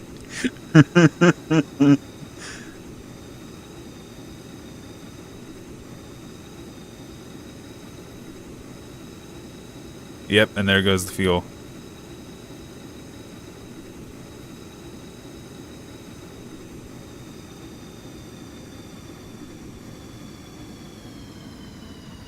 Alright.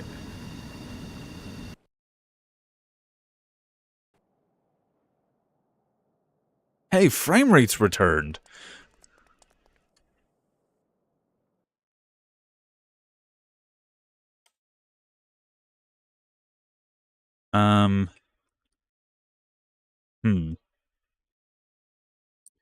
So here's the problem. I need this to move.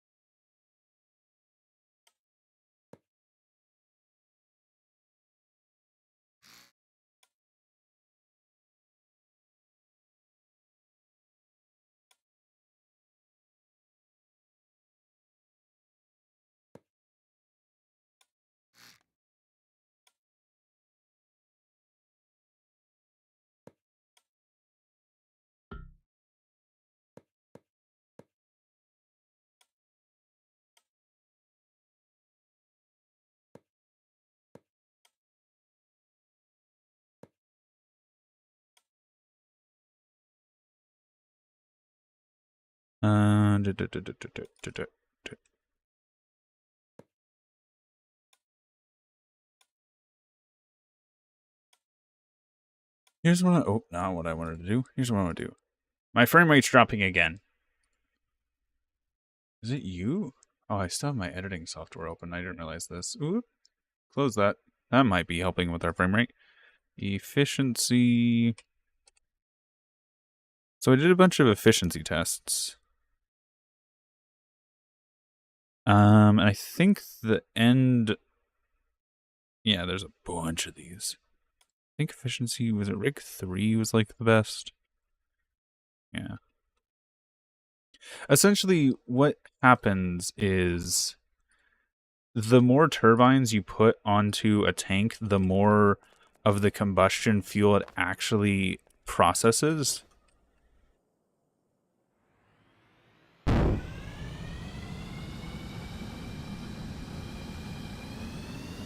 So this should actually make the tank significantly fat. Oh, not significantly.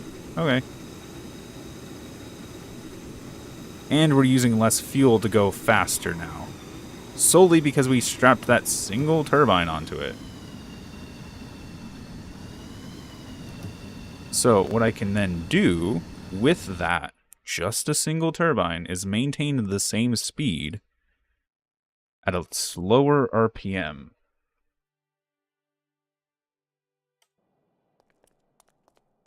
Yes, it uses more of the energy that's created, meaning more efficiency.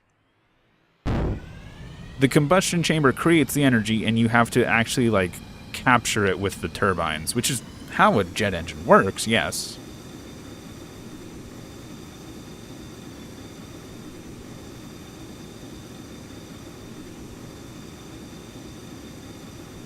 So we went from 0.36 to 0.24. This isn't the right speed, but you get my point.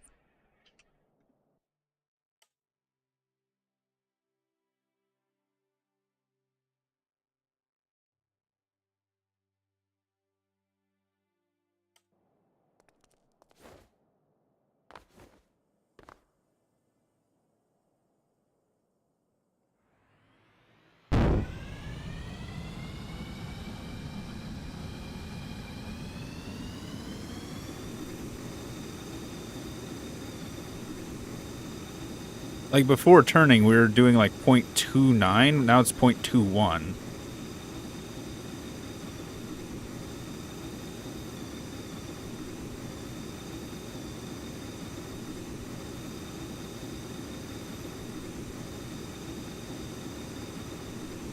So what I might actually do is just to do 2 medium turbines. That should give us like the most efficiency, and it's technically redundant, because if one of the turbines is destroyed, the other one still produces power regardless.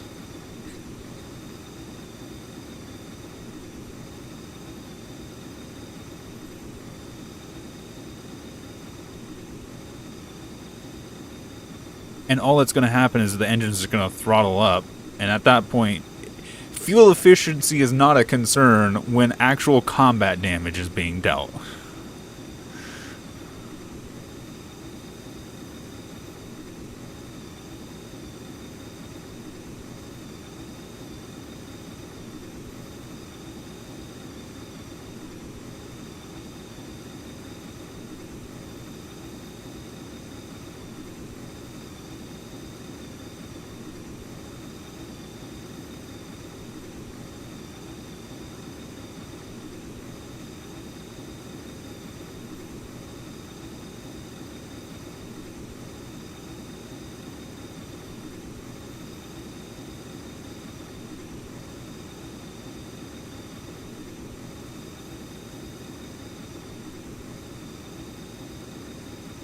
Yes, I'll have much more fuel. I just used the medium tank as a test for fuel efficiency, because it essentially is it's just the standard I've been using for fuel efficiency tests. I just put in a medium tank and see how far I can drive from here to the other fucking airfield, because the idea being there's a variety of terrain in between here and there. I'm going to be going uphill, downhill. It's going to put stress on the system. And then I can actually see how much fuel is left over if I get there, or see where I actually break down at.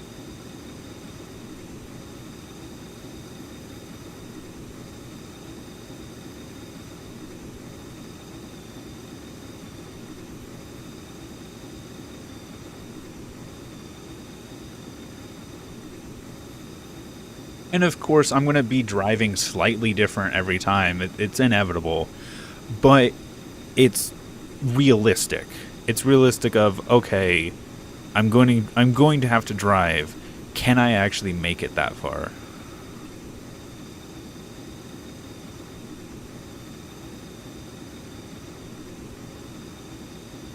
And I try and follow the road the best I can, and that's how I try and keep it somewhat similar, but of course, like I said, every time I drive it's going to be slightly different.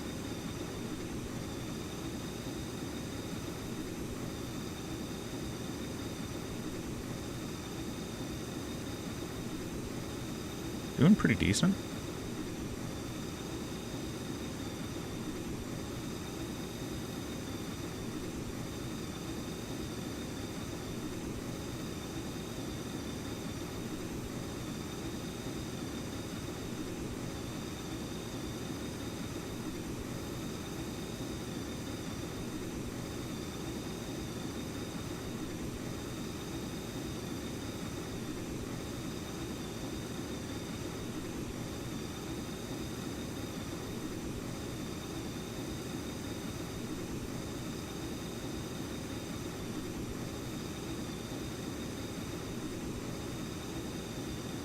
Yeah, good average of different loads.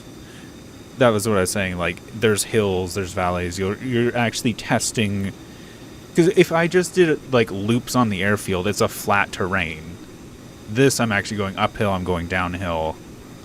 I'm actually doing something. I'm having to stop, I'm having to turn, I'm having to, like, do all sorts of different things that I'm going to have to do while battling.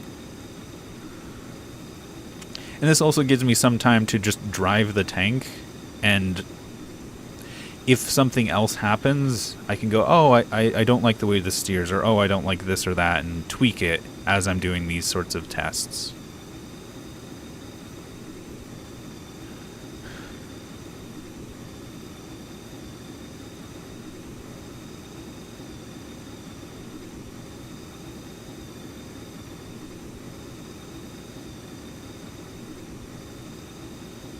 Like right now, I could be going a little bit faster. I'm not going as fast as I would like to be honest.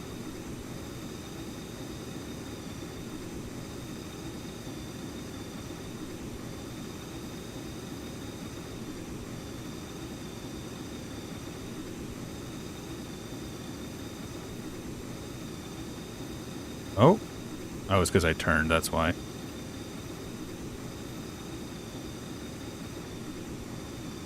Yes, number of birds with one stone.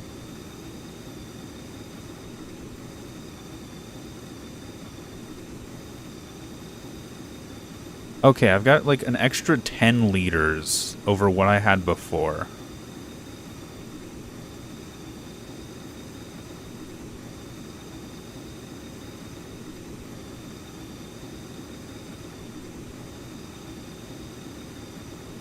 If not more than that, actually.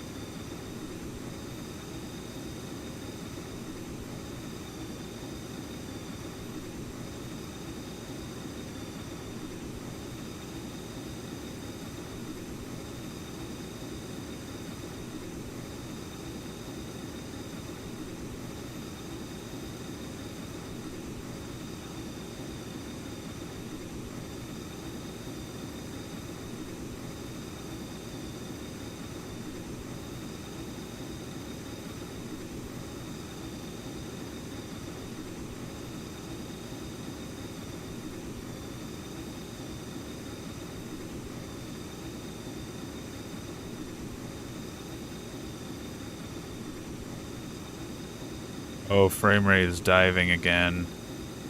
Is it just because I'm loading something in on this side of the world?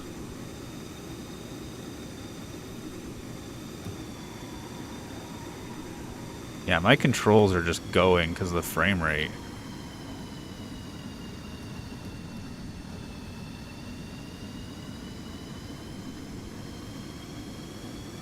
I'm at 19 frames. What is over here that the game does not like?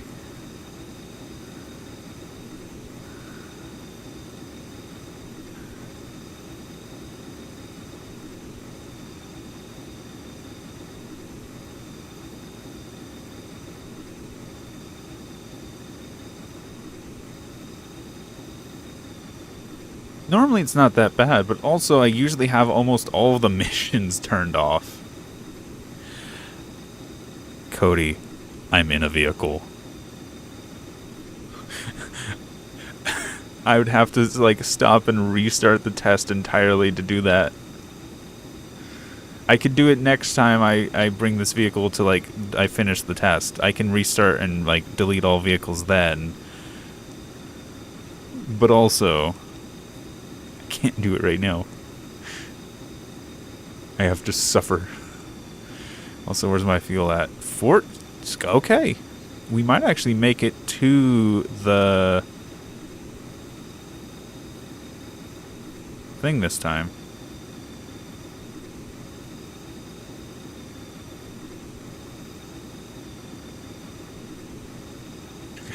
I'm at 20 frames.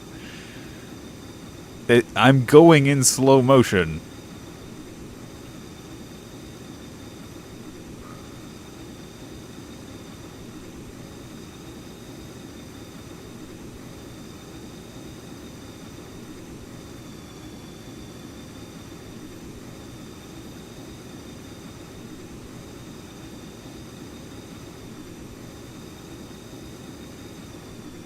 This is a really dangerous road for no reason. Just right there on the edge of a cliff with with train tracks there too. Okay, frame rate's improving slightly. Fuel tank still has 35 liters in it. And I think this is where we died last time.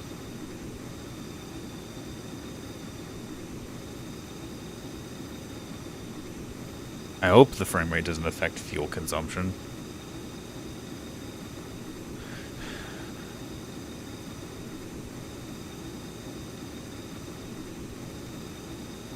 We're just getting a significantly lower value for fuel consumption, which is fine, which is what should be happening because of how we've set up this engine.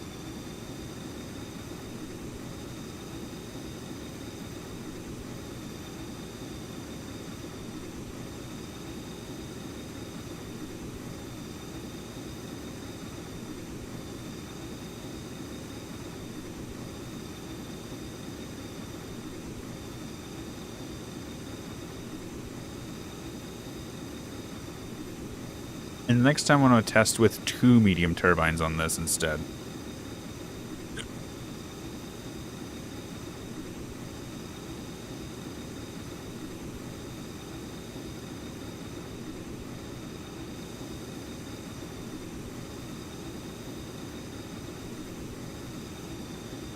I don't remember if I turn here or not. I think I do turn here.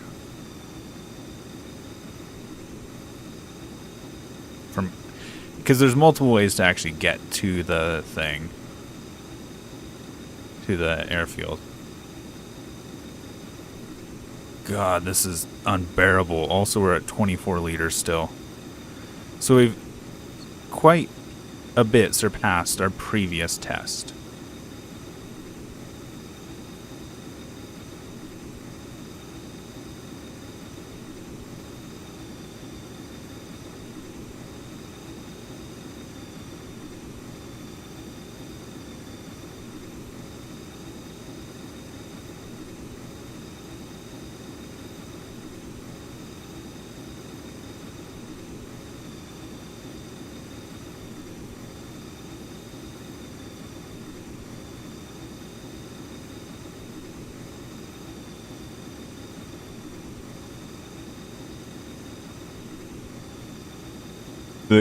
Please, run out of fuel. Run out of fuel. This is genuinely painful.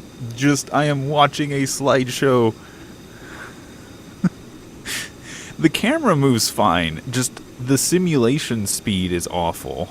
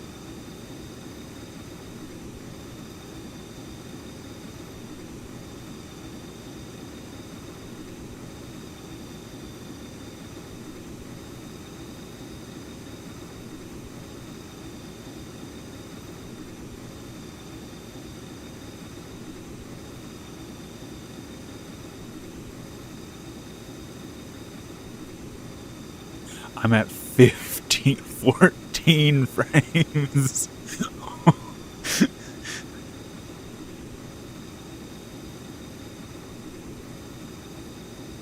What is even, like, over here that is so bad?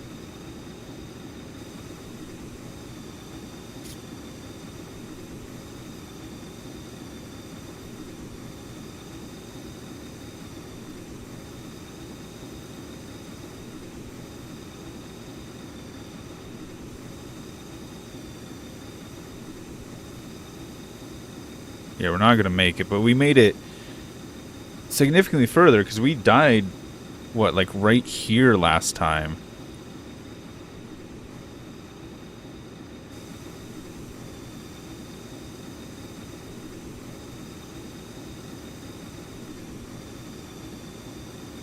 We're still just chugging along just fine, honestly.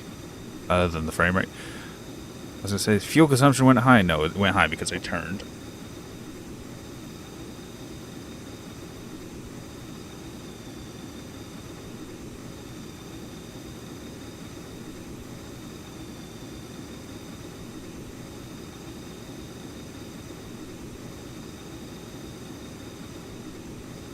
We're going to make it? No, we're not going to make it.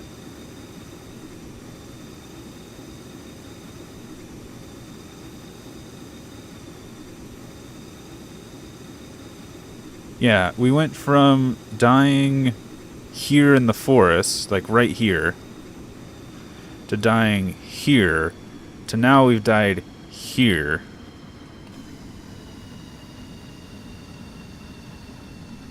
Alright, let's do this. Let's save this.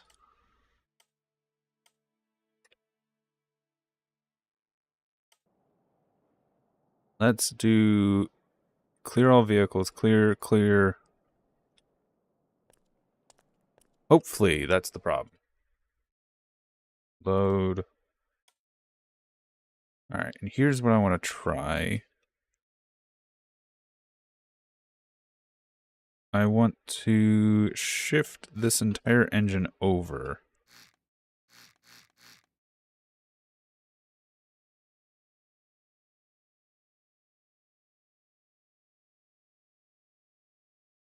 So I'm going to grab you, cut, paste, merge. Then I'm going to grab you,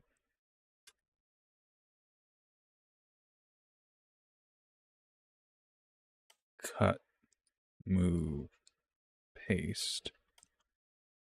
And all I really... I can move the hand crank, but...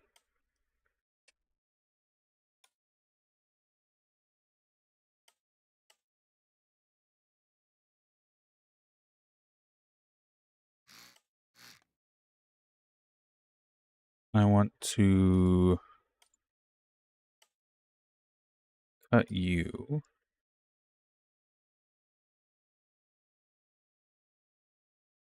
Paste. Merge. Before I forget, I'm going to put this piece in here because I'm going to just completely forget to connect the engine, which would be funny. Do that. And then I'm going to cut you.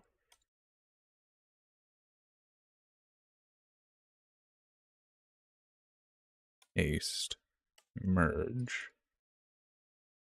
Because next, I need to attach the second turbine.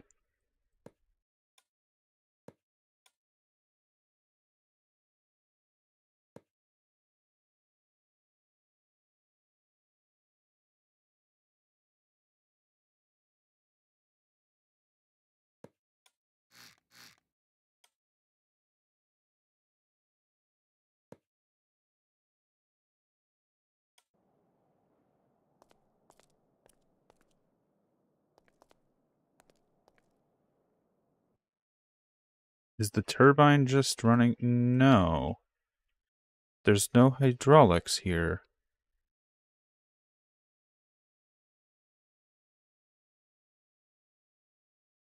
The pump that you saw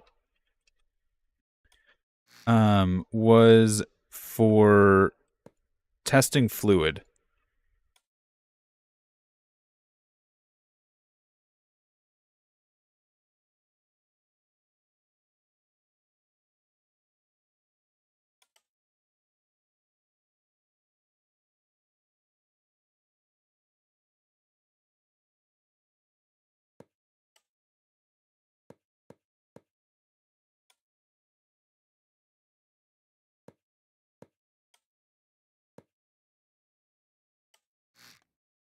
Let's grab this.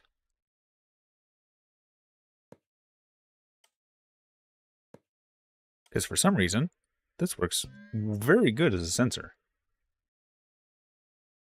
Wait, this is a flow rate? This has a... Okay. We don't need this then.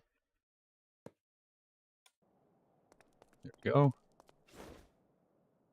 Oh, frame... Oh, it was saving the game. That's why the frame rate dropped. That's fair. Now, our speed should be significantly faster. It's not, which is weird.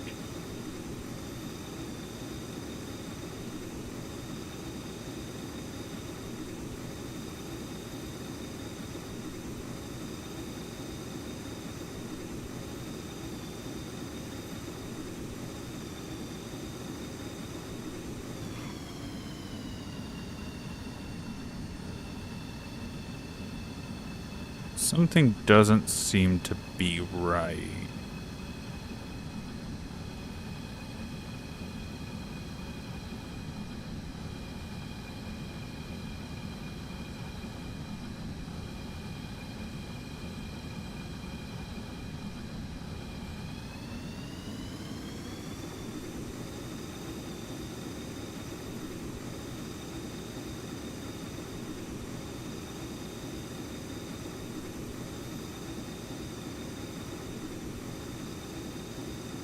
I didn't get a jump in speed or efficiency like I expected to see.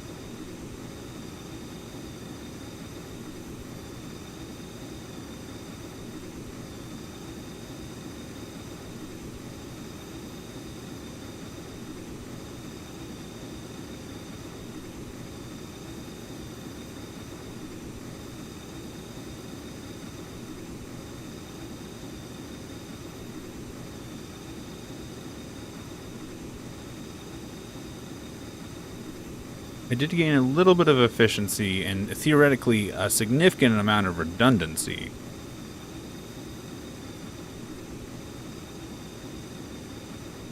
But I didn't get the amount of speed I was expecting to see.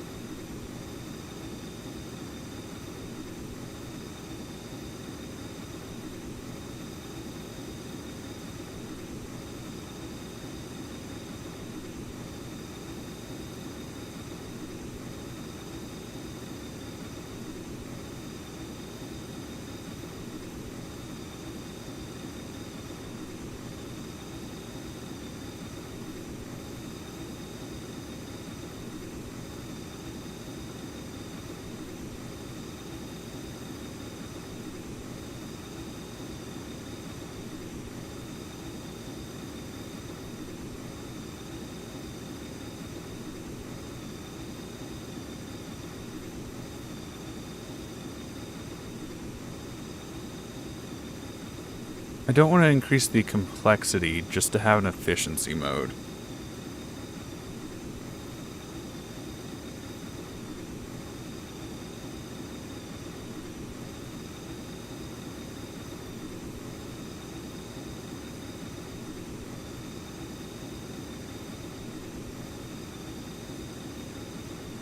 Because it's one of those things of I could just add more fuel tanks, and that would be 100% perfectly fine. Just to add more fuel tanks, genuinely. This is just me stress testing the engine.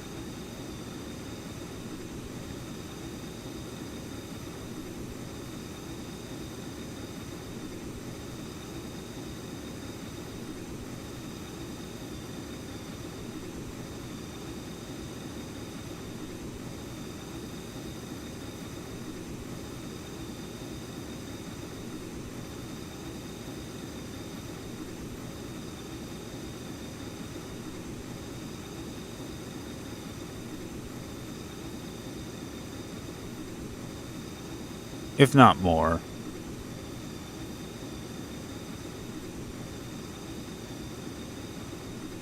I feel like I have less fuel than I should right now.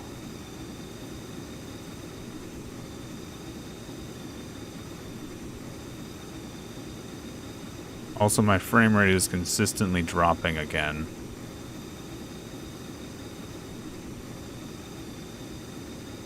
About to load a brand new world. Make sure I have everything turned off that's not required for tanks.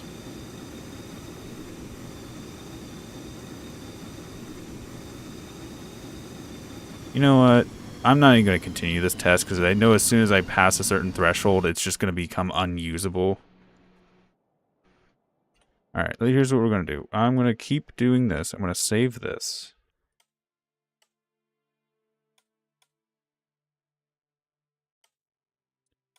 And we're going to return to the main menu.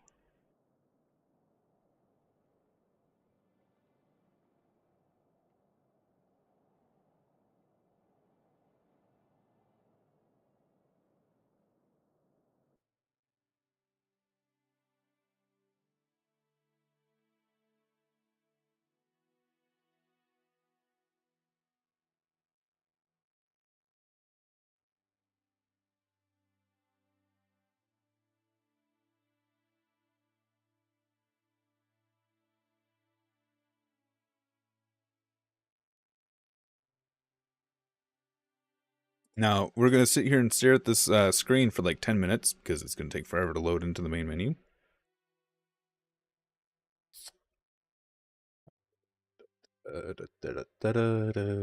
Come on. We're going to make a new world to hopefully fix the lag issues.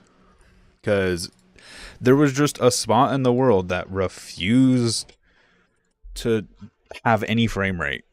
Weapons, DLC, AI, default tutorial, mission zone, no. Resource trading, no. Resource trading, no. Railroad signals, no. Oil survey, no. Natural disasters, no. Mission zone, no. No. No. Landmarks, yes. Forest fires, no. Fish survey, no. Elevators, yes. Dock bollards? No. Delivery zones, no. Creatures, no. Cargo containers, yes. Building missions, no. AI, no.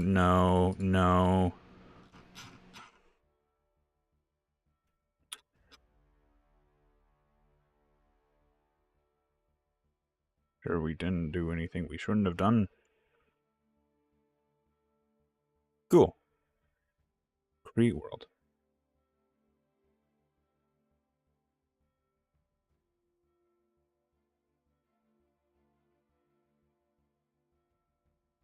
Hopefully this fixes the frame rate issues.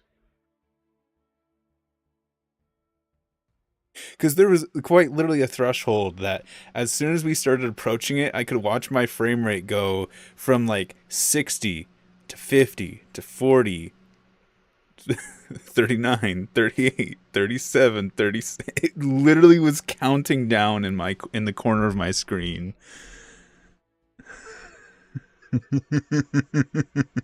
It was honestly just comical how reliably laggy it was.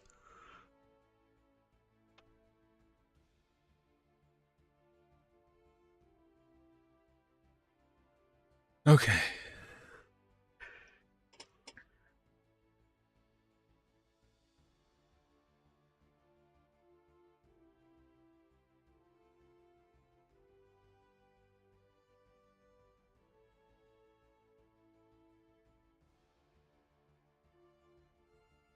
Yes, one step closer to the slideshow. And it was getting down into like 14 frames a second. That's how bad it was getting. There's my character, by the way.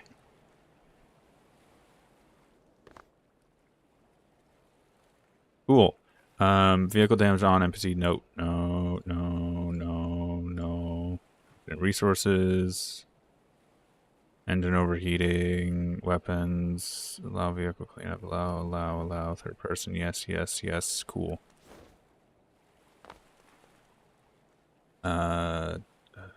Reveal map. Unlock all.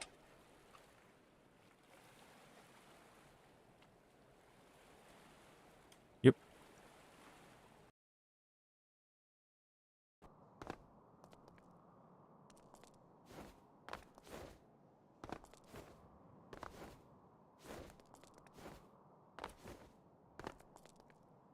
Doors. Time override on. Weather override. All these off. Wind direction. I don't care. There's no wind.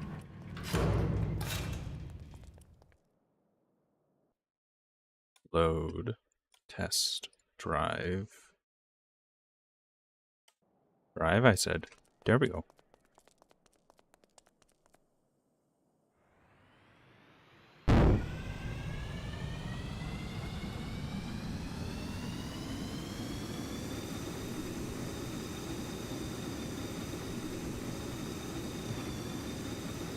Turning is significantly worse.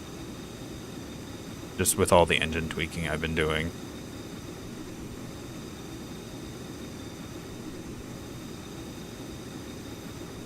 Fuel consumption's really low, which is nice.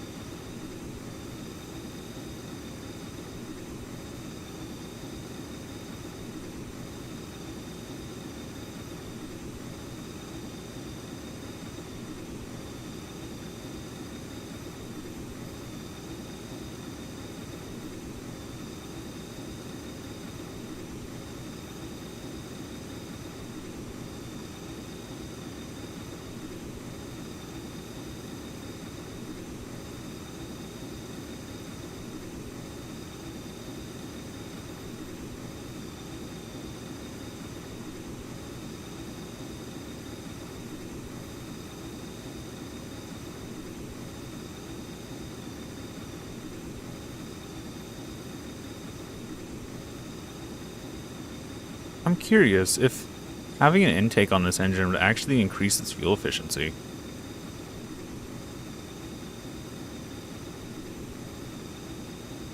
not something I think I've ever thought to test, honestly.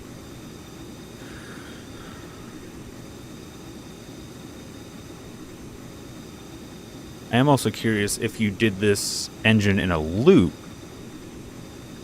if you could increase its fuel efficiency. That's something I want to try.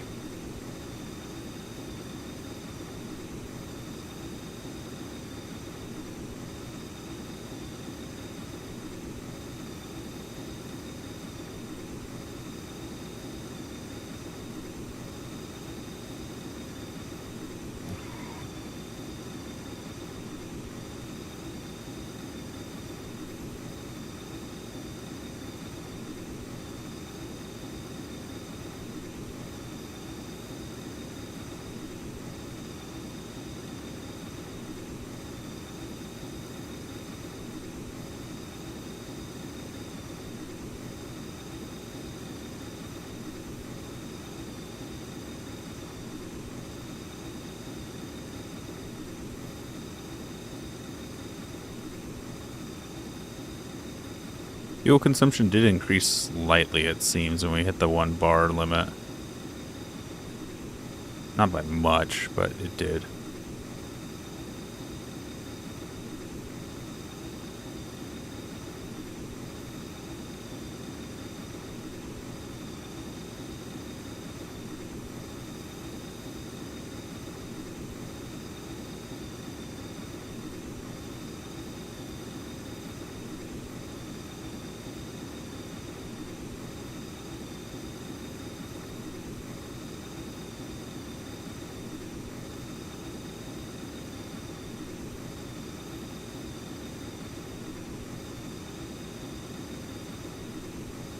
Frame rate's still staying high. We're at 60 right now.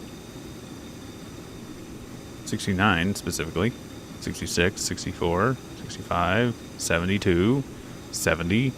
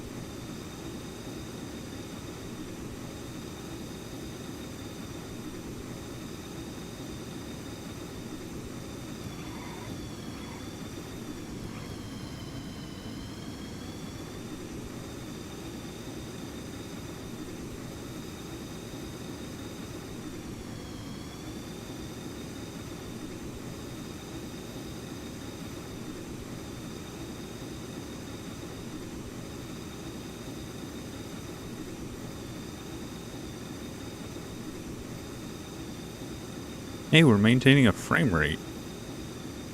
I'm not paying any attention either.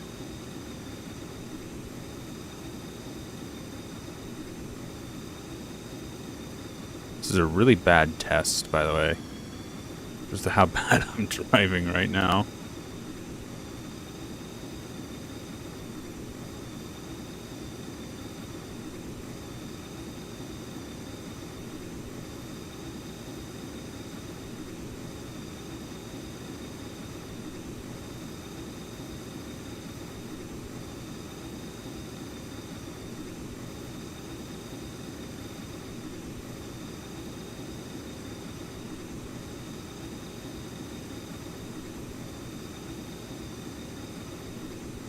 This doesn't seem to have made this much more efficient in any, like, capacity.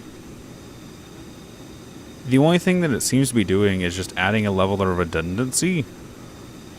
Unless it looks like it's connected.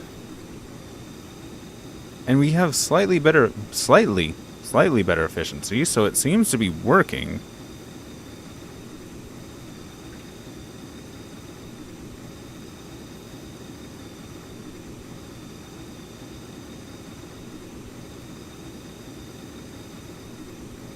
Also, the frame rate's significantly better. We didn't drop below, I think, 50 that entire... No, 40, 49-ish entire time.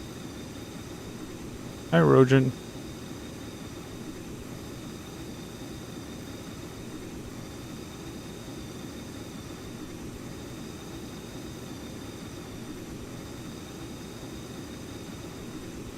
Which field do we have left in here?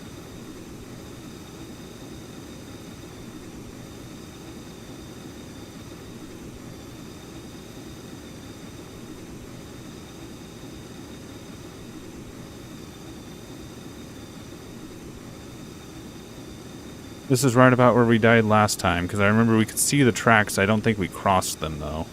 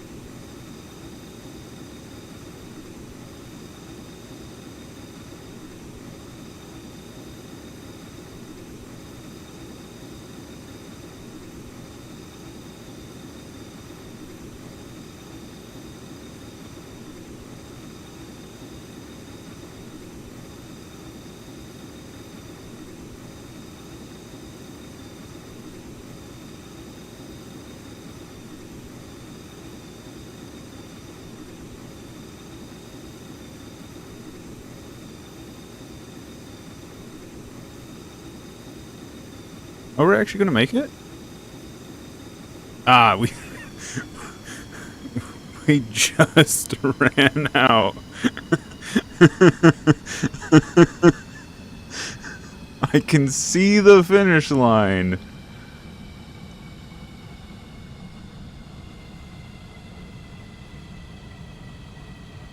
Cool.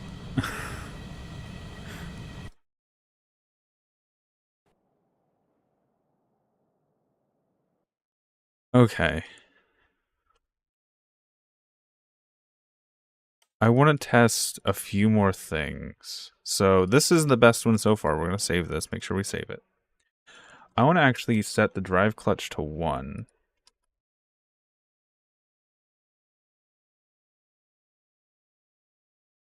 And then 78.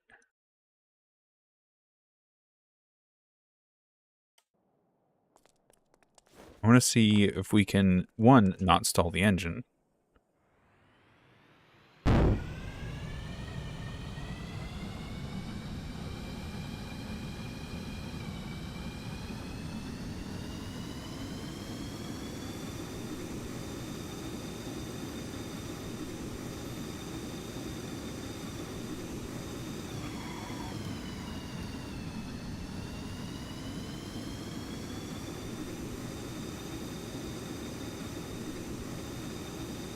Why is this doing worse?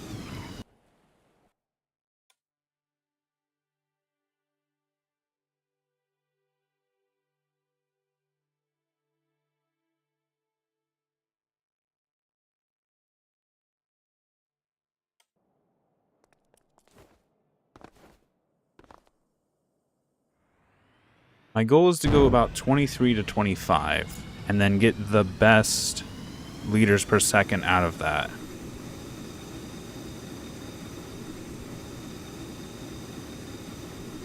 Like 18.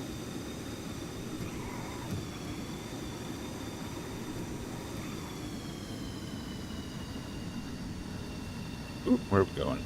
Over here.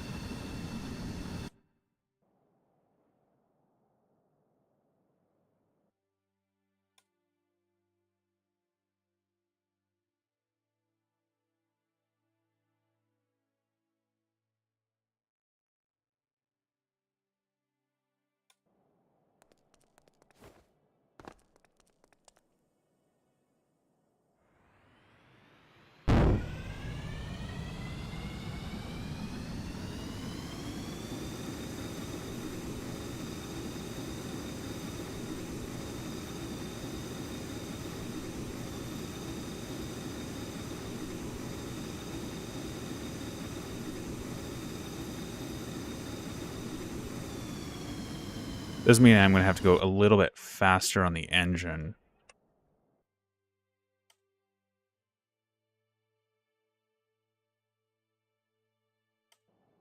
Which is going to take some of our efficiency away.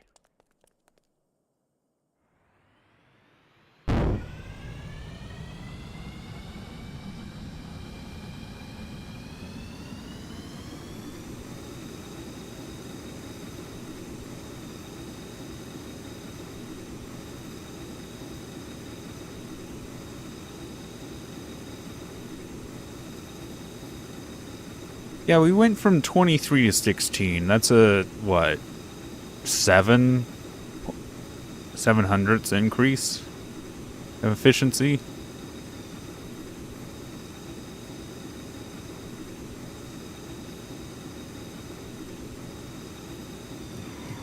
Okay, real quick. I also want to see, does adding an intake affect performance in any discernible way?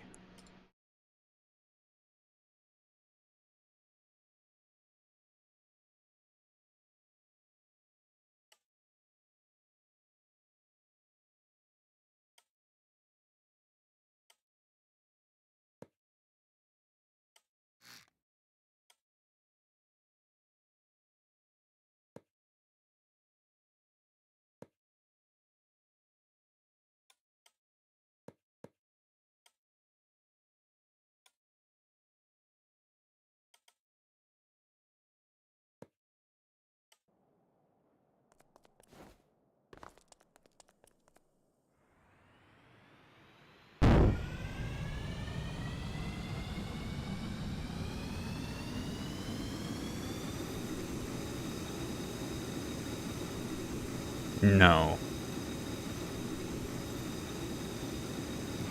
It does not.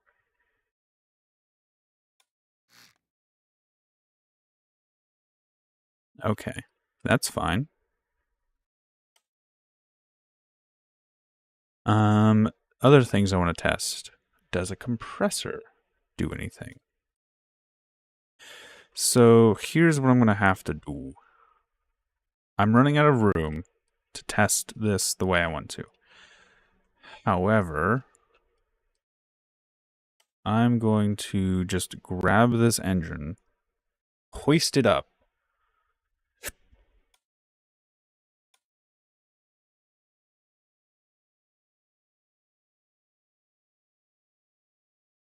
put this out, move this up. So we can just start testing wildly, essentially.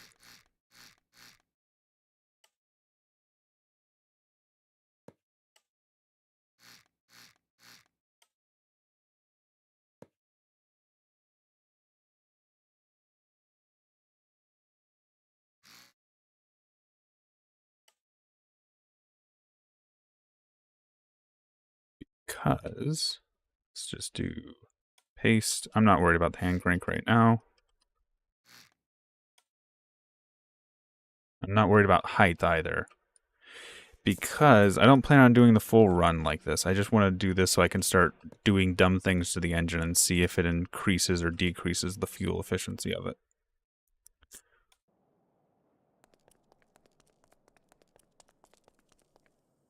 Oh, I need to actually hook up the fuel tank. That would be helpful.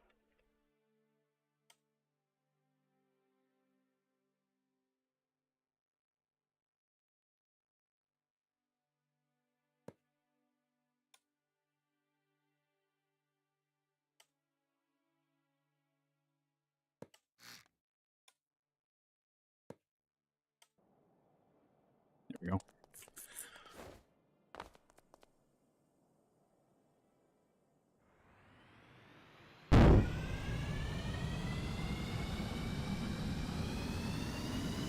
Something's not right.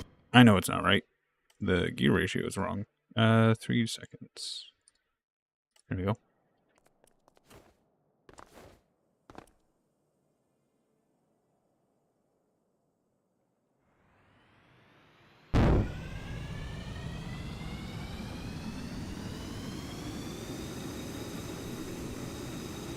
Cool.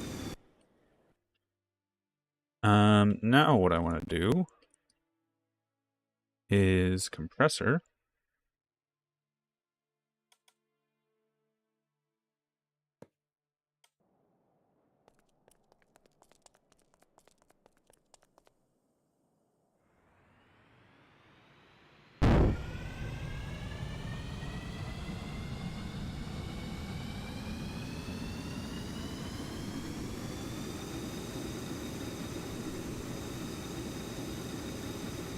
Has decreased the fuel efficiency.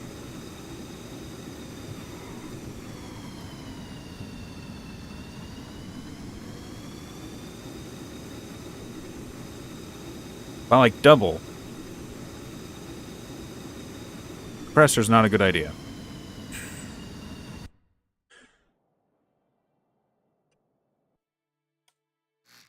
Okay, my second wild idea is what if we make the jet engine loop?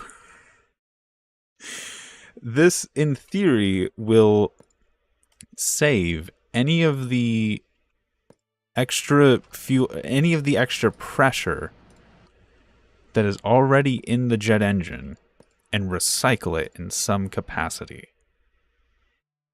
If that is the case, will this make the engine much more efficient? Yes, it's making it much more large, but also I could easily turn that into armor. Or is it just going to break the engine entirely? I'm curious. Ooh. Efficiency seems to have jumped.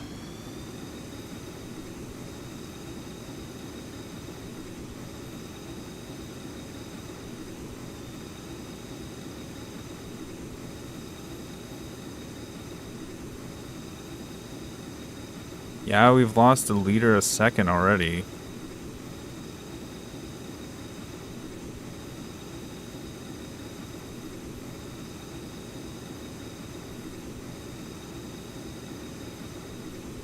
It has made us more efficient, but by very little, honestly.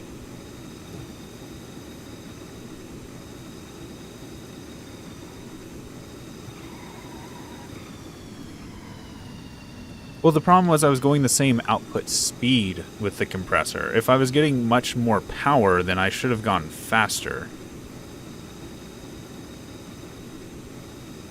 I would think.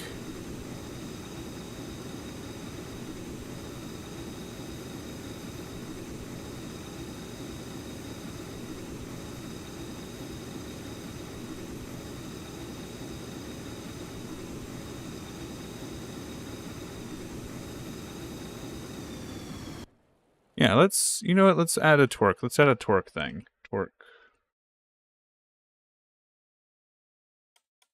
meter. Let's add a torque meter.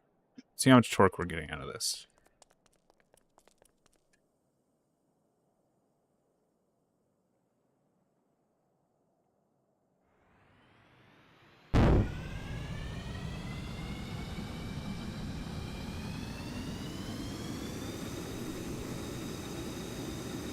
$329.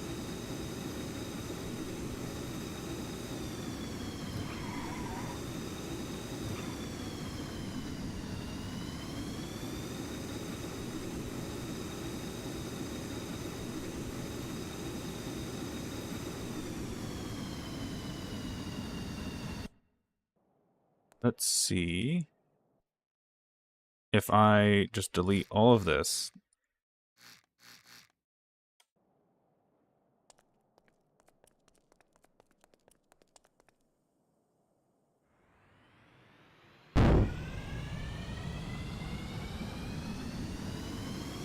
$329. That seems interesting.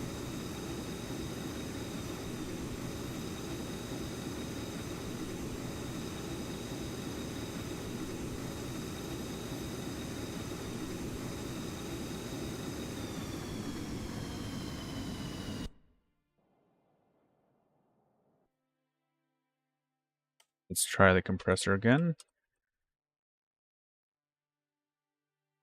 Oh, let's just do jet. Shit.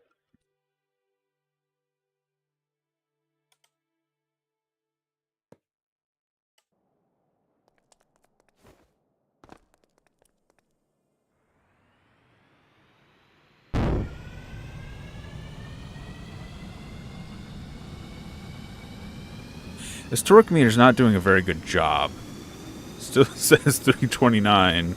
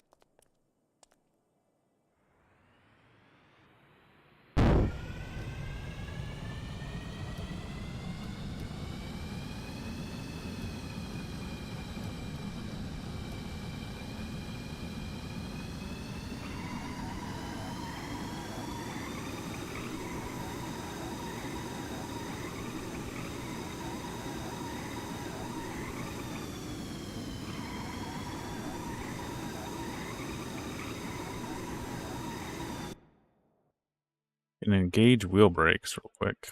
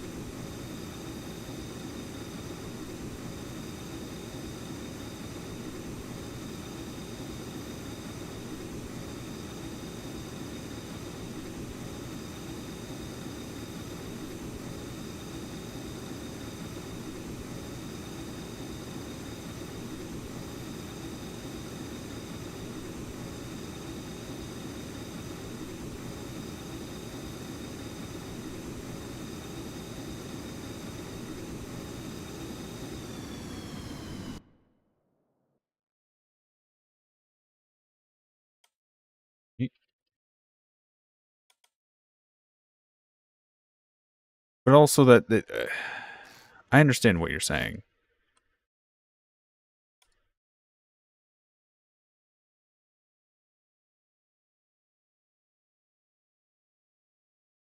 But also,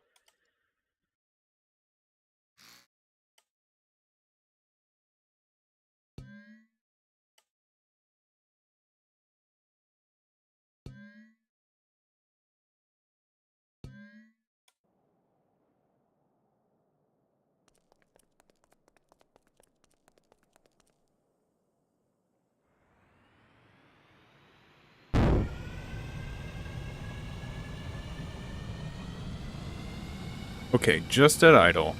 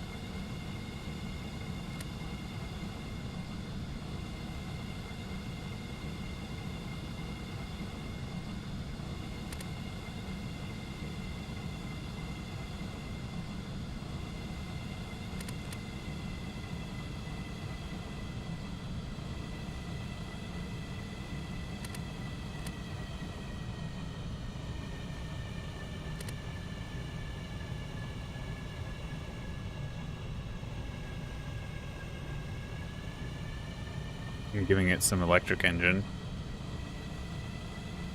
Just try and keep it alive.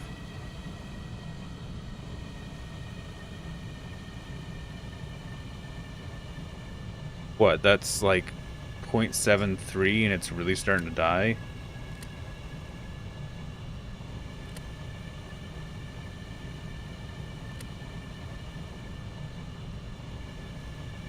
Yeah, let's just say 0.7 for the sake of this test. Also, I'm going to tune this down a bit.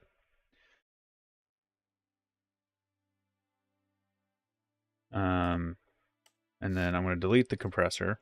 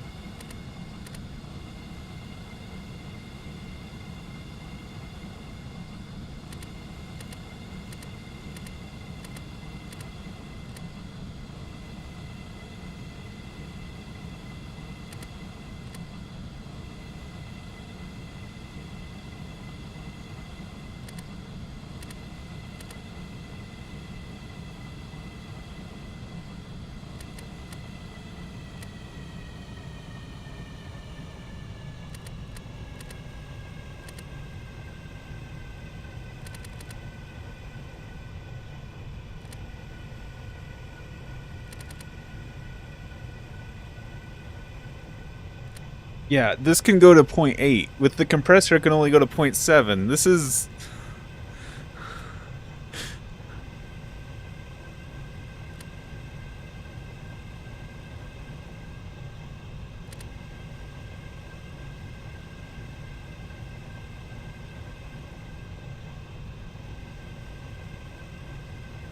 Yeah, it's got more torque without the compressor.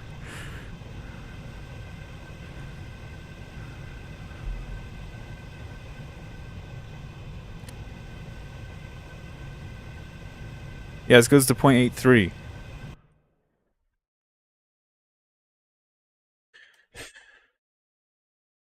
Alright, and then let's do... I want to try the circle again. Here. I'm going to grab my piece of paper. 0.7. 0.83. Compressor, stock, loop. Let's see what looping it does. I can just loop over the top so we don't have to do the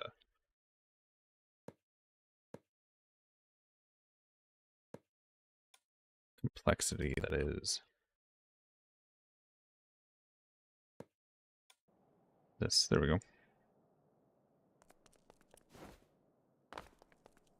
I think it's just exhaust power.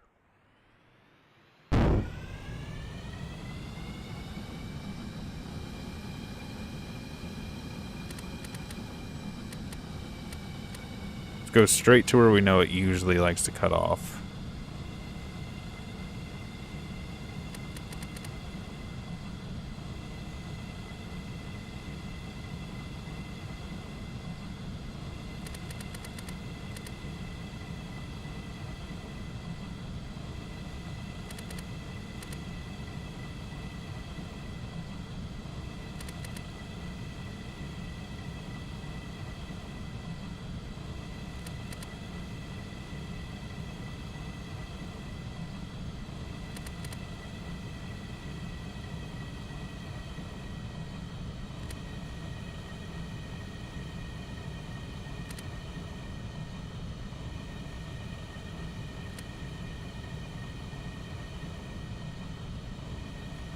.87. So this is more efficient.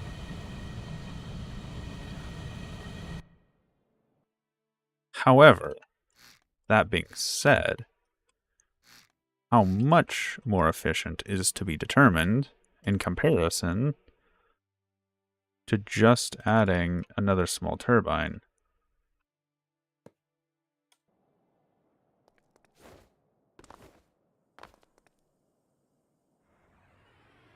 Because what I want to see is the air pressure hit 0 at the end of this, essentially.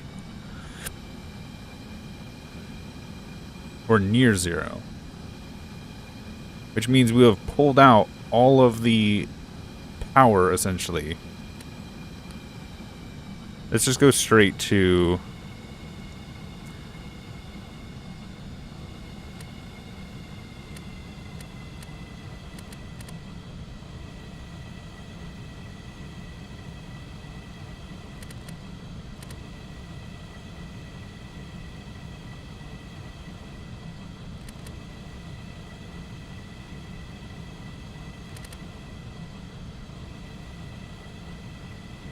Oh?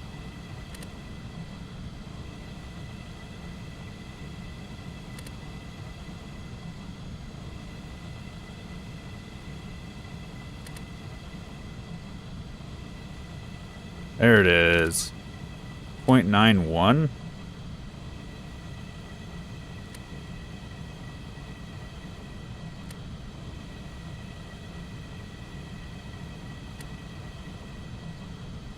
There it is, 0.90.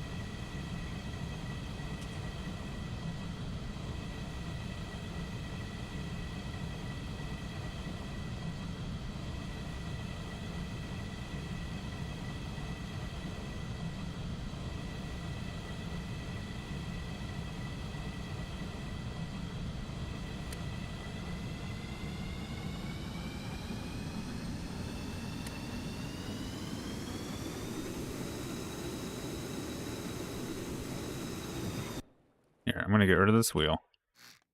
Because it's just adding more load to the system.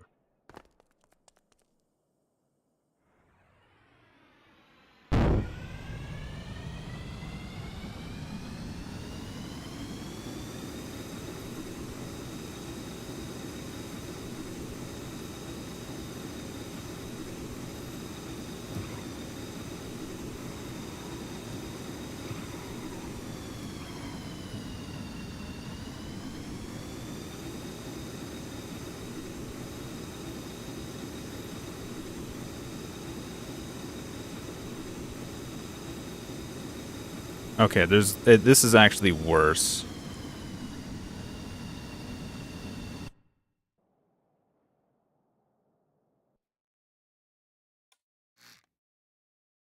Alright, that's fine.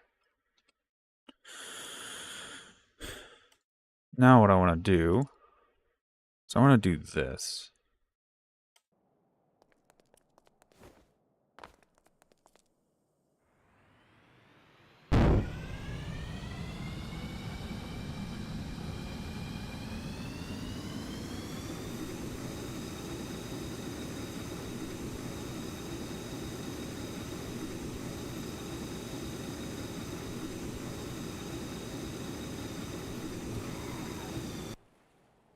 What I want to do with that is then turn this up.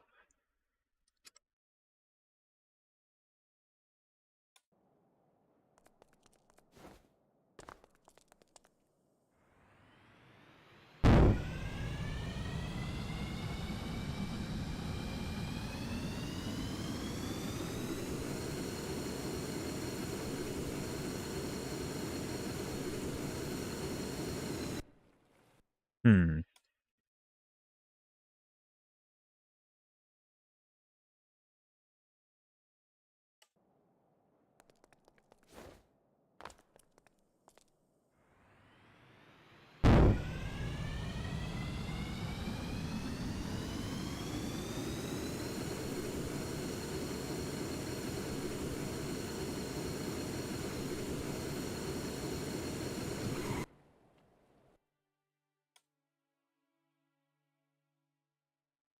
Push this to its extreme. And then this to its extreme. Not extreme, not quite yet.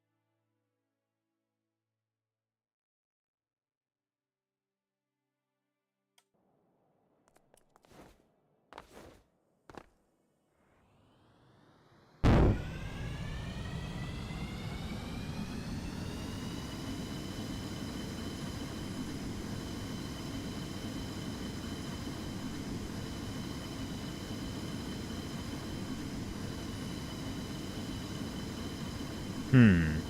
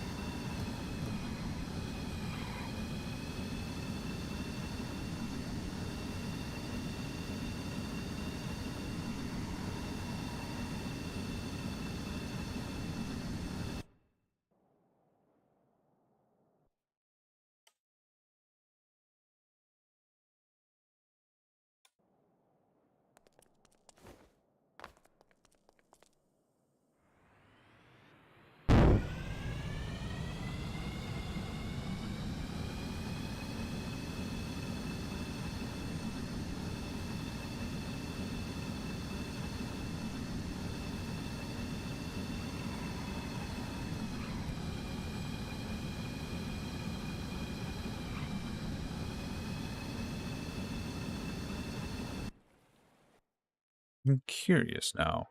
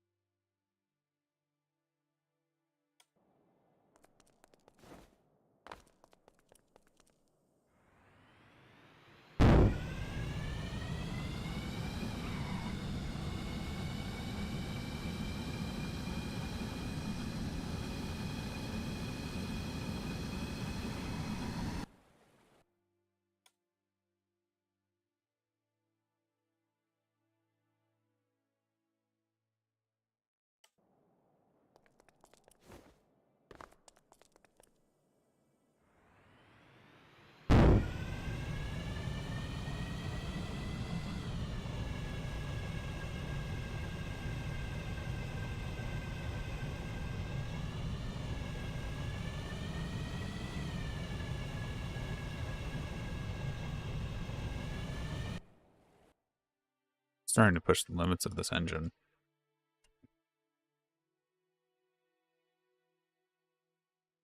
Yeah.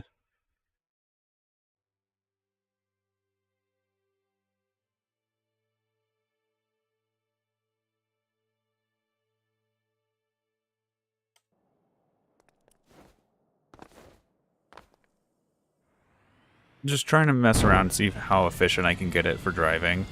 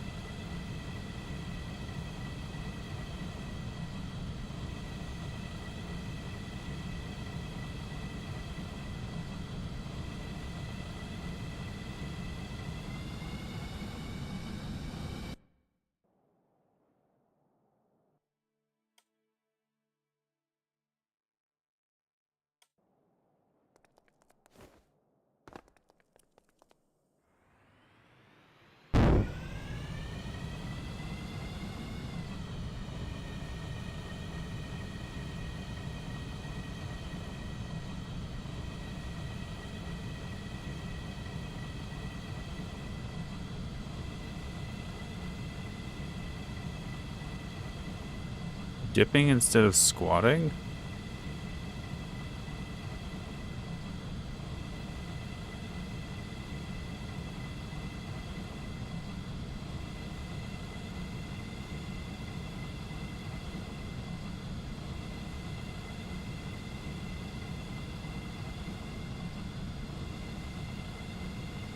Oh yeah, sprocket angle.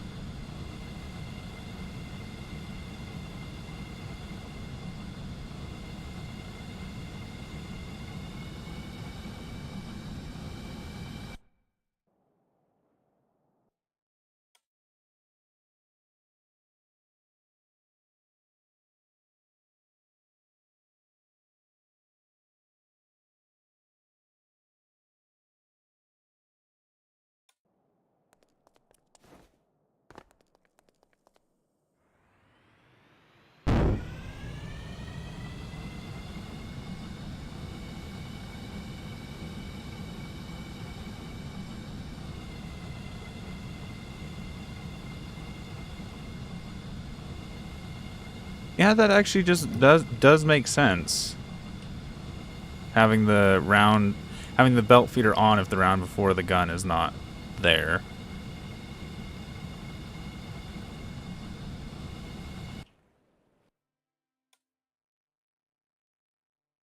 Also, it seems like the majority of the torque from this engine comes above 3 RPM. Anything lower and it's starting to struggle, it seems.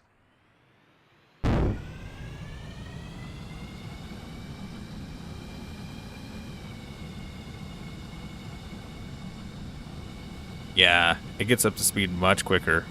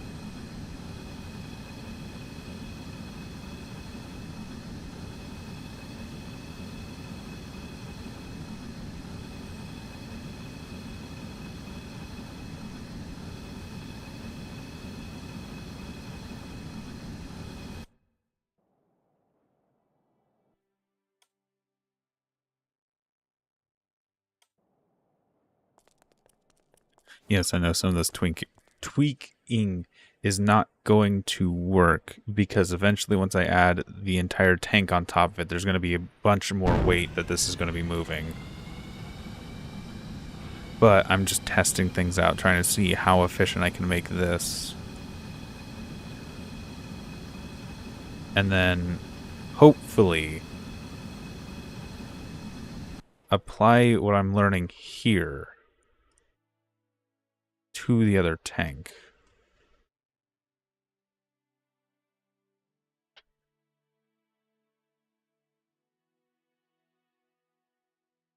Or to the finalized tank, I should say. Not the other tank.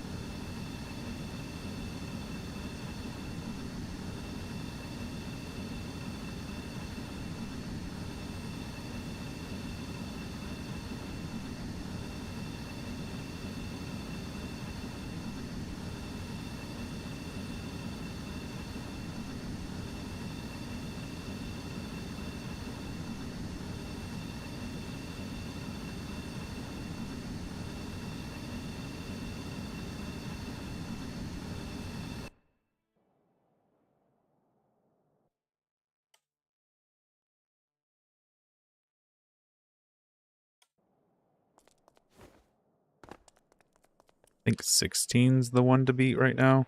0.16.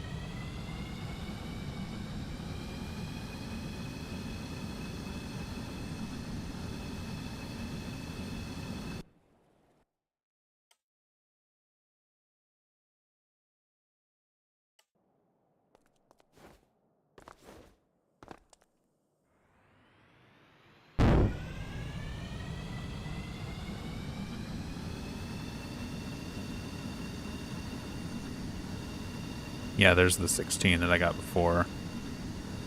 Technically a little bit slower, but also seems to just be more stable and efficient.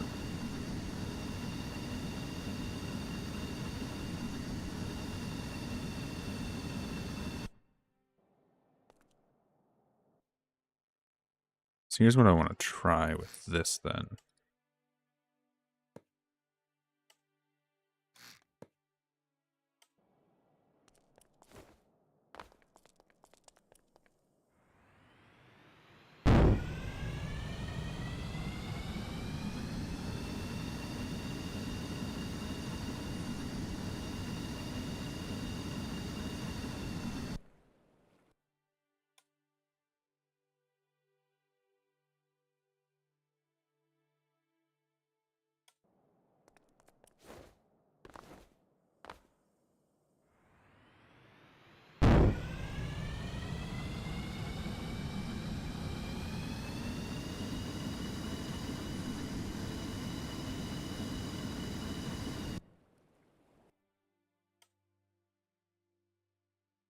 Not sure I can get any more out of the efficiency, like, past a certain point, though.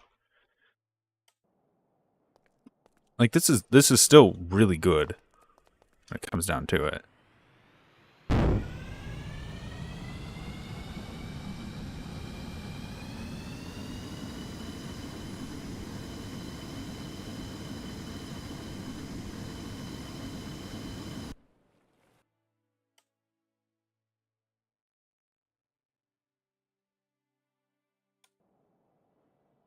I just think that, 0.16 liters a second is just the best that I'm going to be able to do for the speed that I want.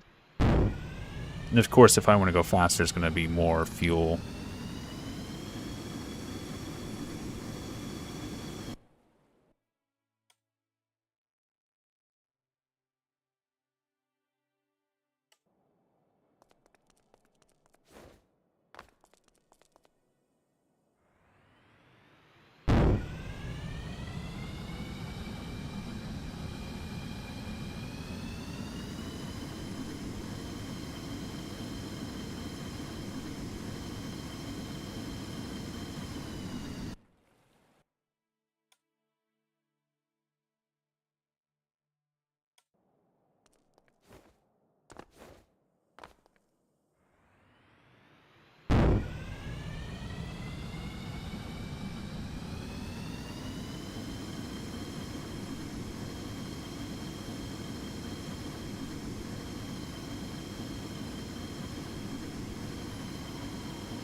And here I'd have to fix turning a bit, but that's fine.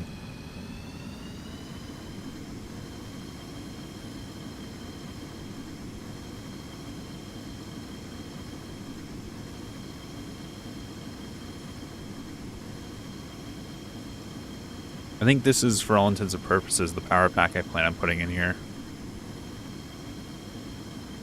It's been for 5.5 hours.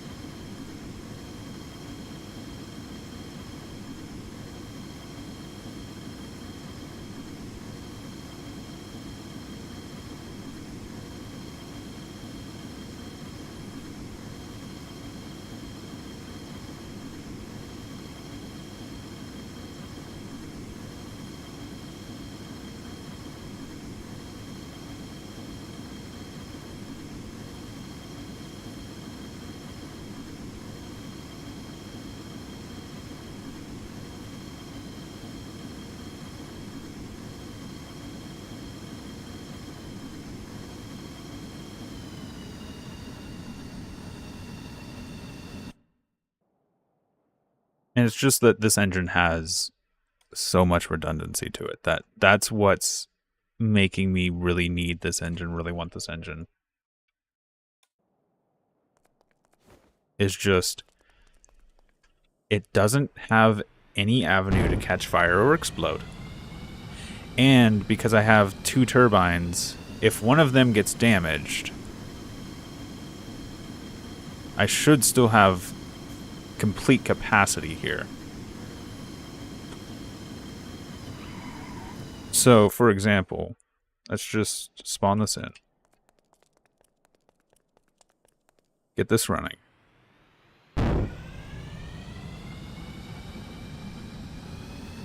Drives just fine. Let's grab a gun.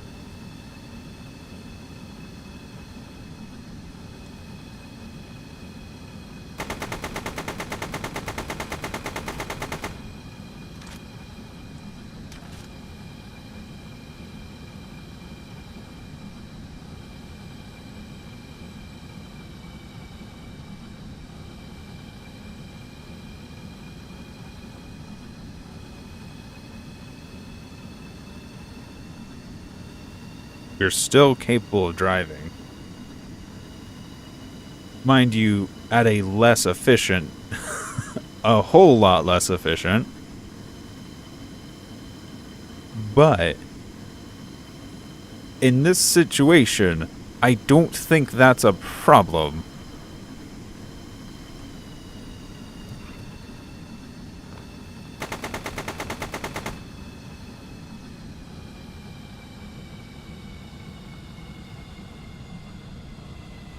And it just means there's only 2 parts I have to repair to get this working again. So if I grab underwater welder,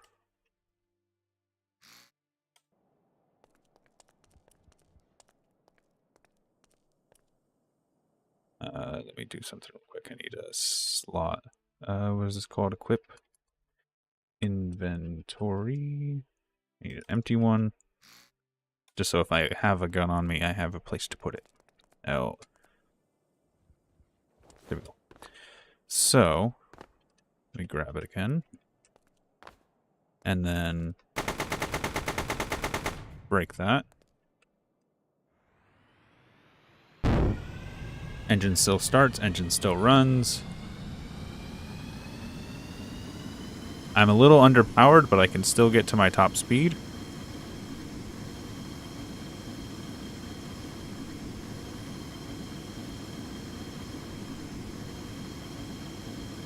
And I'm genuinely... This isn't that bad fuel efficiency-wise. Is it just because I broke the other one?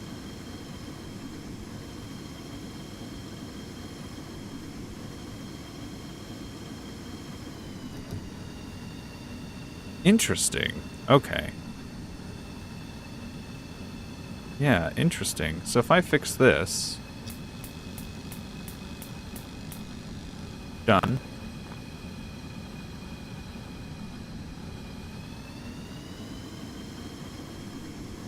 Then I go back to being extremely efficient.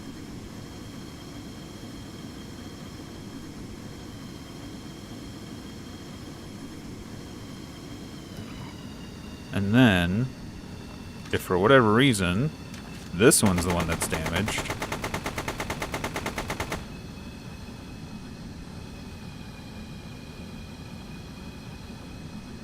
I am extremely inefficient. Like, extremely inefficient.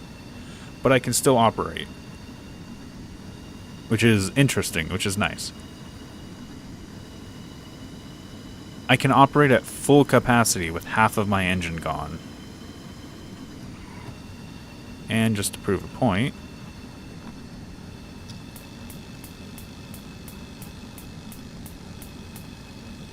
that's back up.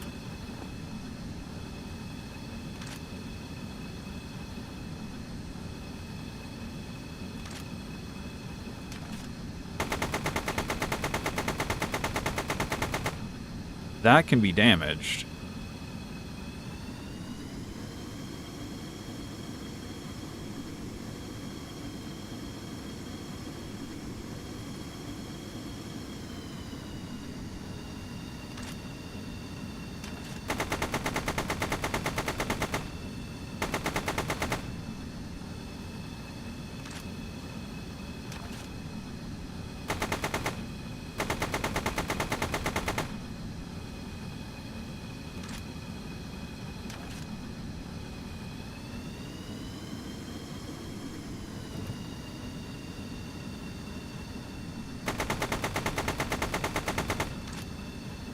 It's part of one of the DLCs, yes.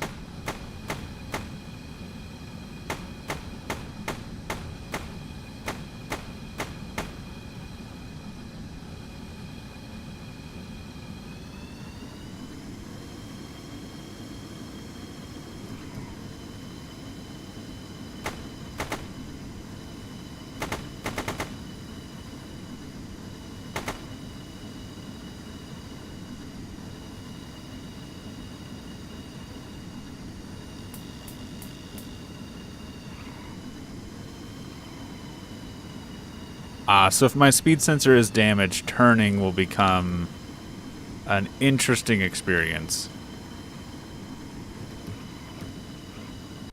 So here, if I real quick paint on some of this stuff, these are all critical components. And then I have like, this would be not good if it was damaged, but it's fine. I can still function. Actually, I'm going to do this. So like these are the critical components. If anything in red is destroyed, everything goes down, basically. Well, I guess not these. These are secondary. So if the clutches go down, I lose pretty much all control I have.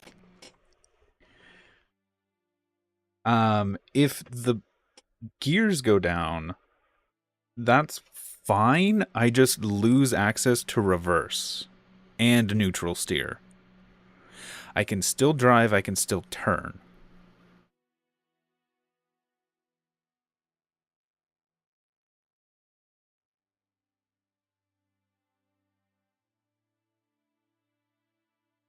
I would honestly actually say at this point then that this is more critical. Because with this engine, this outer turbine down, with this outer turbine down, I still function at 100% capacity. I just am more fuel inefficient. Demonstration. Okay. Let me real quick grab some more of these. Because I need a lot more. I'm going to be destroying a lot of stuff. Demonstration. Okay. So, everything's working. I am working at full capacity, full efficiency, 16 liters a second. I am just fine. Now,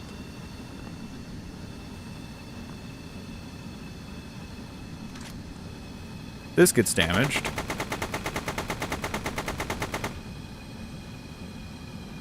I'm still working at full capacity. I can hit my top speed. Or near my top speed. Yes, practically. I'm just more inefficient. Instead of 16 liters a second, I'm 21 liters a second. However, let me put this back and grab this. If this one is fine,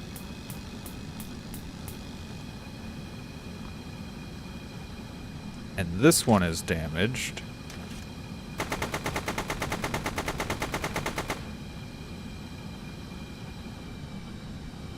then I am not only operating really badly in efficiency, I am also not reaching my top speed or nowhere near it. I think I could get to it with time, but it would just not be good.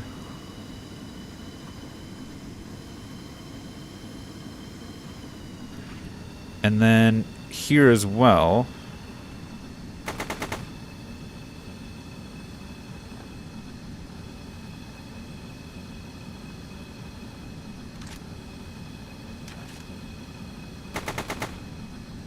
if I destroy that, I can still drive and turn. The only problem is my second stage turning doesn't work and it goes straight into neutral steer. So driving straight, first stage turn, second stage turn fails. Just goes straight into neutral steer, which is okay. I could still operate just like this. It'd be fine.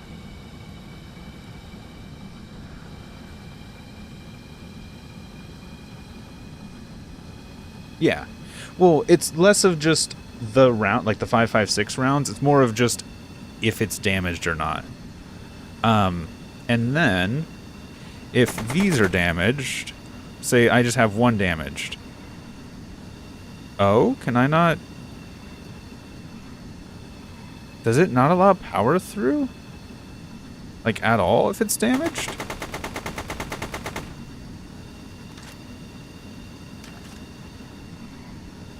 Oh, it doesn't allow power through at all if it's damaged.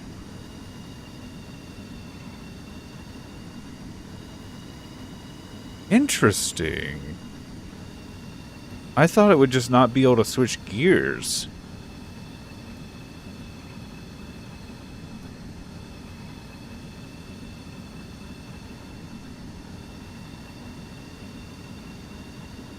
So then, yeah, those are critical. They're not secondary.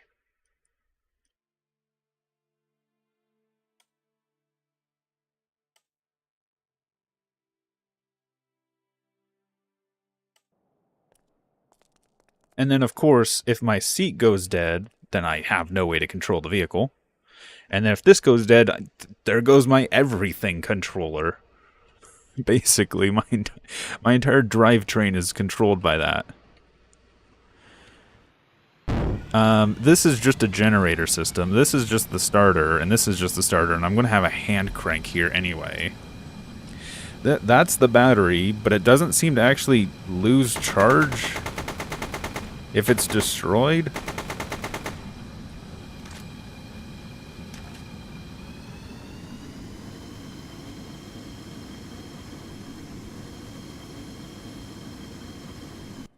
Can I have redundancy? Well, let's actually see. Because I can just tap into here and then grab this, and then let's go back to white. I'm curious if this will mess with my clutch pressure system.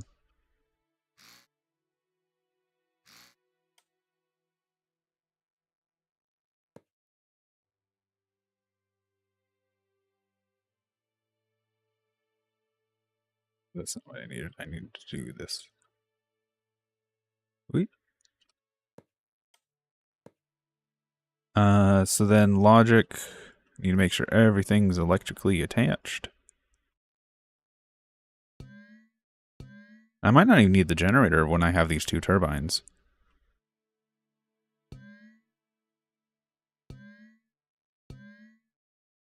Okay. And then I need to actually do the logic for this, that, this, that. Let's see, does it drive normally?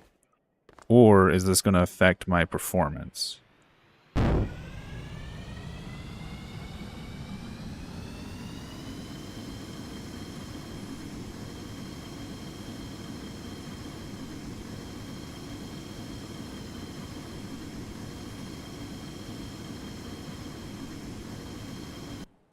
Actually, I need to do... Yeah, I didn't set this.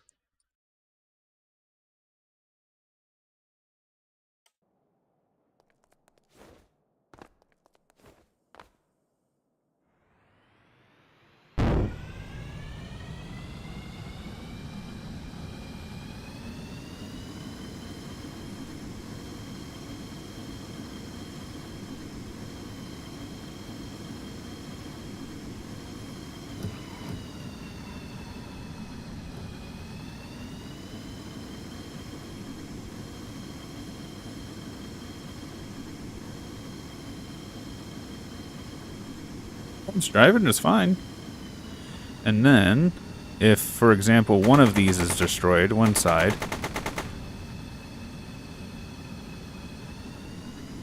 I can still go straight.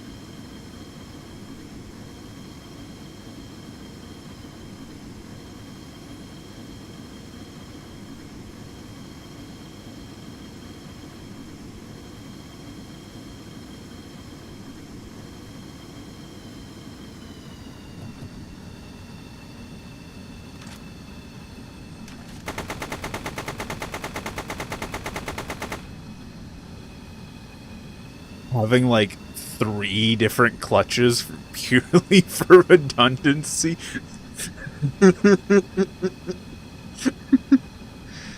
Oh, that would be funny. That would be funny.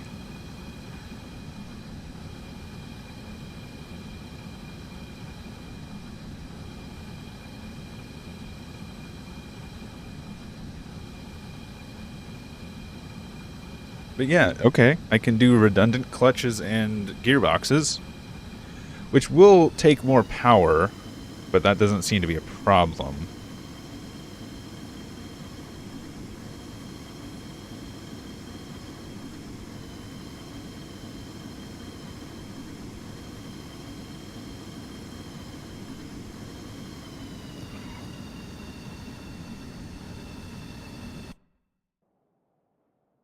So even though, yes, I think these are mission critical, I'm going to paint them orange just because they can be made extremely redundant, extremely easily. Make sure this one in here is painted. Yep, orange. So yeah, these can be made redundant really easily.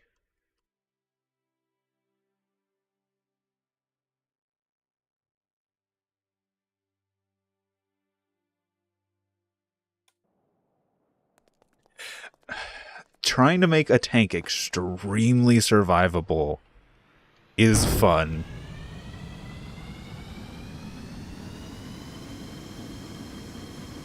Like, testing what pieces can I lose? What do I not need for this to function fully?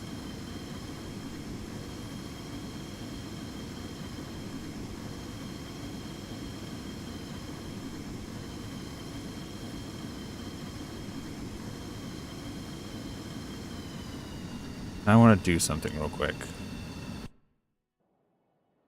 Because I know as it sits... I'm going to do... Go back to white. And then I'm going to get rid of these. I want to see...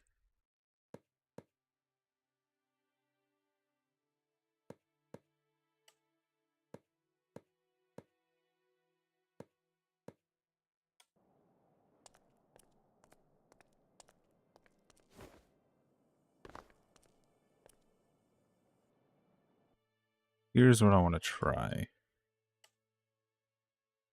I'm going to cut this out.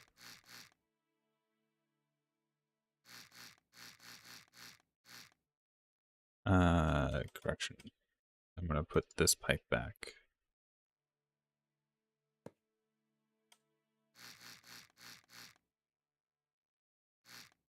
And then...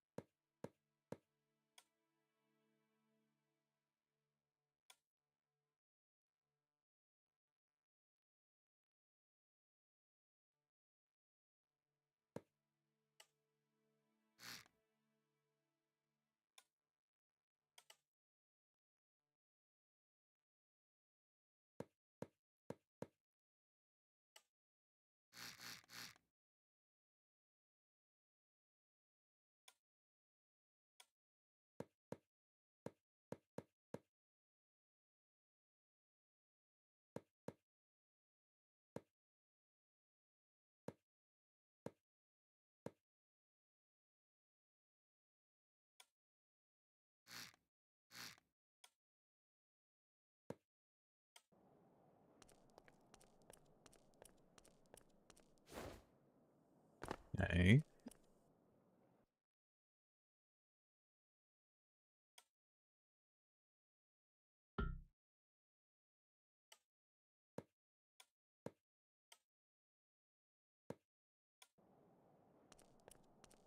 Okay.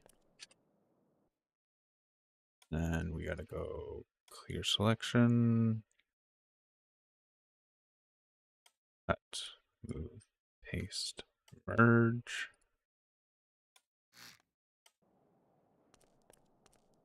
Good.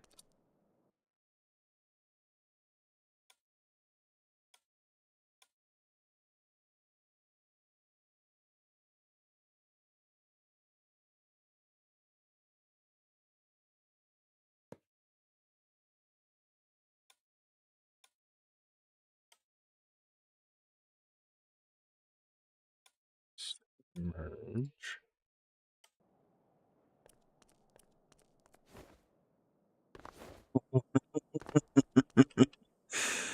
Oh, this is coming together.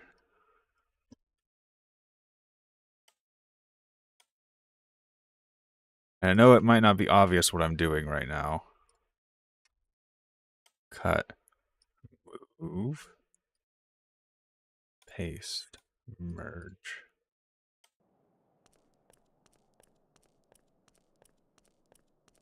No! I didn't want it to do that.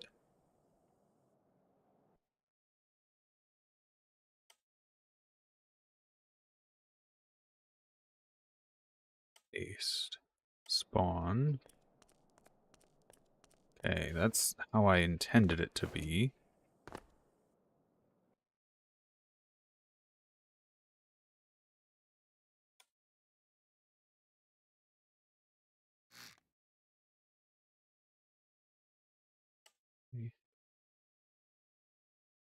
Paste.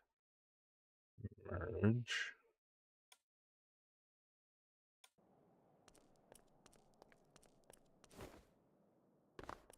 Okay, we're getting there.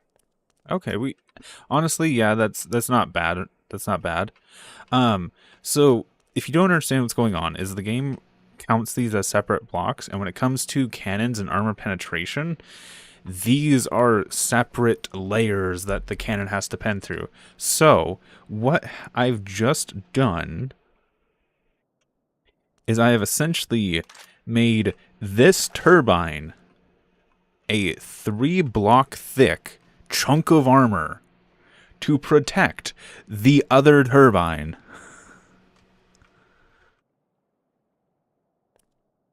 So in theory, right now, you would need at least a heavy autocannon with armor penetration rounds to hurt that turbine. And that's not counting if I put more armor on the outside of this tank. Because of course you're going to have at least the track, and then I'm probably going to put a track guard. So there's a possibility that this tank will actually be battle cannon proof. At least the engine might be battle cannon proof, because I can turn the components of the engine into armor for the engine.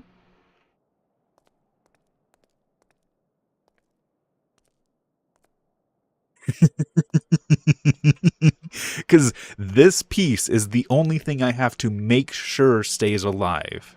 Well, technically this functions, but this one's less critical, so I'm happy to have it as armor. And then what? 1, 2, 3. Let me save this real quick.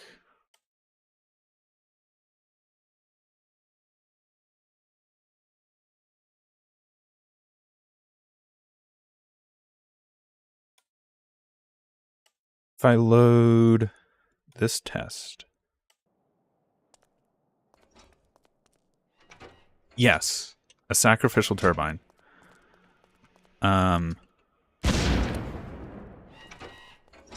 Because this is a battle cannon, this is that armor.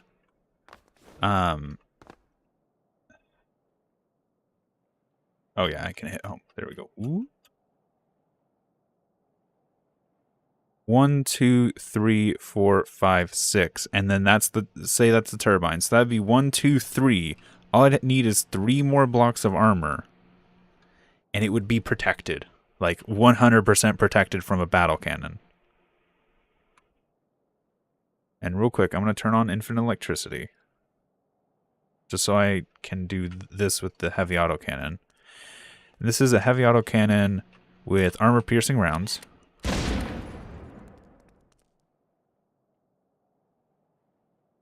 And that's 1, 2, 3, 4.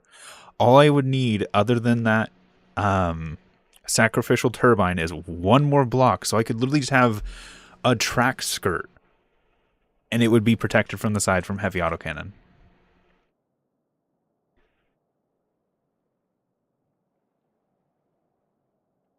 That is how good I've gotten this armor, and how, like, that's the whole point of this tank, is I want to make it nearly indestructible. That's why I'm putting so much effort into not having flammable components and not having explosive components.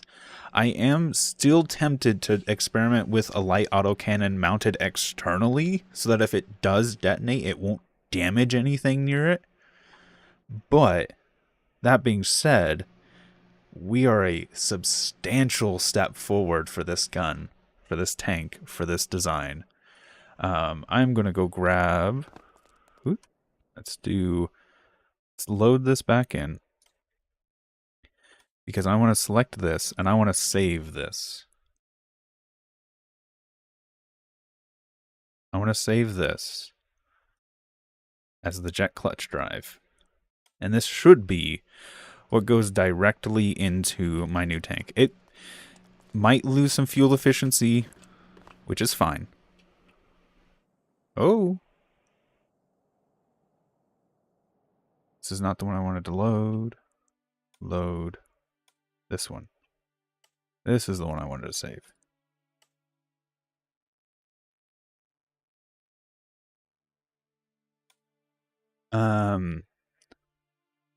Hard kill systems. You can make hard kill systems for rockets, but not for the bullets, from what I can tell. The bullets seem to be an entity, not an object. So they are just something that is calculated flying through the world, but they don't actually exist in any substantial way. So you can't interact with them, but they can interact with you because they're a bullet.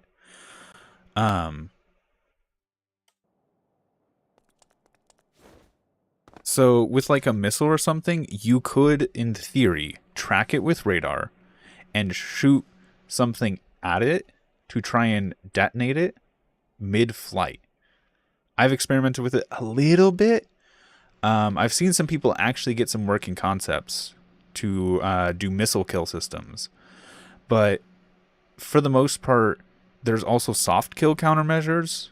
So for the radar-guided missiles, there's chaff. For laser-guided, you just hide. And honestly, laser-guided, it's a little hard to fire anyway.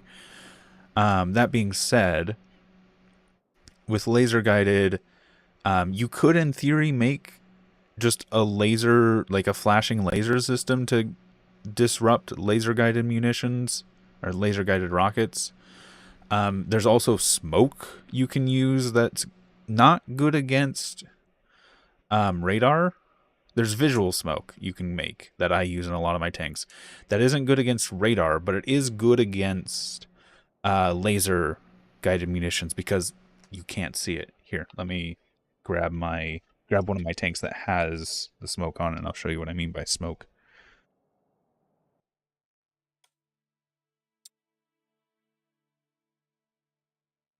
This has it. This is an antique tank, as it salutes. It's an antique tank, but it has a really stable turret. That's why I used it for the testing. It's a little laggy too, because it's using antique armor, which is really inefficient. But if I show this, it does have chaff. So this is what you could use against the radar missiles. But I also have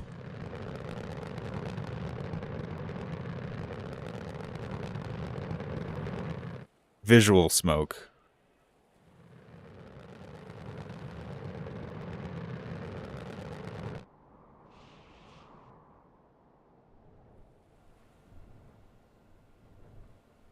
I'm still really proud of this smoke. It's just 2 spinning smoke generators. Like, this smoke lasts forever, too.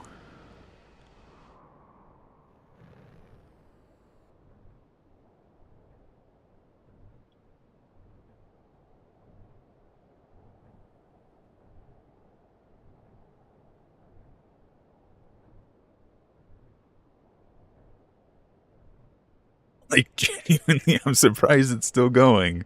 I'm starting to wonder if I have, like, infinite fuel turned on or something. I don't think... What? How big are these? Yeah, these shouldn't be lasting this long. Okay.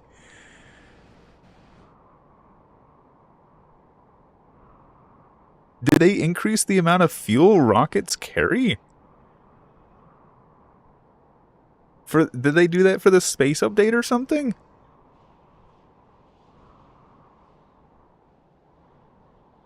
These genuinely should not have this much fuel. Um, so while we wait for those to stop...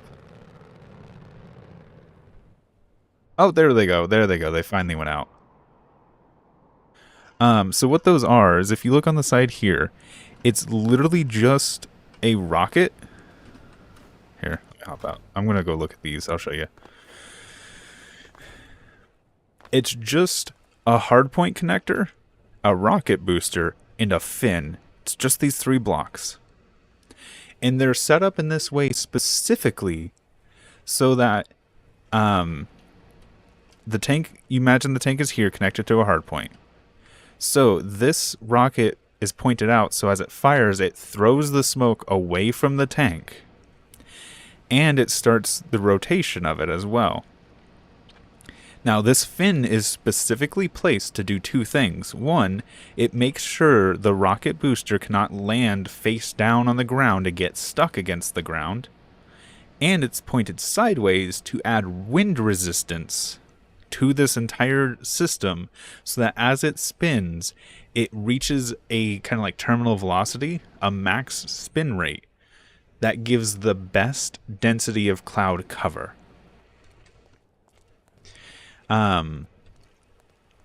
If that fin wasn't there, here, I'll show you what happens if that fin's not there. I'll delete it on these.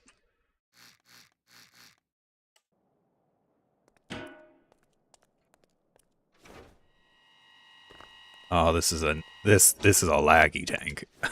I'm pretty sure this is using my old composite armor.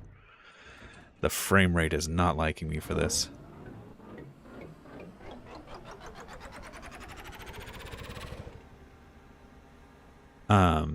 So if I hit 5, see if I can get one of them to do it. There we go. One of them got stuck. They both got stuck. That's one reason the fin is there. So they don't get stuck like that. And then, if I did the fin...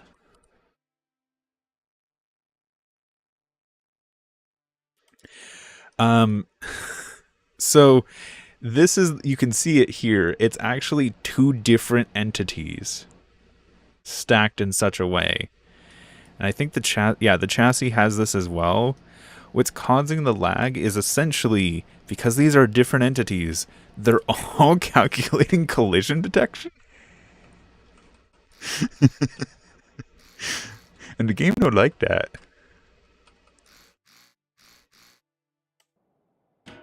Okay.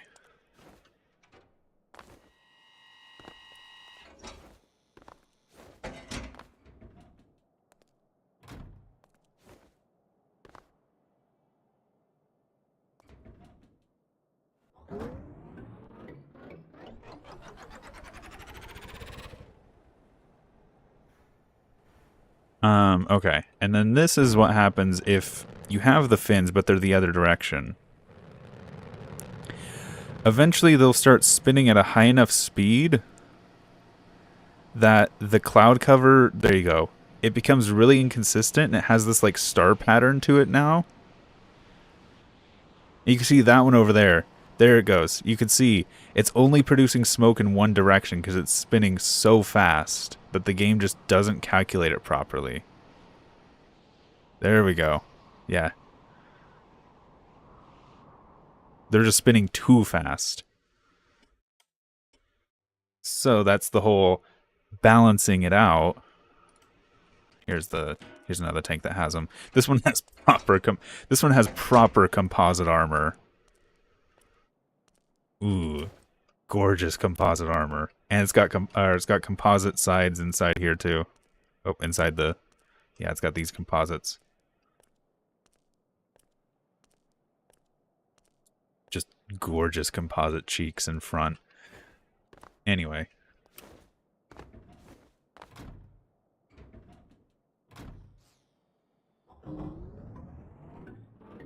This one's using a diesel. You can hear it.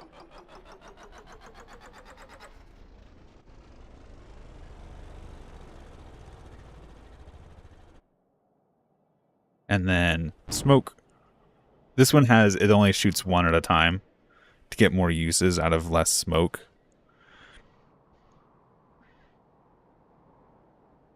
That one's... There you go. And this one, you get the nice spiral that gives much better and consistent cover.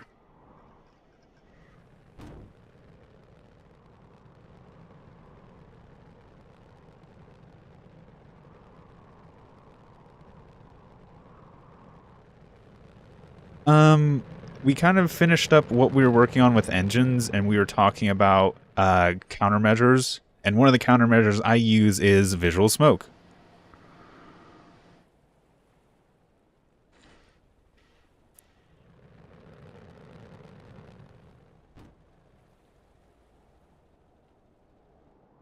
You can see the smoke grenades.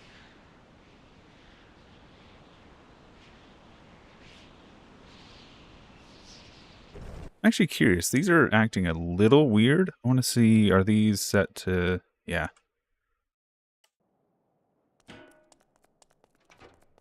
And also, part of these smokes is they do shoot chaff when it happens.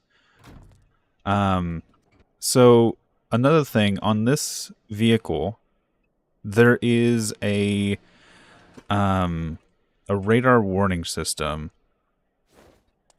So what it does is, essentially, if it detects a radar signal, I don't know if this one has a beeper in it like some of my other ones do. Usually if it has a radar signal, I'll have a beeper in here. Let me see if I have one.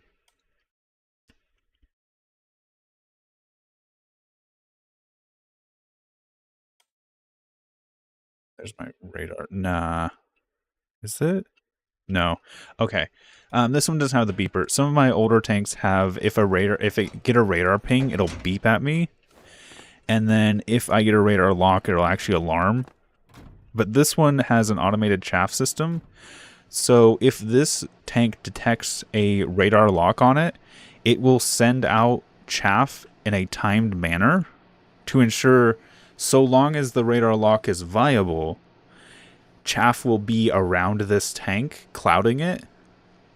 And I've got all of those chaff launchers, so there's like, I think like 3 or 4 minutes of just continuous chaff I can produce.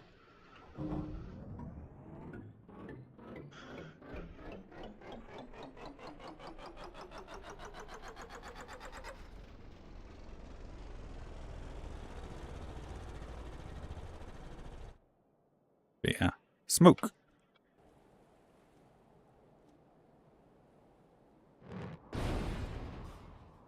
Don't mind my barrel breaking myself.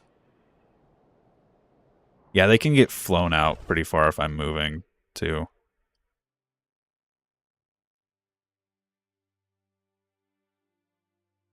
Done a lot of stuff with tanks.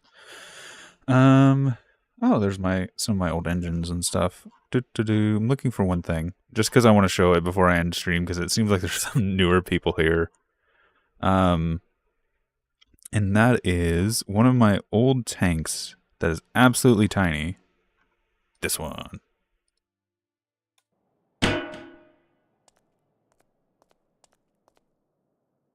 That's a genuinely good question. Okay, let's look at it. Let's see what the smoke looks like on an infrared screen. That's a laser sensor. Okay, I'll have to go back to my other tank because this one... Ooh, does this one have cameras? Yeah, it does. Okay, this one does have a camera.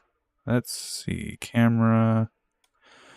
Logic. Let's grab a constant. On signal.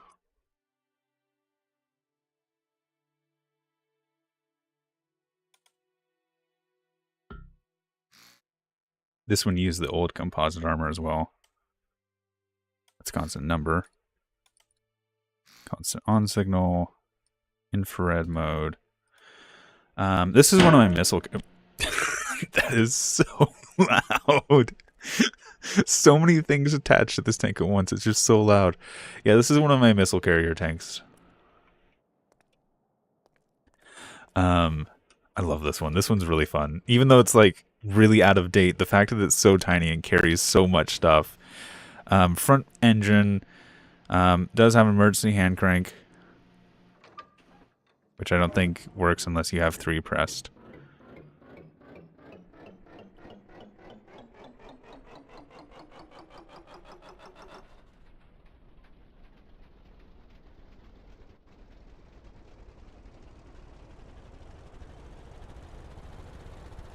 There we go. Simulation speed's having a lovely time here. Let's do, just for the sake of, let's do nighttime so that the infrared looks a bit better. Actually, I'm going to put an infrared light on this real quick.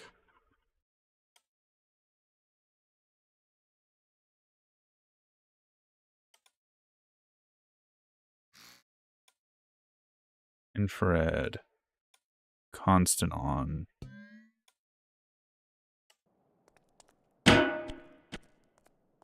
Oh, it's so loud.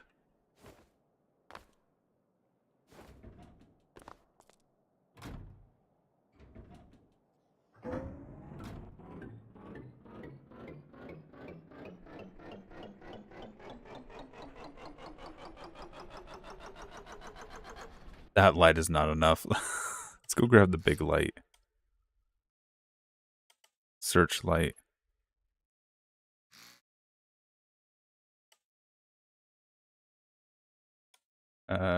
Constant number infrared logic. Constant number. I think I had to put this like 0.25 or whatever.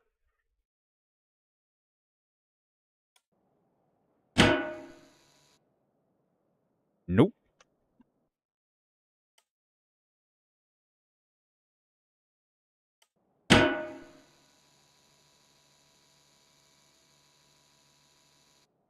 There you go. And then, yeah, that's essentially what we're doing is we're working with early night vision.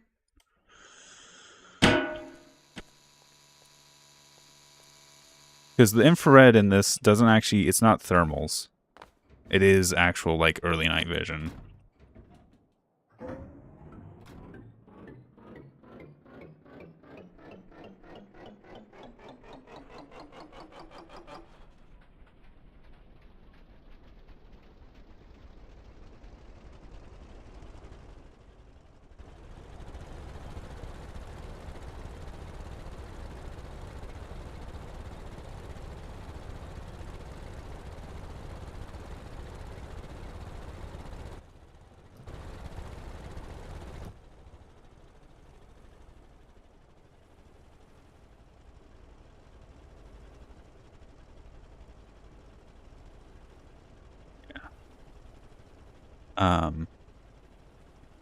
So let's see. Let's drop smoke.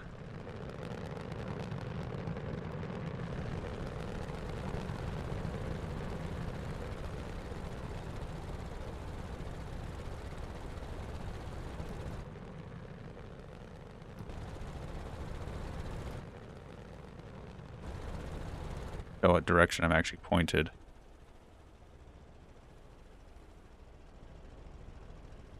So yeah, it shows up like you'd visually expect it to.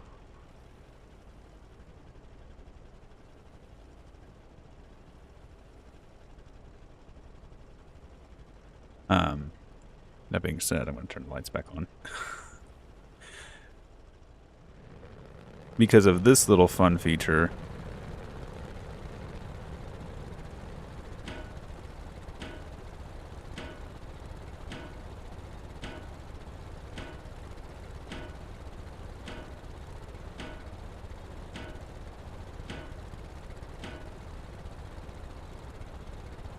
Not only does this tank have missiles, it's got mines. This tank has... And those are proximity as well.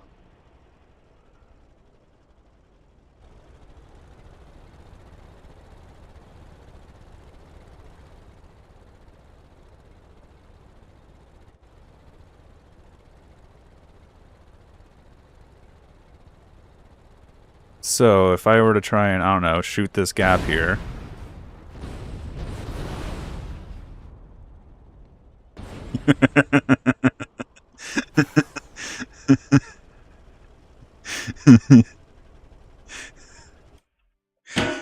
And they have a deceptively large range, which is also the fun part with them.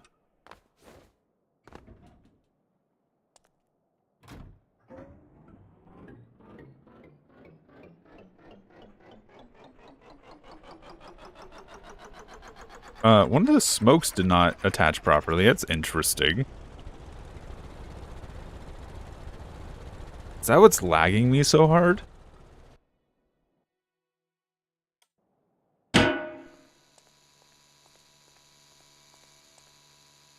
Huh.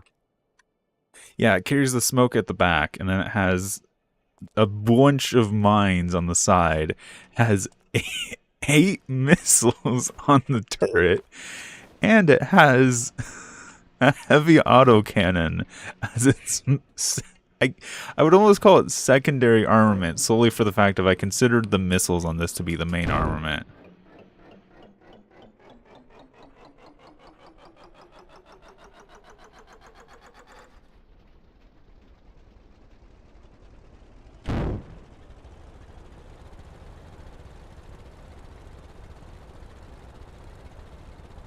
No, not as armor. You do not want those to be hit. Because the warheads on those are still, like, will still explode if they get damaged.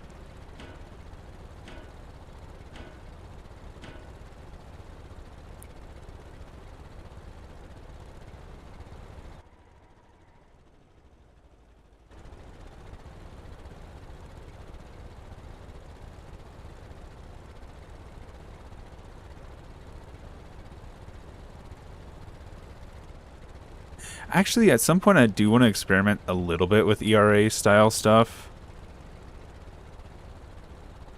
The stream has been going for 6.5 hours, so if I try and shoot this gap, will it be enough? Hey, none of them, it didn't detonate. Ooh, light tank. Really squirrely.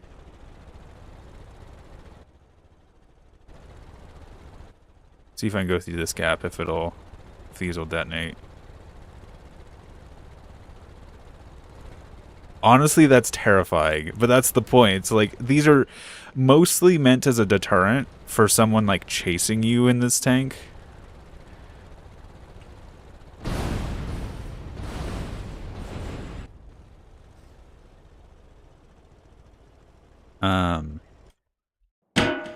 Okay, I want to see something real quick. With new tank. Aerial denial, yeah. Warhead.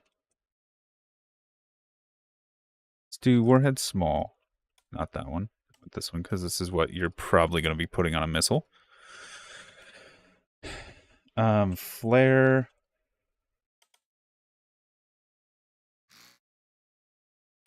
And then what I'm going to say is, normally my missiles have about 12 meters a second impact threshold.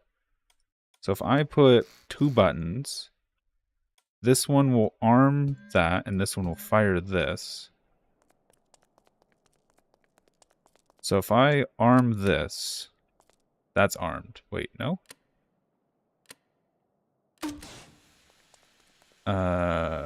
You see what I'm doing? I need a toggle.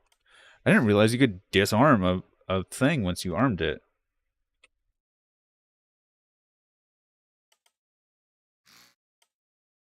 Interesting. I didn't know that. I'm so used to using them on missiles. Once you arm them, you don't disarm them. Okay, that's armed, and then...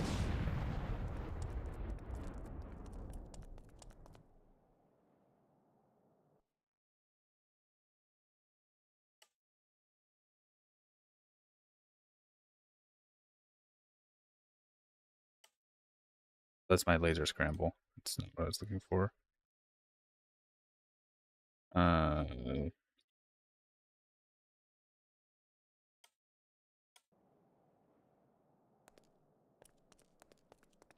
So, you were saying night vision?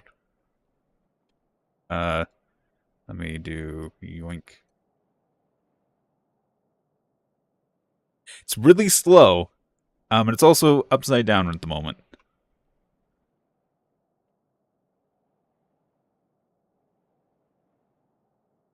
You like the trees? I'm pretty sure those are trees.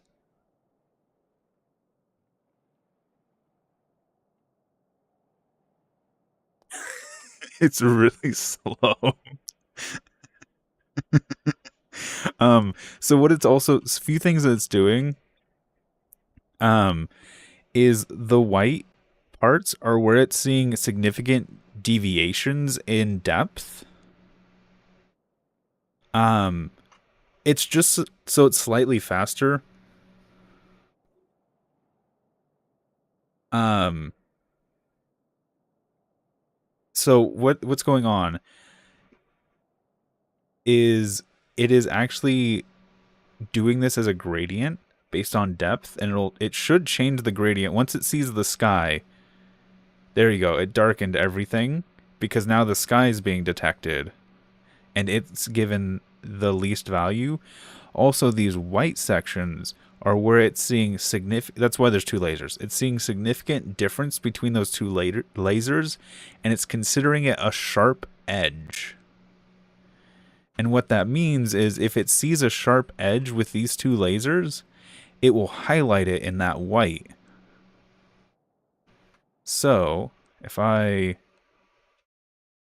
load, nope, if I real quick load,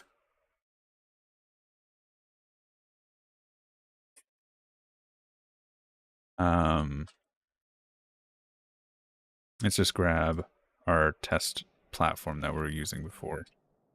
Can't use this because it has that piece that falls. Let's do this one. Nope. Let's just delete this. There we go.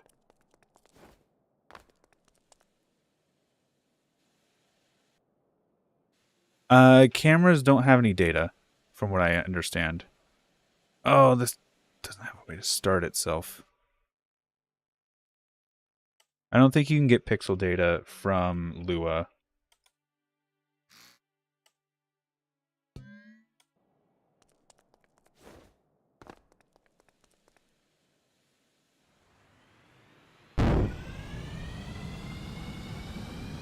You could layer a camera image under that. So here, I'm going to just park a tank out here.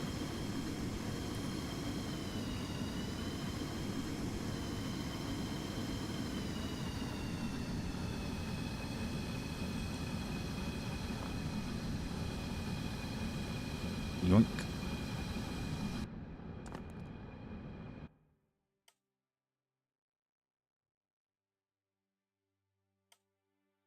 I would love to make this LiDAR system faster, but what you'll see is as this scans, there's the tank right there. And then if I bump this a bit, just trying to get it lined up better so the tank's in the middle of its scan. Once it comes back through and it does a new scan,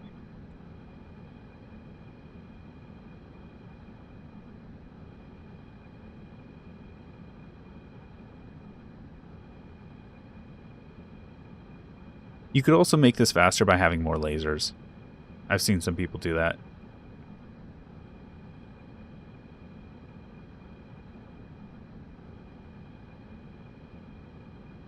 I think especially if you started doing that, it would... I don't think HTTP requests would be very vanilla. Yeah.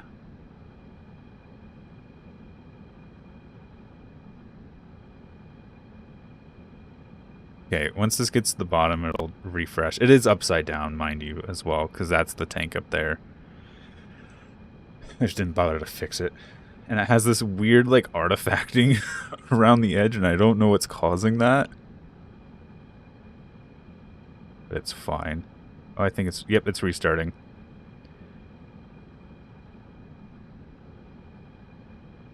And there's the chassis. And then there's the weird, like, on top engine sticking up really high.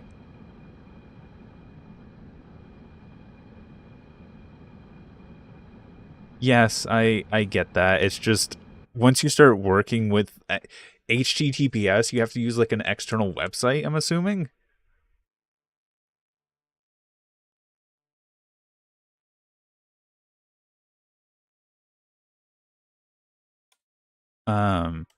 Here, this was an earlier LiDAR with only the one. I don't think this one has the edge detection on it, though. Oh, and it has a much larger screen.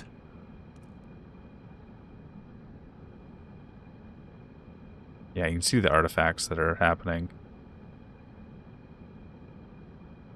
Yeah, this is just proof of concept. Anyway, I think there was something else someone mentioned that I wanted to look at that I had.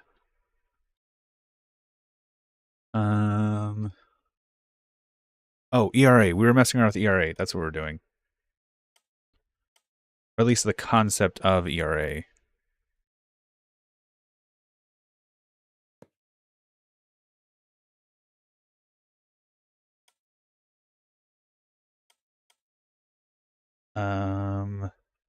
Distance sensor. How far is this distance sensor good to? 500 meters. 500 meters?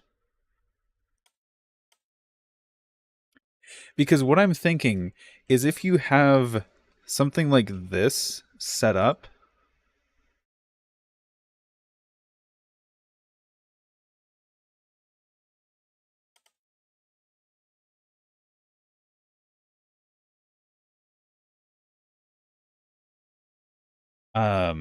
say something like this set up at an angle. So pivot robotic.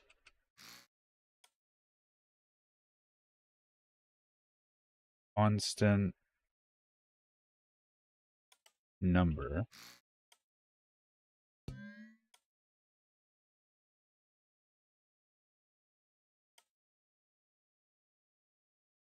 And range.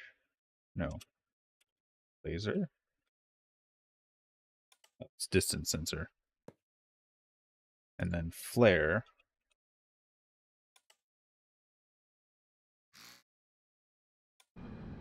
The idea would... Oh, that's the wrong way.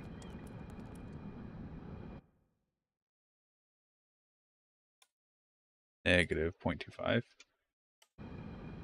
The idea is you could have just a simple logic gate so that... here. Let's do... type.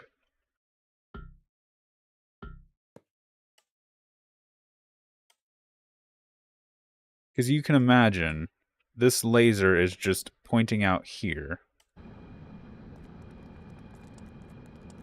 Ooh, I need to put weight on the back of this.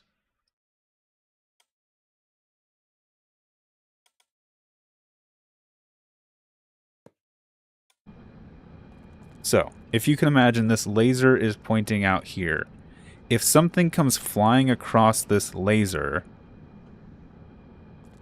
you could just have a bit of logic to detect it, and then essentially fire the flare launcher. Because as the previous test showed, the flare launcher has enough power to actually impact and detonate a... So let's do chaff. And then greater than, or less than. Let's do less than. So if the distance is less than constant number,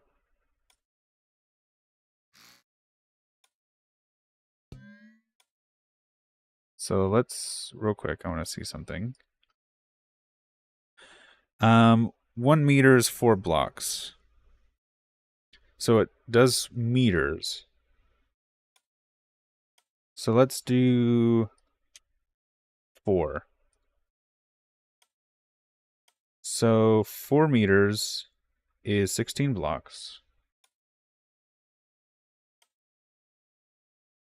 3, 4, 5, 6, 7, 8, 9, 10, 11, 12, 13, 14, 15, 16.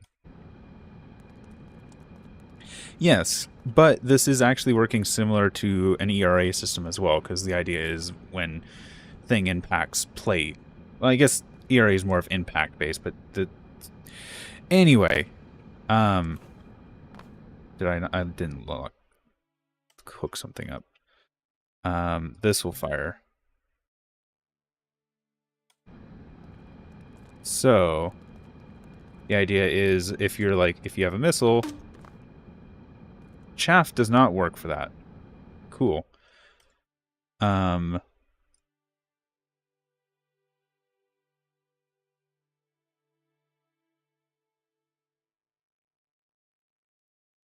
Illumination, parachute, infrared. So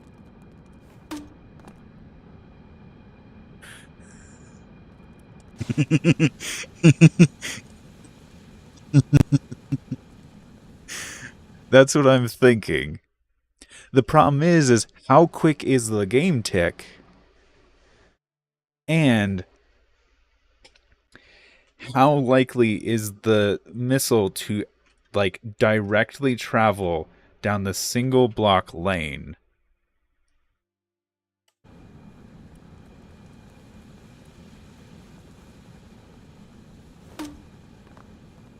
Like there, it missed me. There goes the smoke. The parachute illumination, I think. Yeah.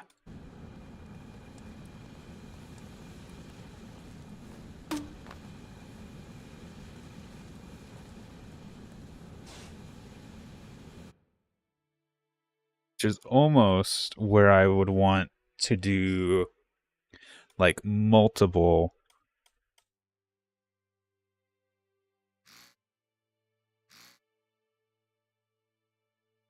I don't think it can detect bullets, and even if it could, they can't interact with them. I know they can't.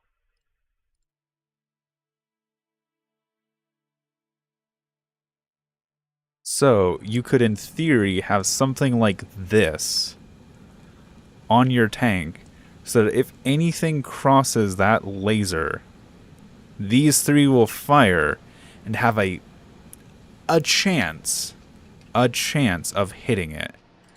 So what I could even do is increase the distance. Now, mind you, this would trip off of trees and stuff.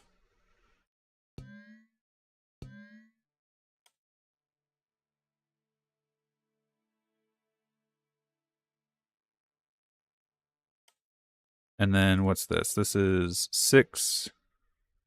So another 8 blocks. 1, 2, 3, 4, 5, 6, 7, 8. So now, if anything crosses here,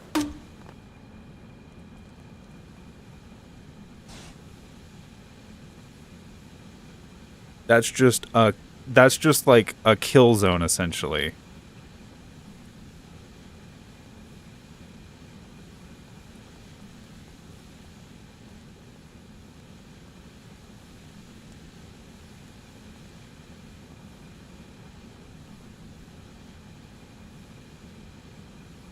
I kind of want to test this now.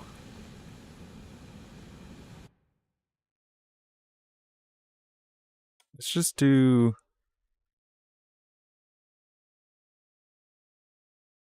clear this out. And then I'm going to make a microcontroller that is 1 wide. And it says, I'm just going to call this ERA. Logic input number, laser rangefinder, output, layer.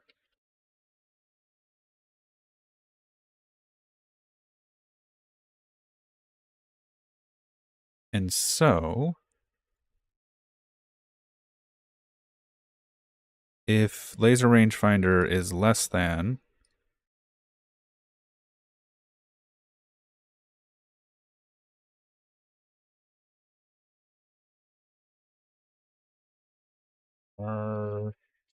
arming distance. Now, in theory, you could also have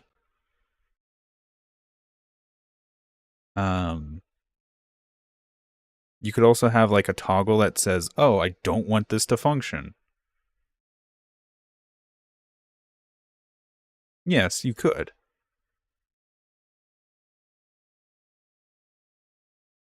But also, I've messed with it and it's not as easy as it would sound.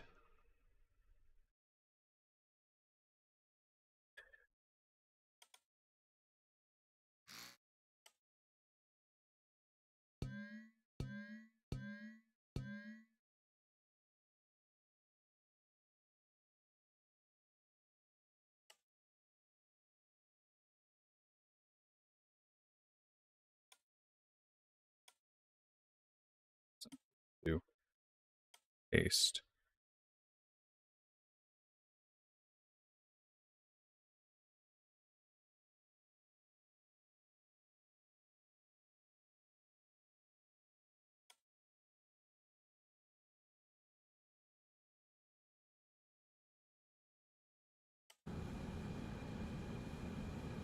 Oh, that didn't merge properly.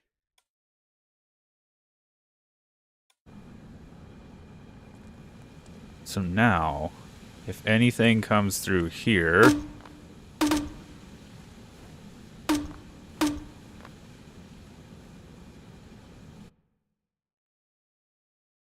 what was this by default set to? So what?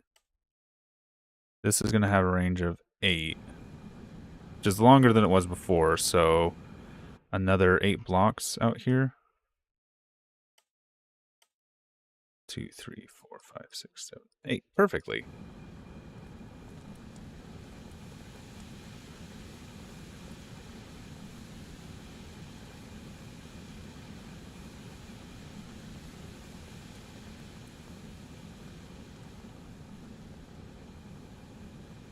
That's actually kind of smart, having a radar detector.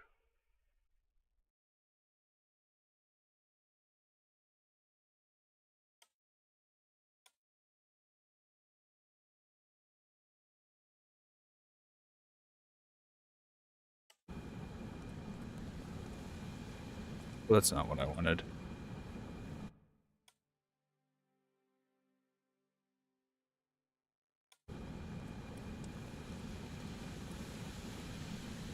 That's what I wanted.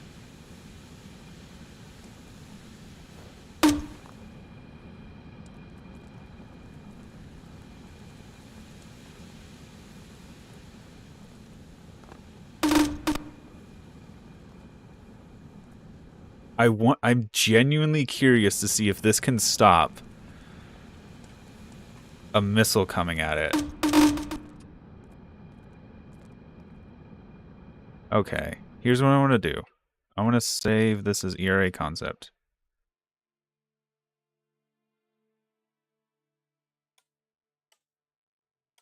And then I'm just going to literally launch a missile at itself and see if it can stop it.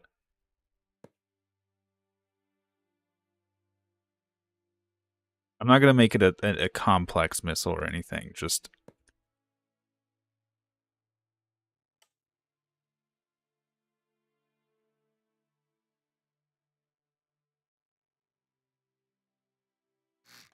yeah. First, let's see if this can actually intercept something.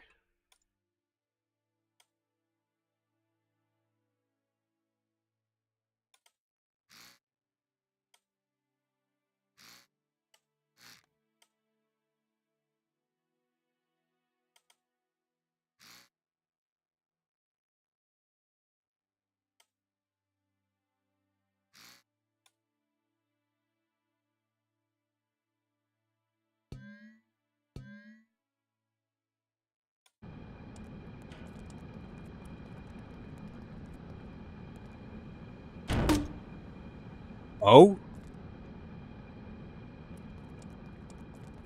Pretty sure that went through.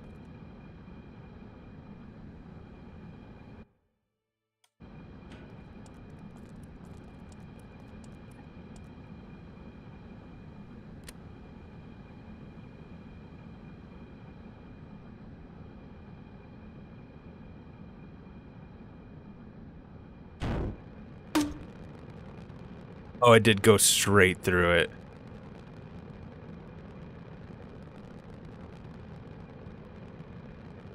It also seemed to have gone under it, too.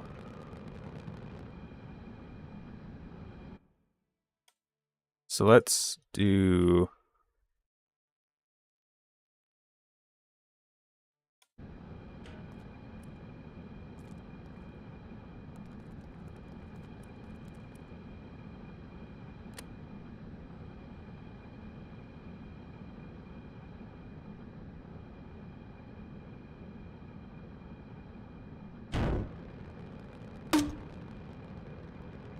Yeah, the reaction time is just too slow. At least at this distance.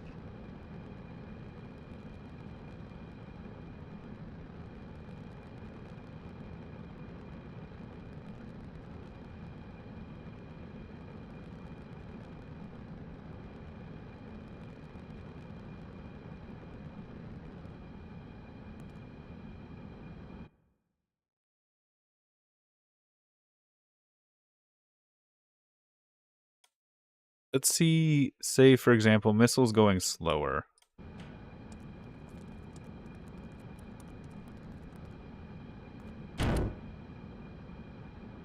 That just didn't fire.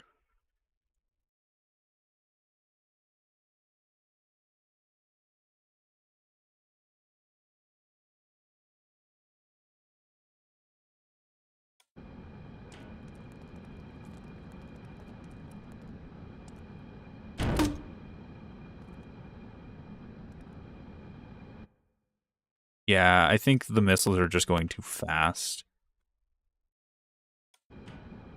for it to detect and fire in time.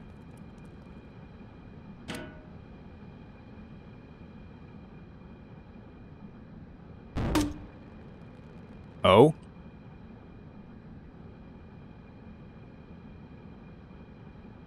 Interesting. There was a full frame where I saw it.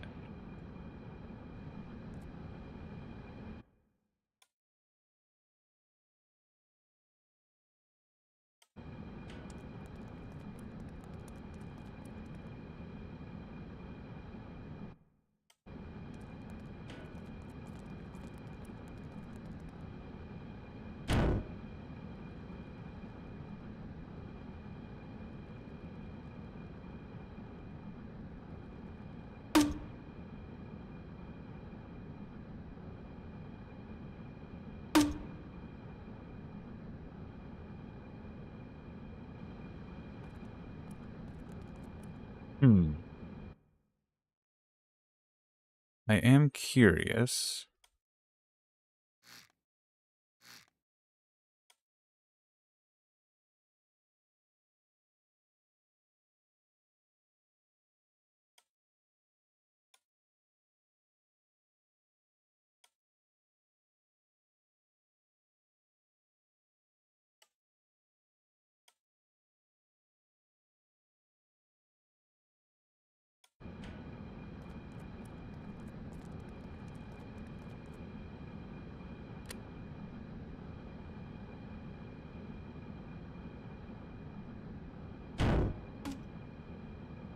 Oh? Oh?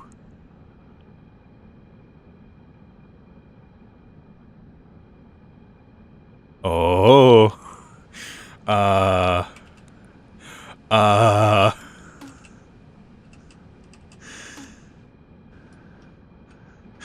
Um. Um.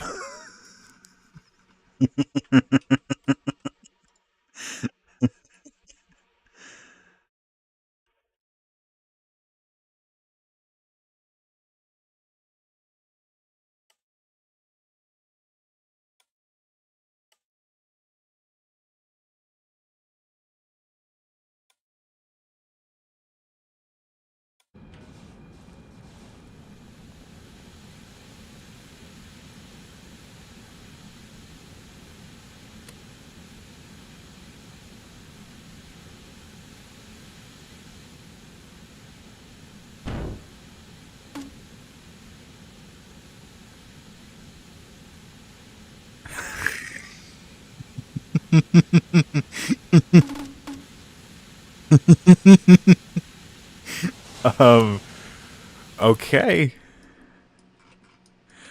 I think it's warhead time.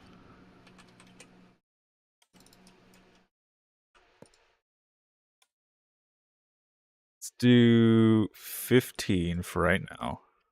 Let's do launch arm. And let's save this just in case it gets damaged. Can we do... They're all vehicles? These are not considered vehicles.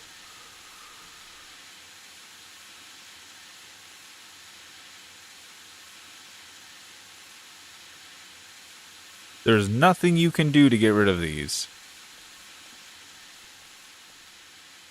All of these. Okay.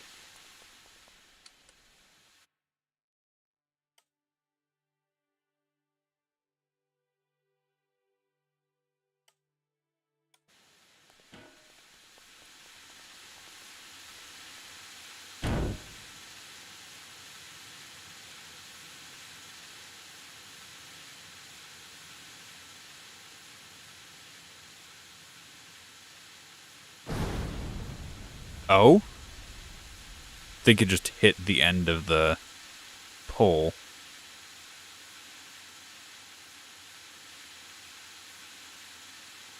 Yeah, you can only clear the vehicles. I can't clear.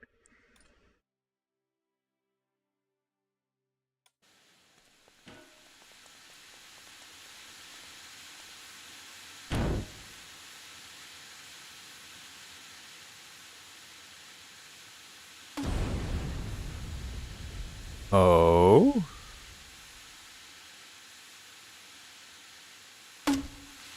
Okay. So it damaged as far as the logic is. Now, here's the question. If this goes slower, and if these, I'm going to set these a little bit faster. Do 35.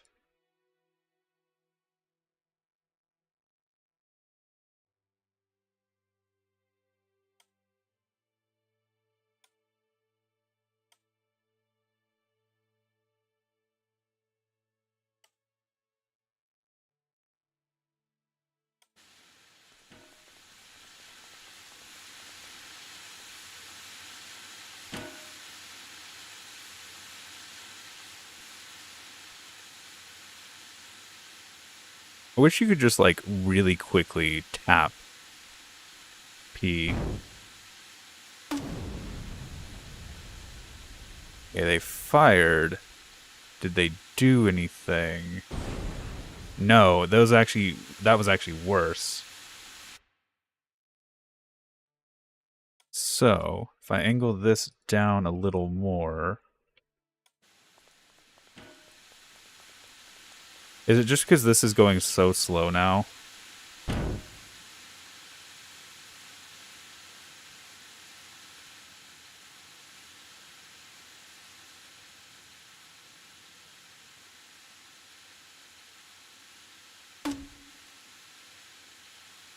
One of those might have hit.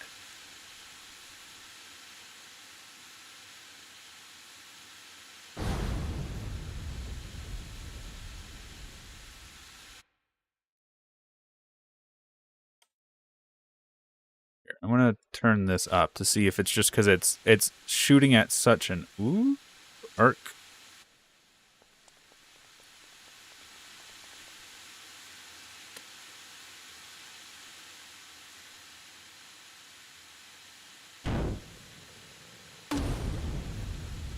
Oh, that looked like an intercept. Ah, but it damaged too far back.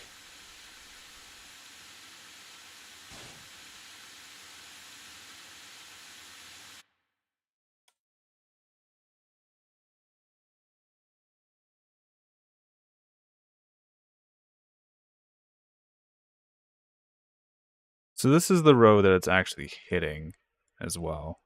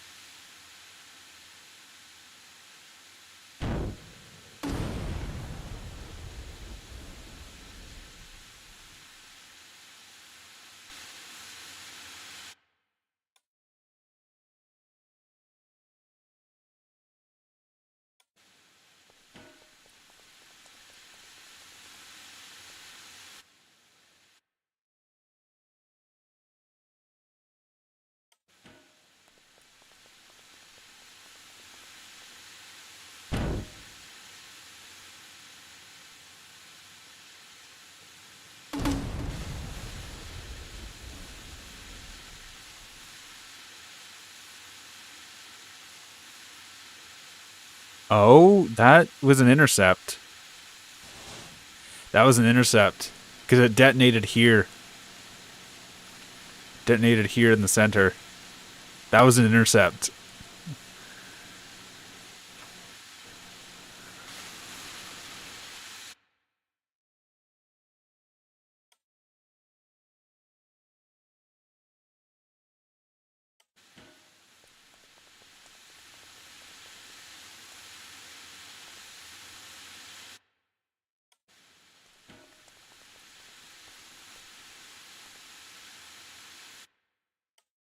Okay, here's what I want to do. I want to set these higher.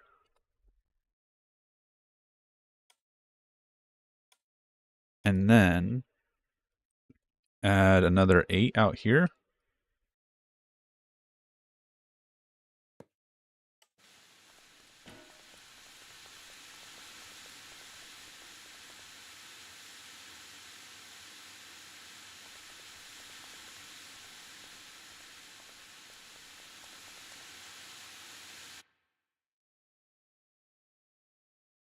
Why don't I sit centered on the padded C? Huh?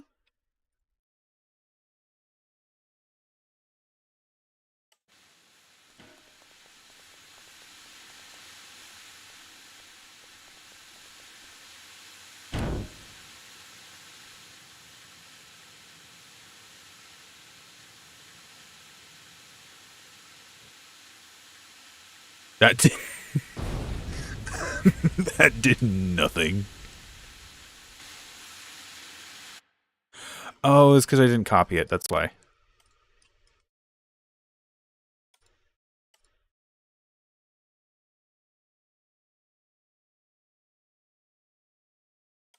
Forgot to.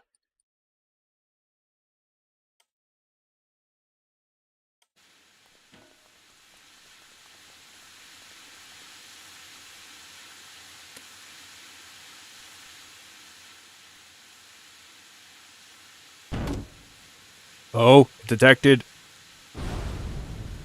Did it intercept?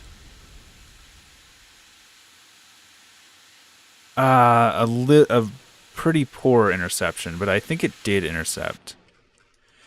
Okay, here's what I'm gonna do. I'm gonna do the best interception we've had so far was here. This is how far it damaged.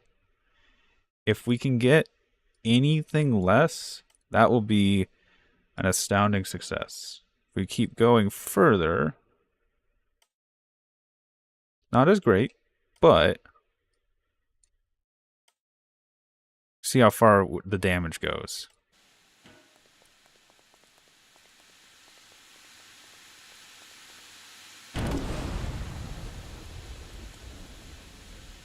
That one went to the red.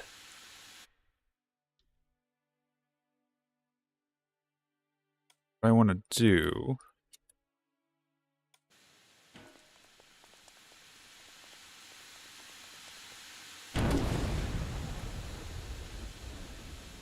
Same thing to the red.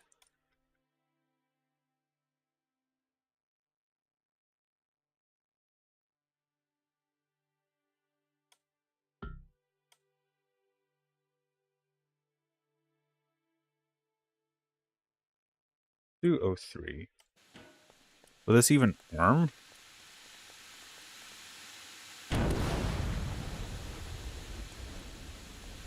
No.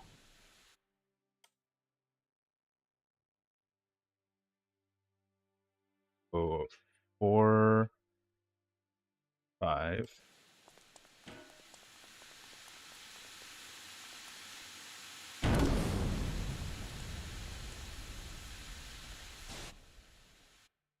Interesting.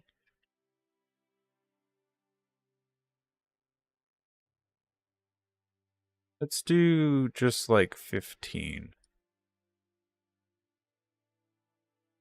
Because this worked before.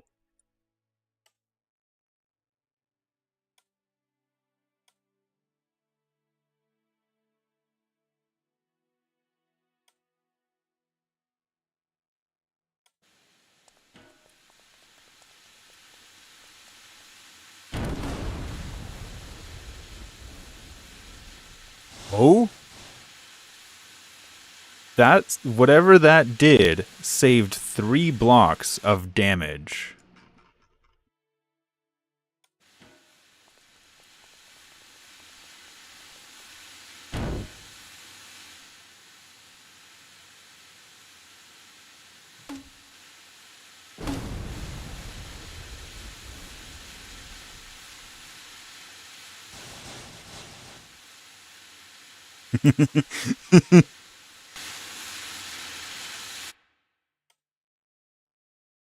Okay.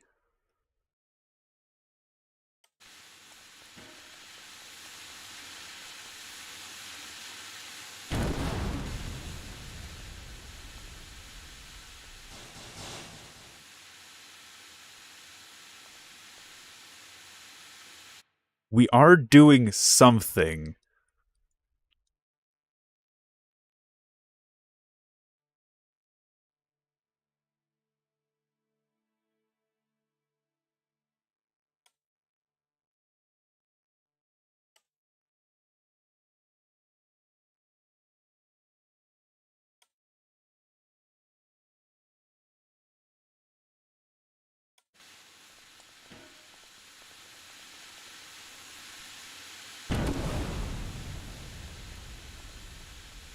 Yeah, that didn't work at all. That actually was worse.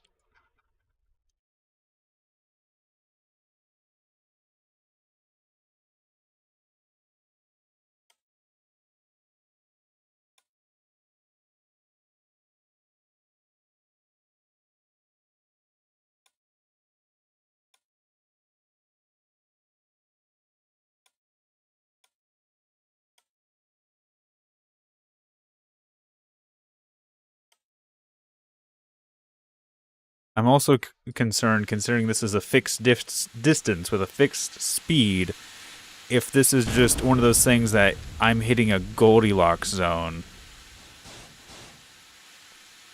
and I'm not going to be able to replicate this in any consistent manner outside of this very controlled environment.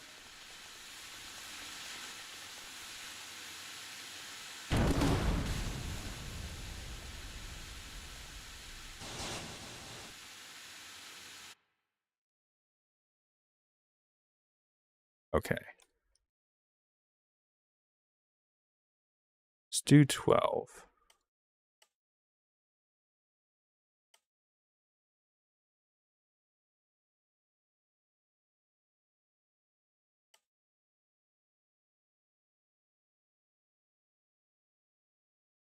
And then that'll give us another 8.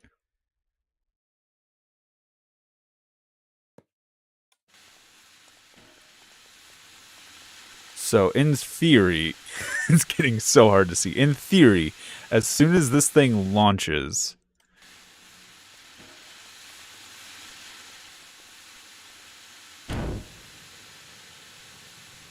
the flares will launch as well.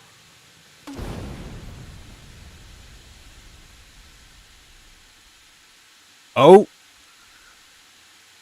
We gained a whole block of protection from that.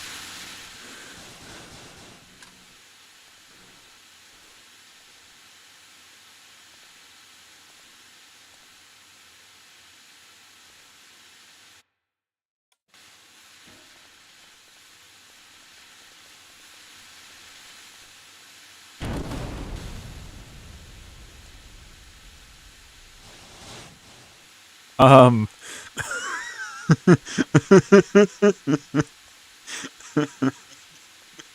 this is technically working. Now, here's the question. How fast can this go before it stops working? Because we've gotten to the green.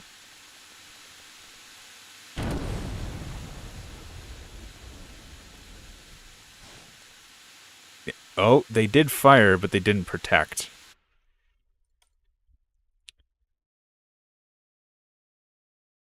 Let's do 10.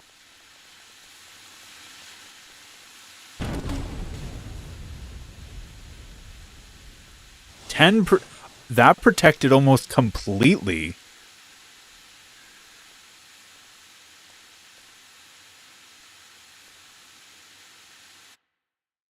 Okay. 11.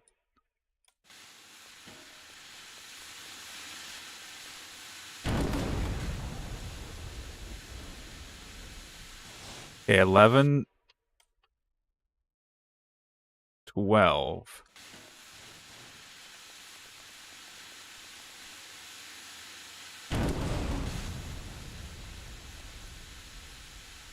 Okay. 13.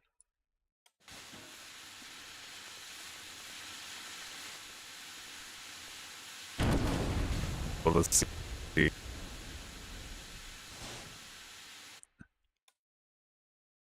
14.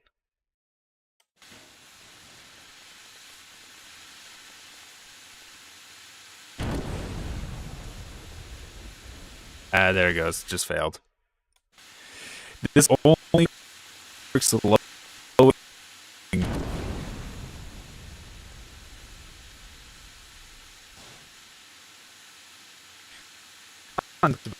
But it doesn't. I had one.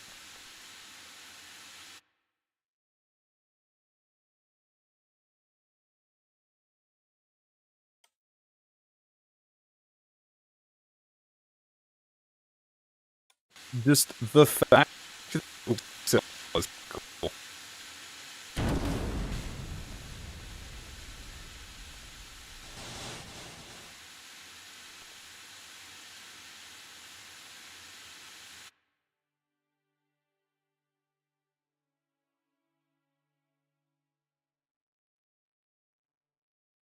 And we're starting to run into a situation where literally the game tick speed is just not fast enough. The time it takes for it to detect the missile, to go through the logic gate, and then fire the countermeasures is too long for it.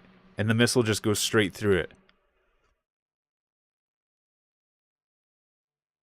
You would essentially need a radar system, just a radar to track it, and then fire at it. You would need a proper, like, active protection system, I think.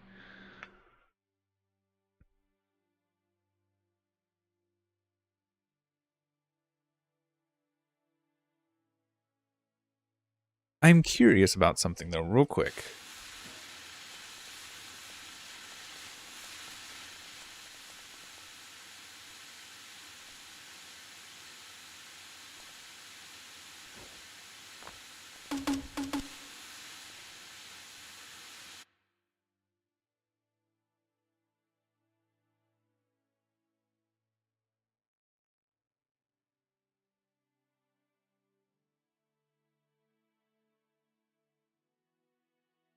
I'm curious.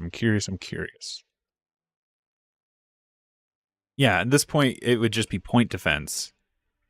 Because if you did something like...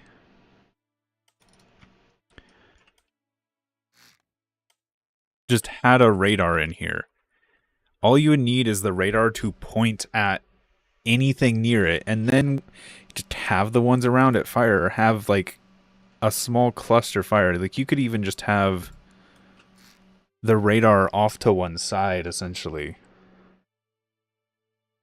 And you would just try and... because you're assuming the missile's coming at you. And what I mean by that is,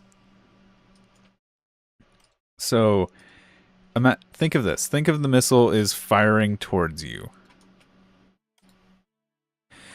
Now, the point defense system does not have to intercept the missile.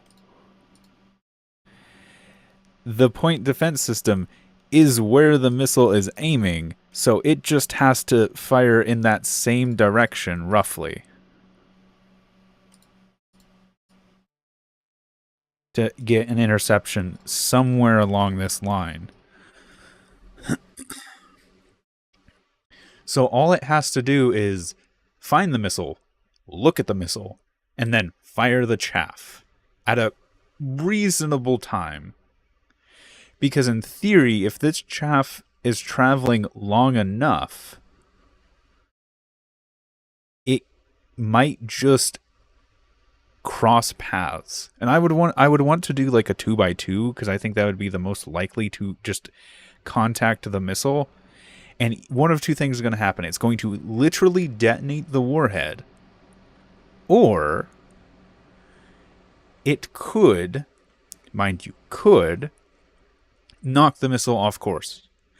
And I prefer this over another warhead style system, because with a warhead style system where you're launching basically a fragmentation grenade out into the air, or a flak round, an anti-air flak round, essentially.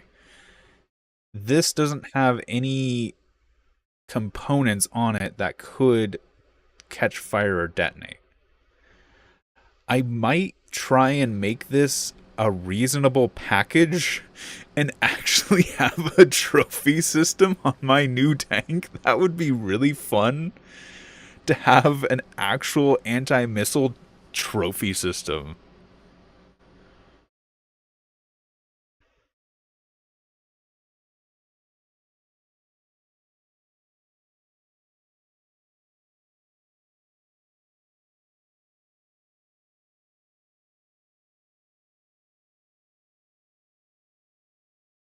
The only problem is you'd only get a handful of shots, and there wouldn't be a good way to reload this. You'd only get like one or two uses out of it. But I think it's that kind of situation where I'm probably going to have chaff on me as well.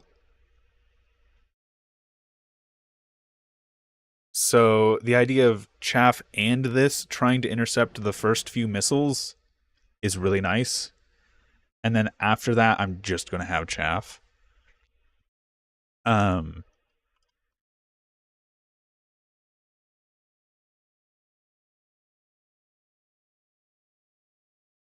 Unless, because here's the thing, the radar also does the distance sensing. So I could, in theory, I want to save this real quick.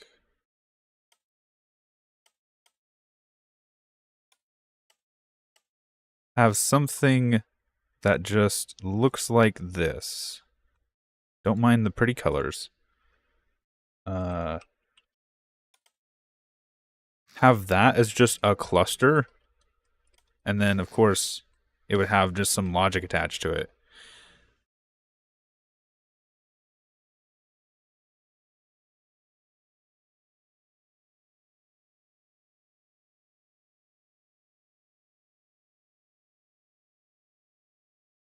But what would probably be better is to have something like this as a cluster.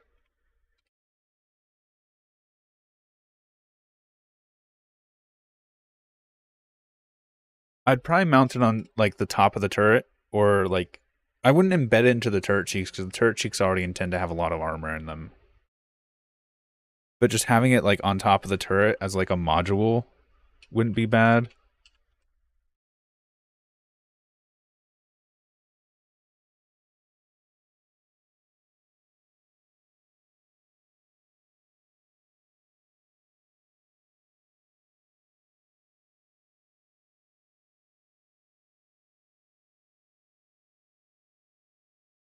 Here's something I want to see. I want to see chaff doesn't actually hit you, I don't think. So if I stand in front of it, it's not actually going to...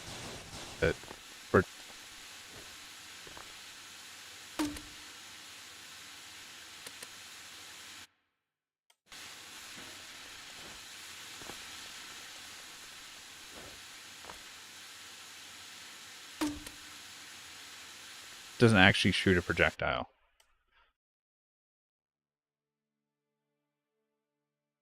However,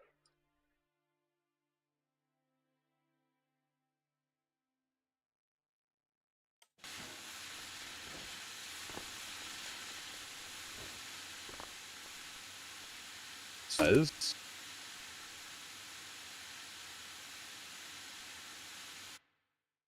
and in theory, here's something I want to try. I want to try this.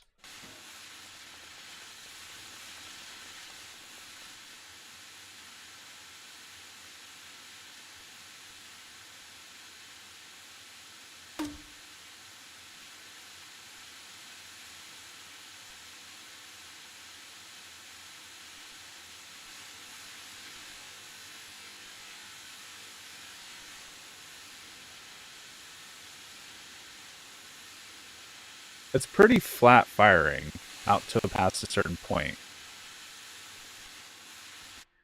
Now, I probably wouldn't go for that. I would probably go for something slower, because slower seems to be more reliable with the actual collision detection.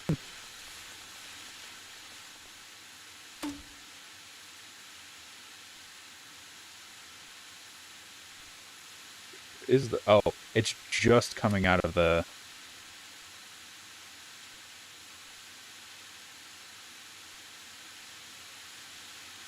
yeah. But here's the thing. You have to think the entire time it's traveling towards the missile, it's still just a wall the missile could come crashing into. And that's also another thing that's better than the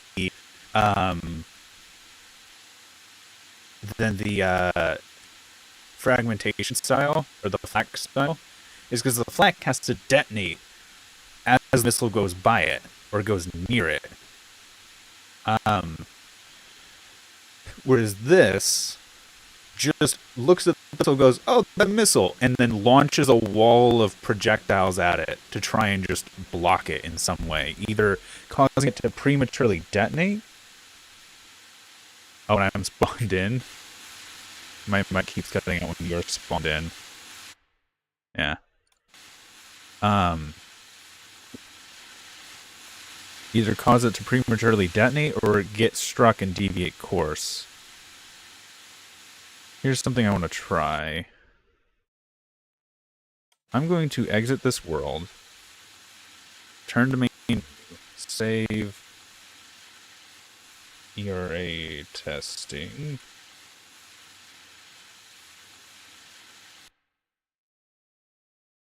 By the way, I've been streaming for 7.5 hours right now. This is becoming a marathon by accident.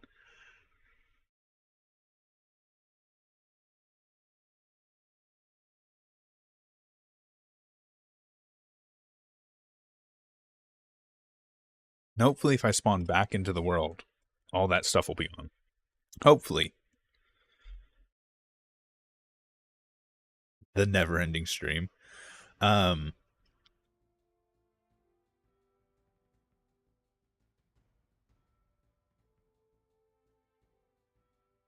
Homework done? Yeah.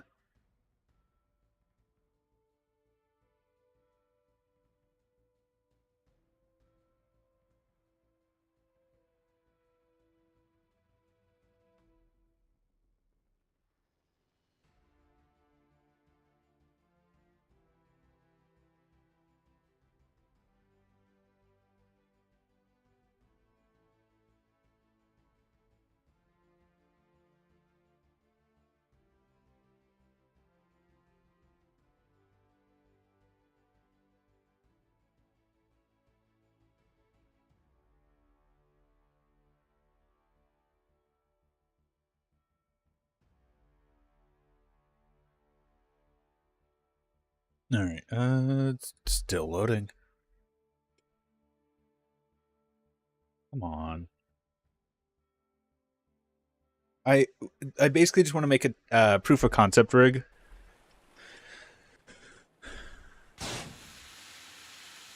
Oh, come on.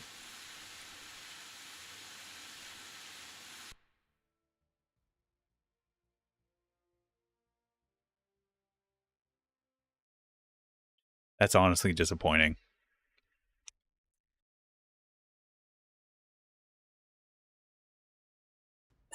Flashbang. All right, new world. Speedrun this. Custom. Enable add-ons. There's only like one. Disable all. Should be disable all. Toggle all. I do want landmarks. One elevators. I want railroad signals. That's it, I think. Oh, cargo containers.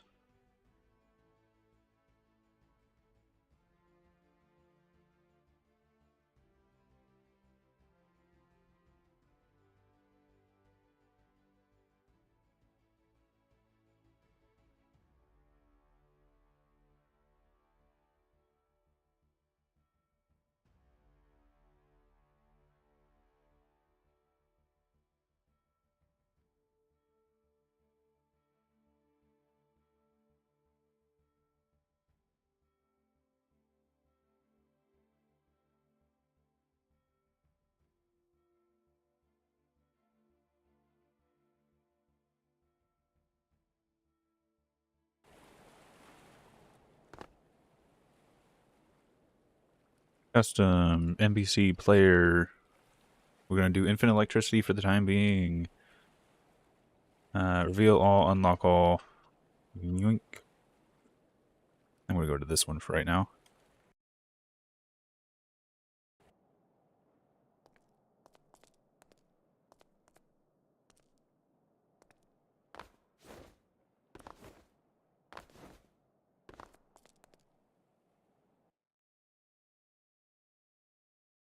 And here's what I want to do. I want to make something really tiny. Let's just do a pivot. Do a velocity pivot. See if we can make this really simple. And then radar.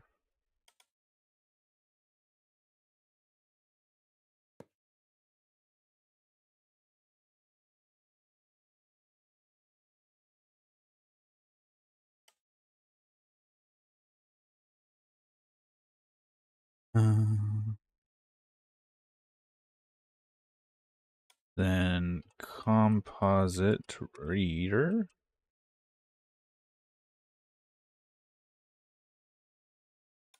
It's comp reader. Let's do composite. And how's this? One is distance. Two.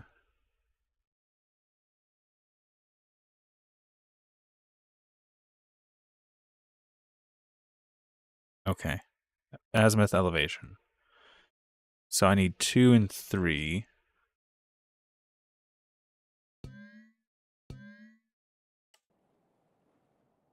Let's do a constant on signal.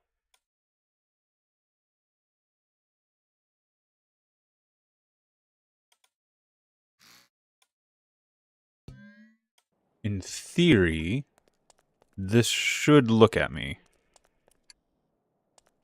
Oh, I need to have it on static.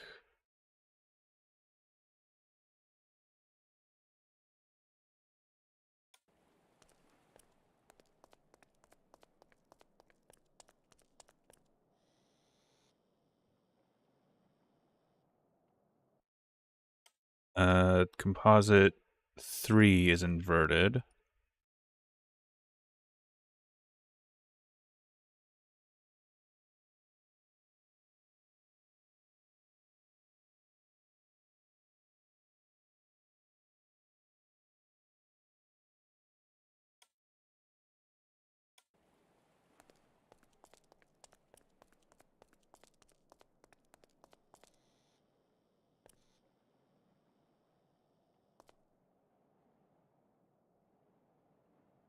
Why is it looking down?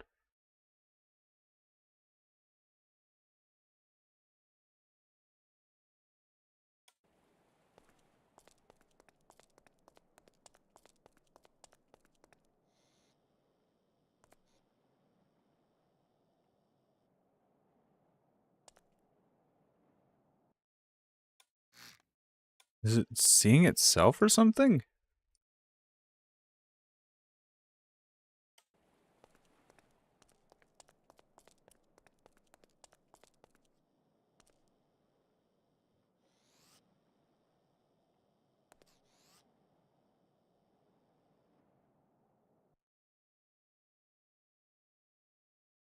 Make sure this is working correctly. Ah, I see, it's not. That's why.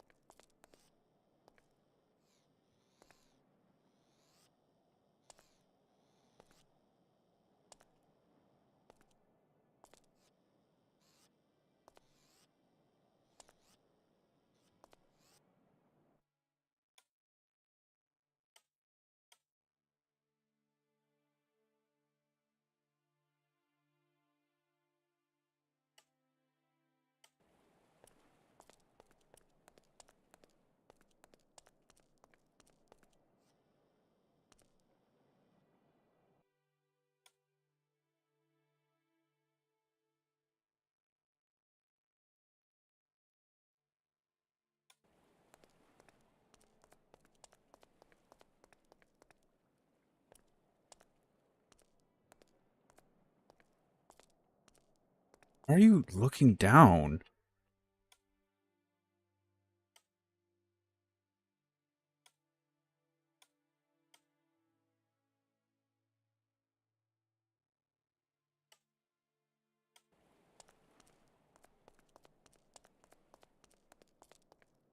There we go.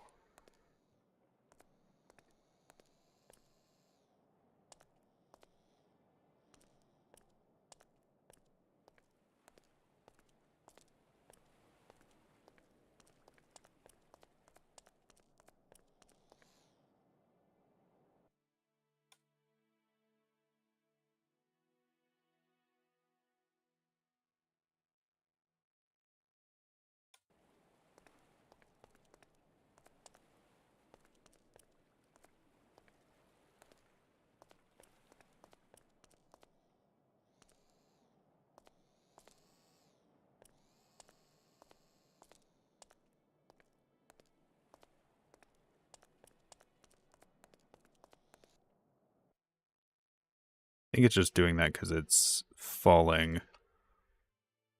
And the weight is enough.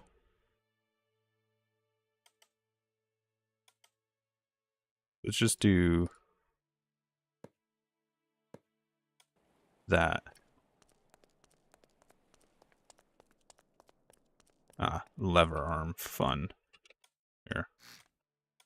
Just gonna put another one of these on the back just to balance it out. It's not actually gonna function, but it tips over. Nice.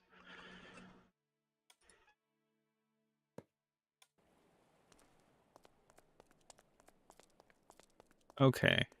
Something goes in front of it. It locks on, starts tracking it.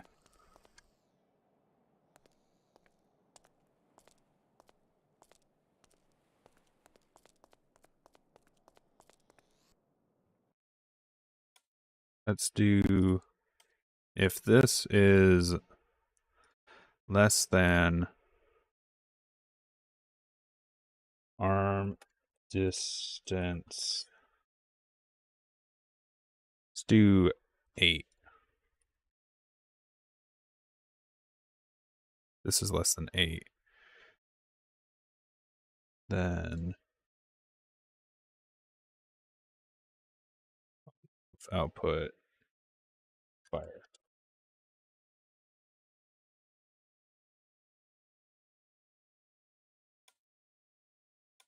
Right now, let's just do light, spotlight, and I'm going to do a buzzer.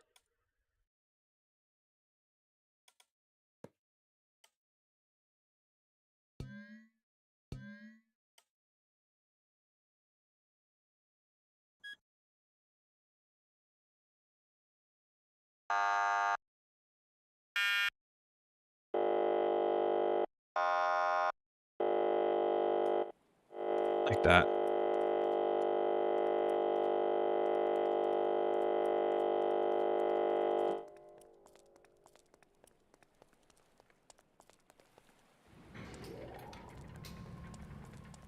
I like that it's tracking me.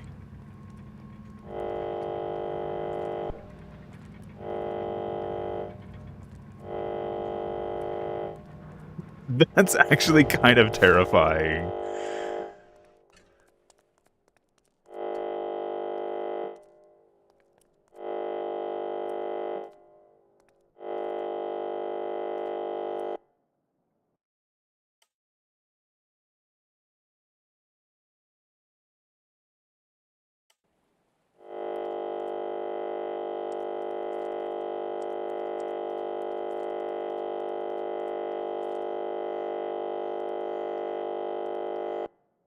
Okay, this needs a edit. Need a comp read on off this, and so if you have something and it's closer than the arming distance, then alert. There you go.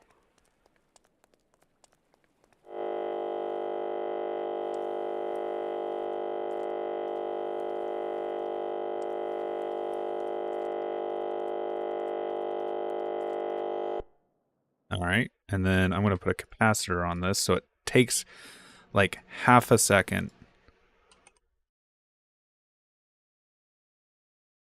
before it fires. Charge time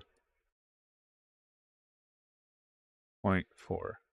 So hopefully this is enough time for it to snap towards whatever it sees.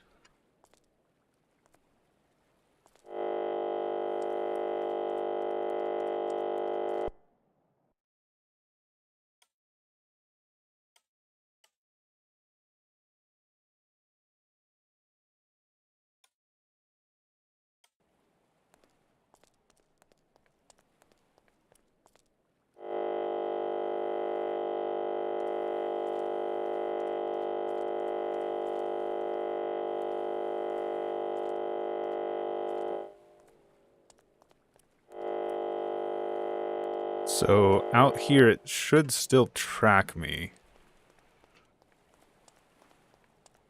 But it's only when I get close.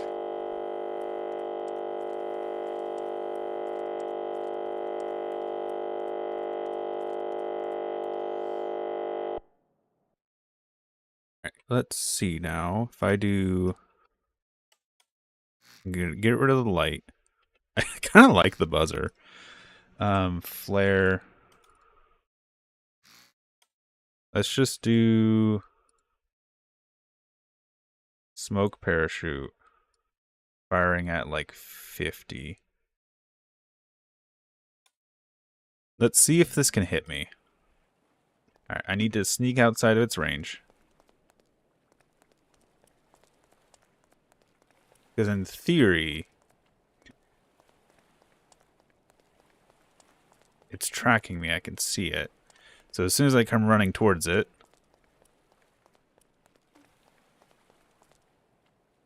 that did not have enough power. Did hit me, though.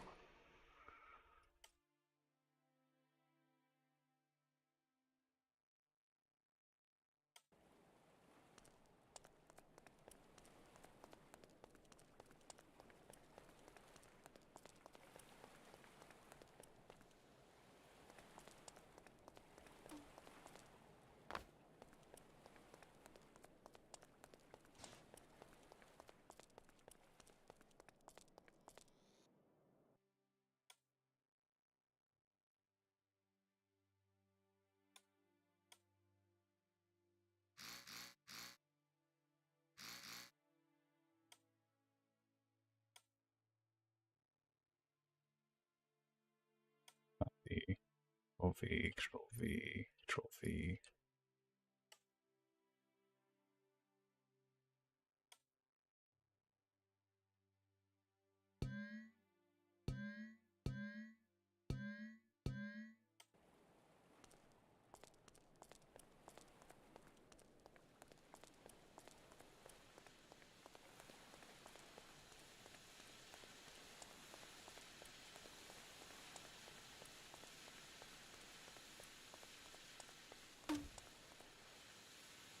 Okay.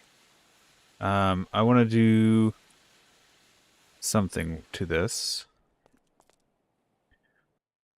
I want, what's composite 2? Composite 3.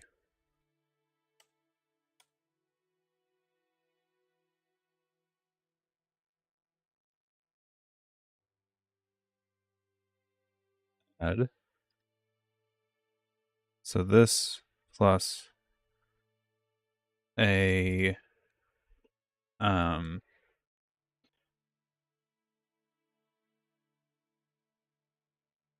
trim. I'm just going to call it trim. Basically, I'm going to have this aim up slightly. Hopefully.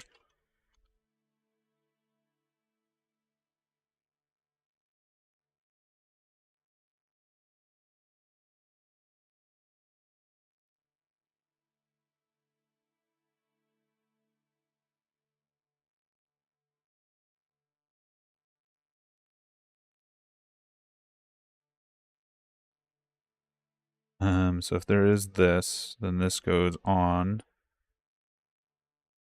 This should cause it to aim up slightly.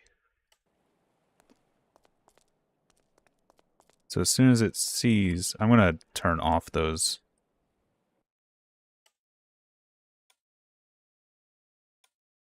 I'm going to turn off all but one of them. Just so we don't have this going much quicker.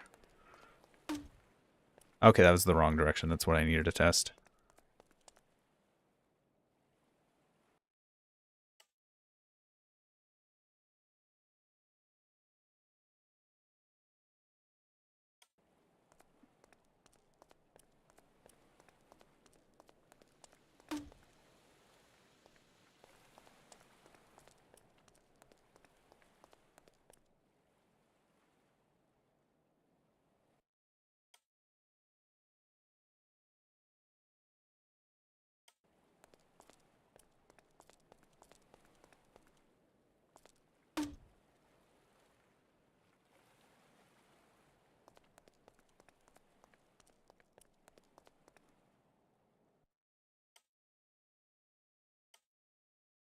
All right.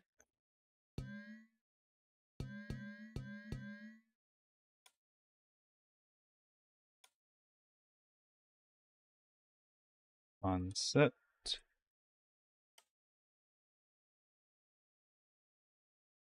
Now let's load a tank that has missiles.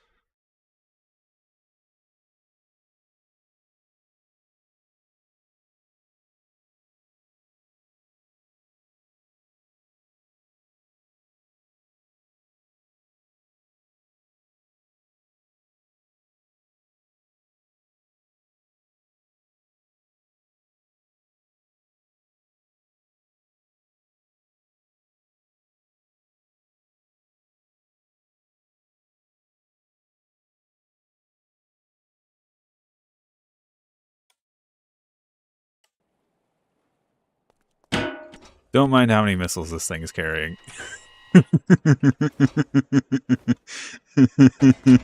Way too many.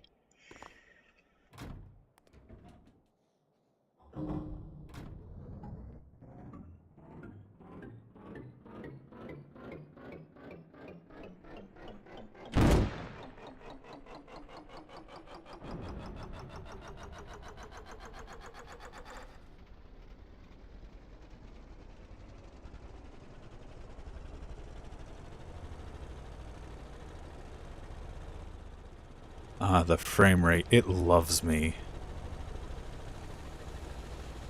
Honestly, I could I could genuinely see banning missiles on the grounds of frame rate.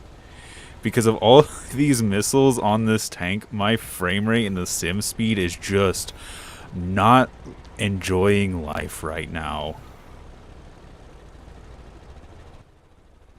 Okay.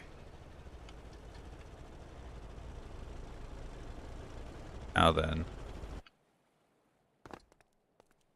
Let me grab, load,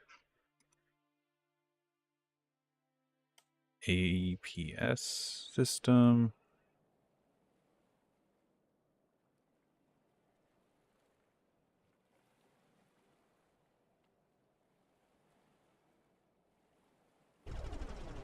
Ah, this might be an issue. This has chaff. And I'm just going to let it fire through its chaff real quick.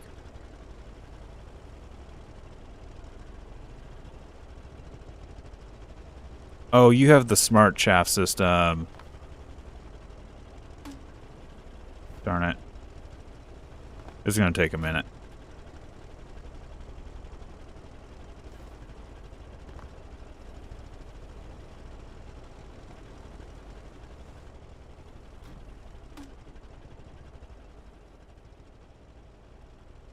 Let's see, will this actually lock on?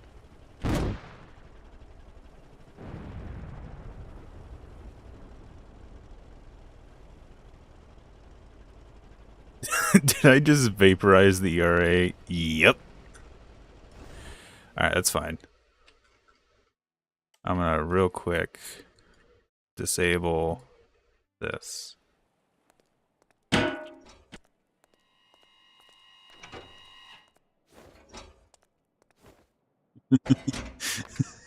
I just vaporized the ERA. Okay, good to know these missiles will lock onto something that small.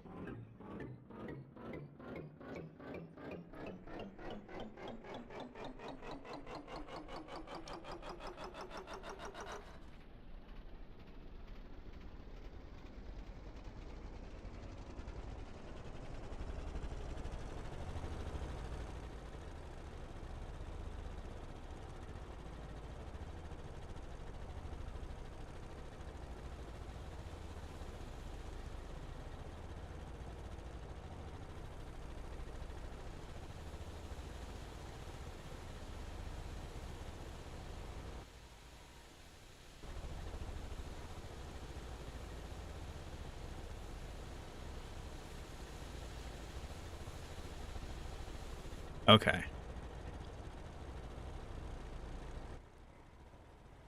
Now, here's what I want to do. Grab the ERA concept. Not ERA, but active protection system. Let's jump back over here. Also, let's turn the time. Oh, I never did the override weather time. That's why it was getting dark.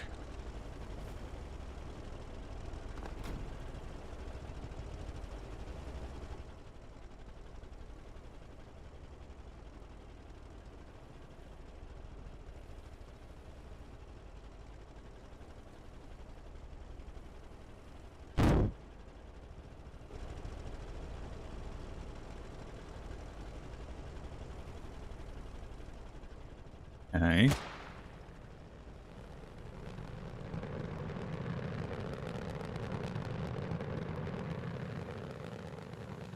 don't know how far I can move this camera, but...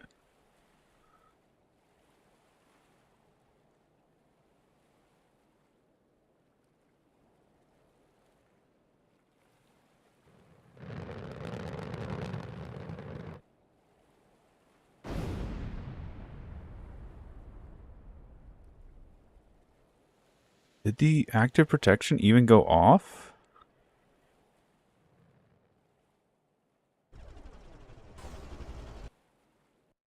No, I didn't mean to take this back to... God damn it. I didn't mean to take this back to the workshop.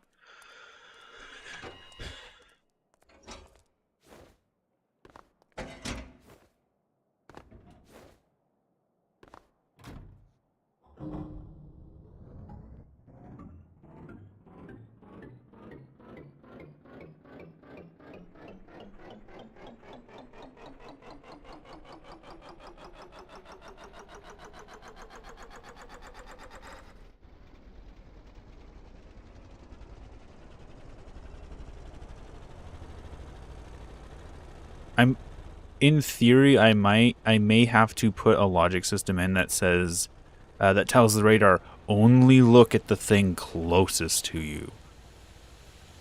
Because I think what's happening is the ERA, I keep calling it an active protection system, but I'm keep calling it ERA.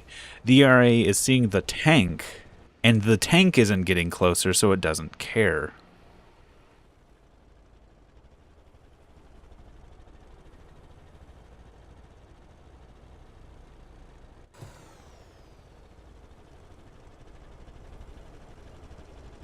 So here's what I'm going to do.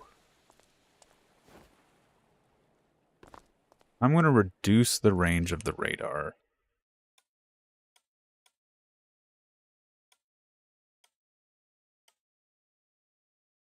Until it can only see just a little ways in front of it. But at a very wide angle.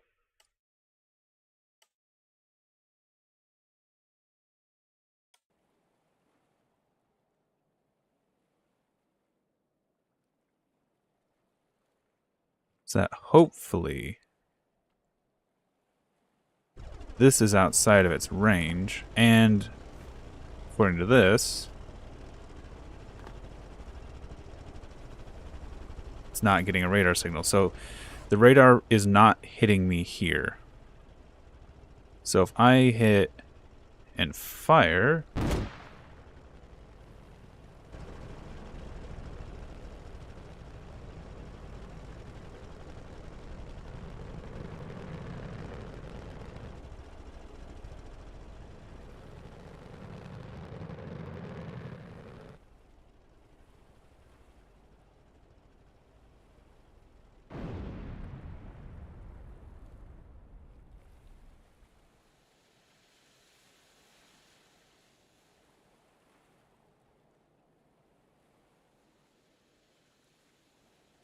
it's not looking good for the ERA.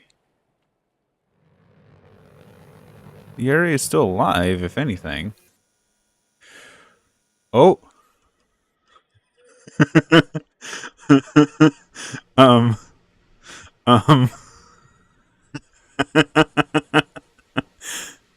It tracked the missile, it looks like. It tracked it flying overhead. It didn't fire its chaff, though.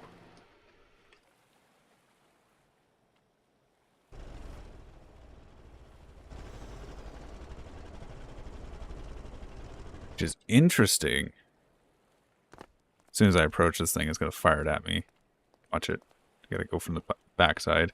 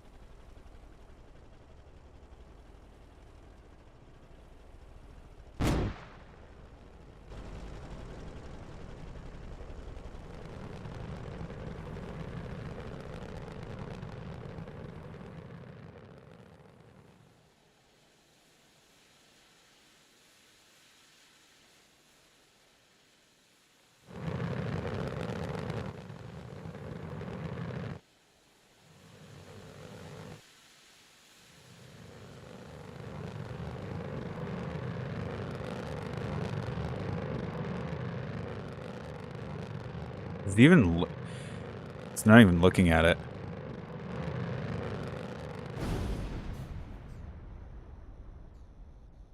I don't think I had time to look at it.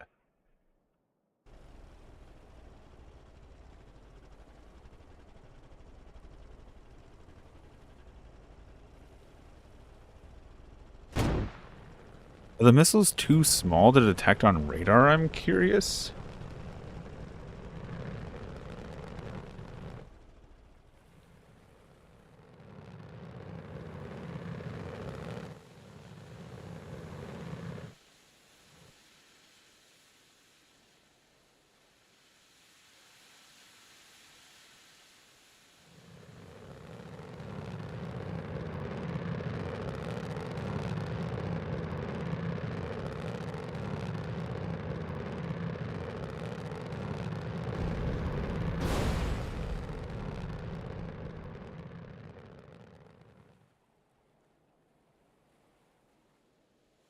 Or is it not active?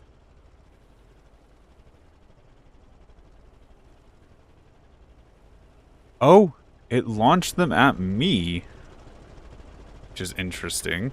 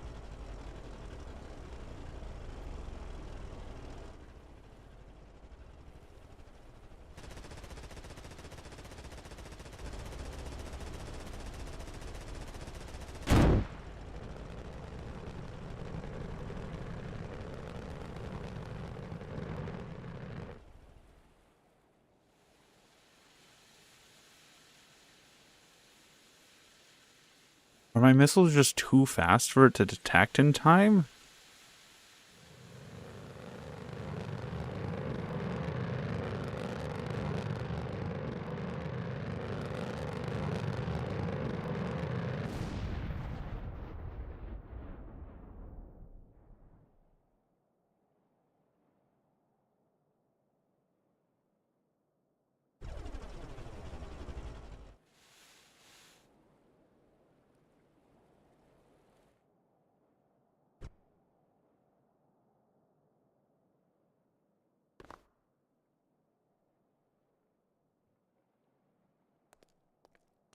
Okay, I have an idea.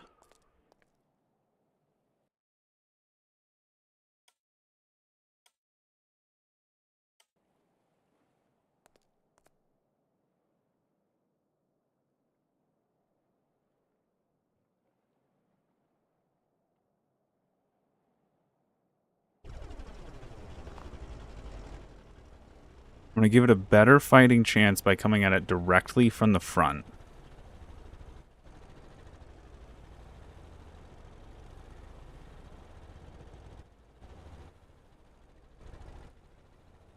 Okay. I want to hit this, this, this, this.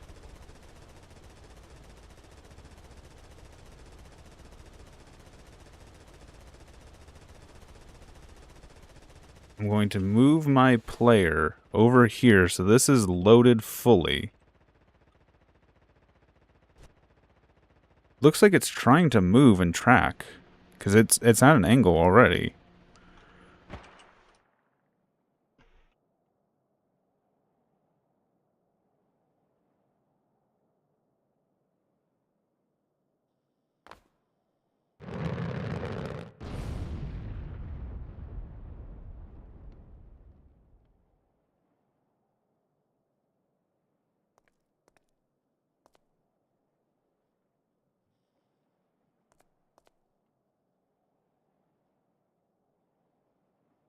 It's detecting something. Is it just detecting the tank?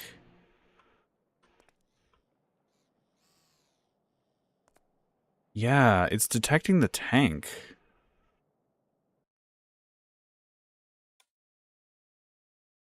Oh, because this has the long range on it.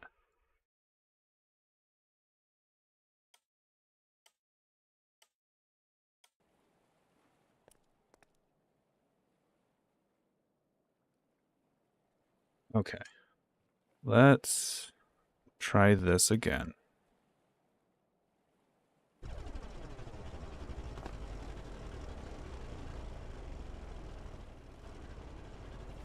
Fire. Home. Move my player back here.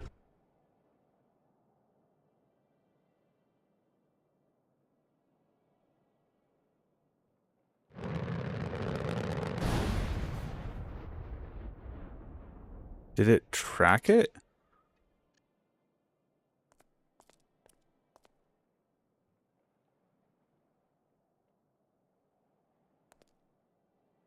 It tried to.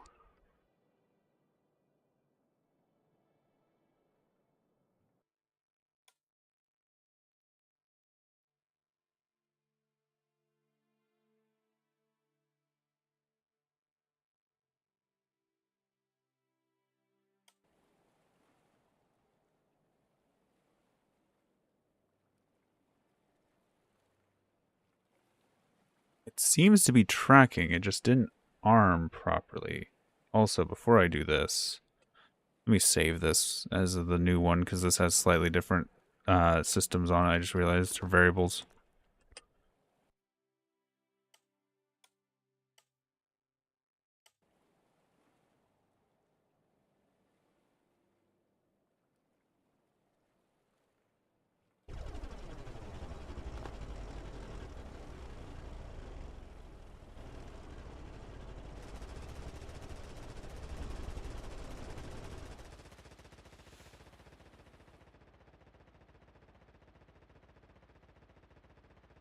Oh, it's not lined up well.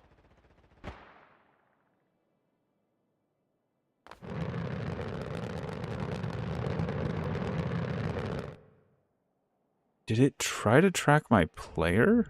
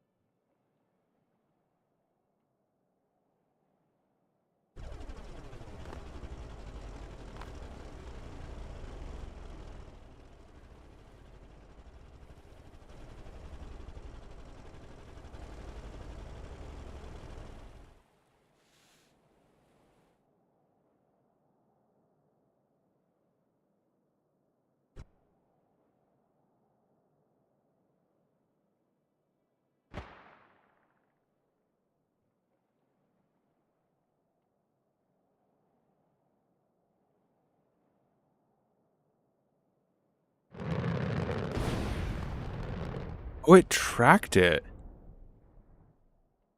It did actually track it.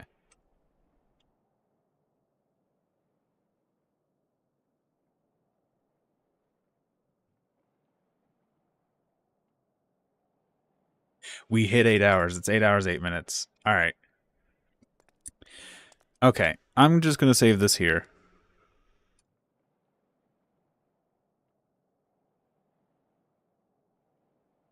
ERA testing.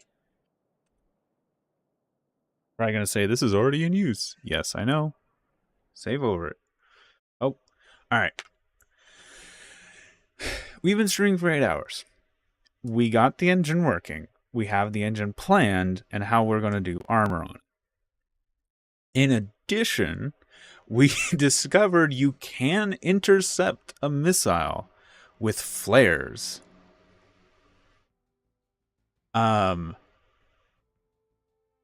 That being said, I'm not sure how practical that is. So, that all being said,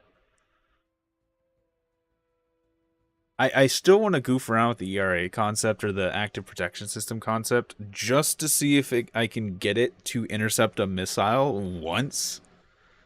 But that being said, I am going to end it here. Thanks for stopping by. Thanks for sticking around. And until next time, peace.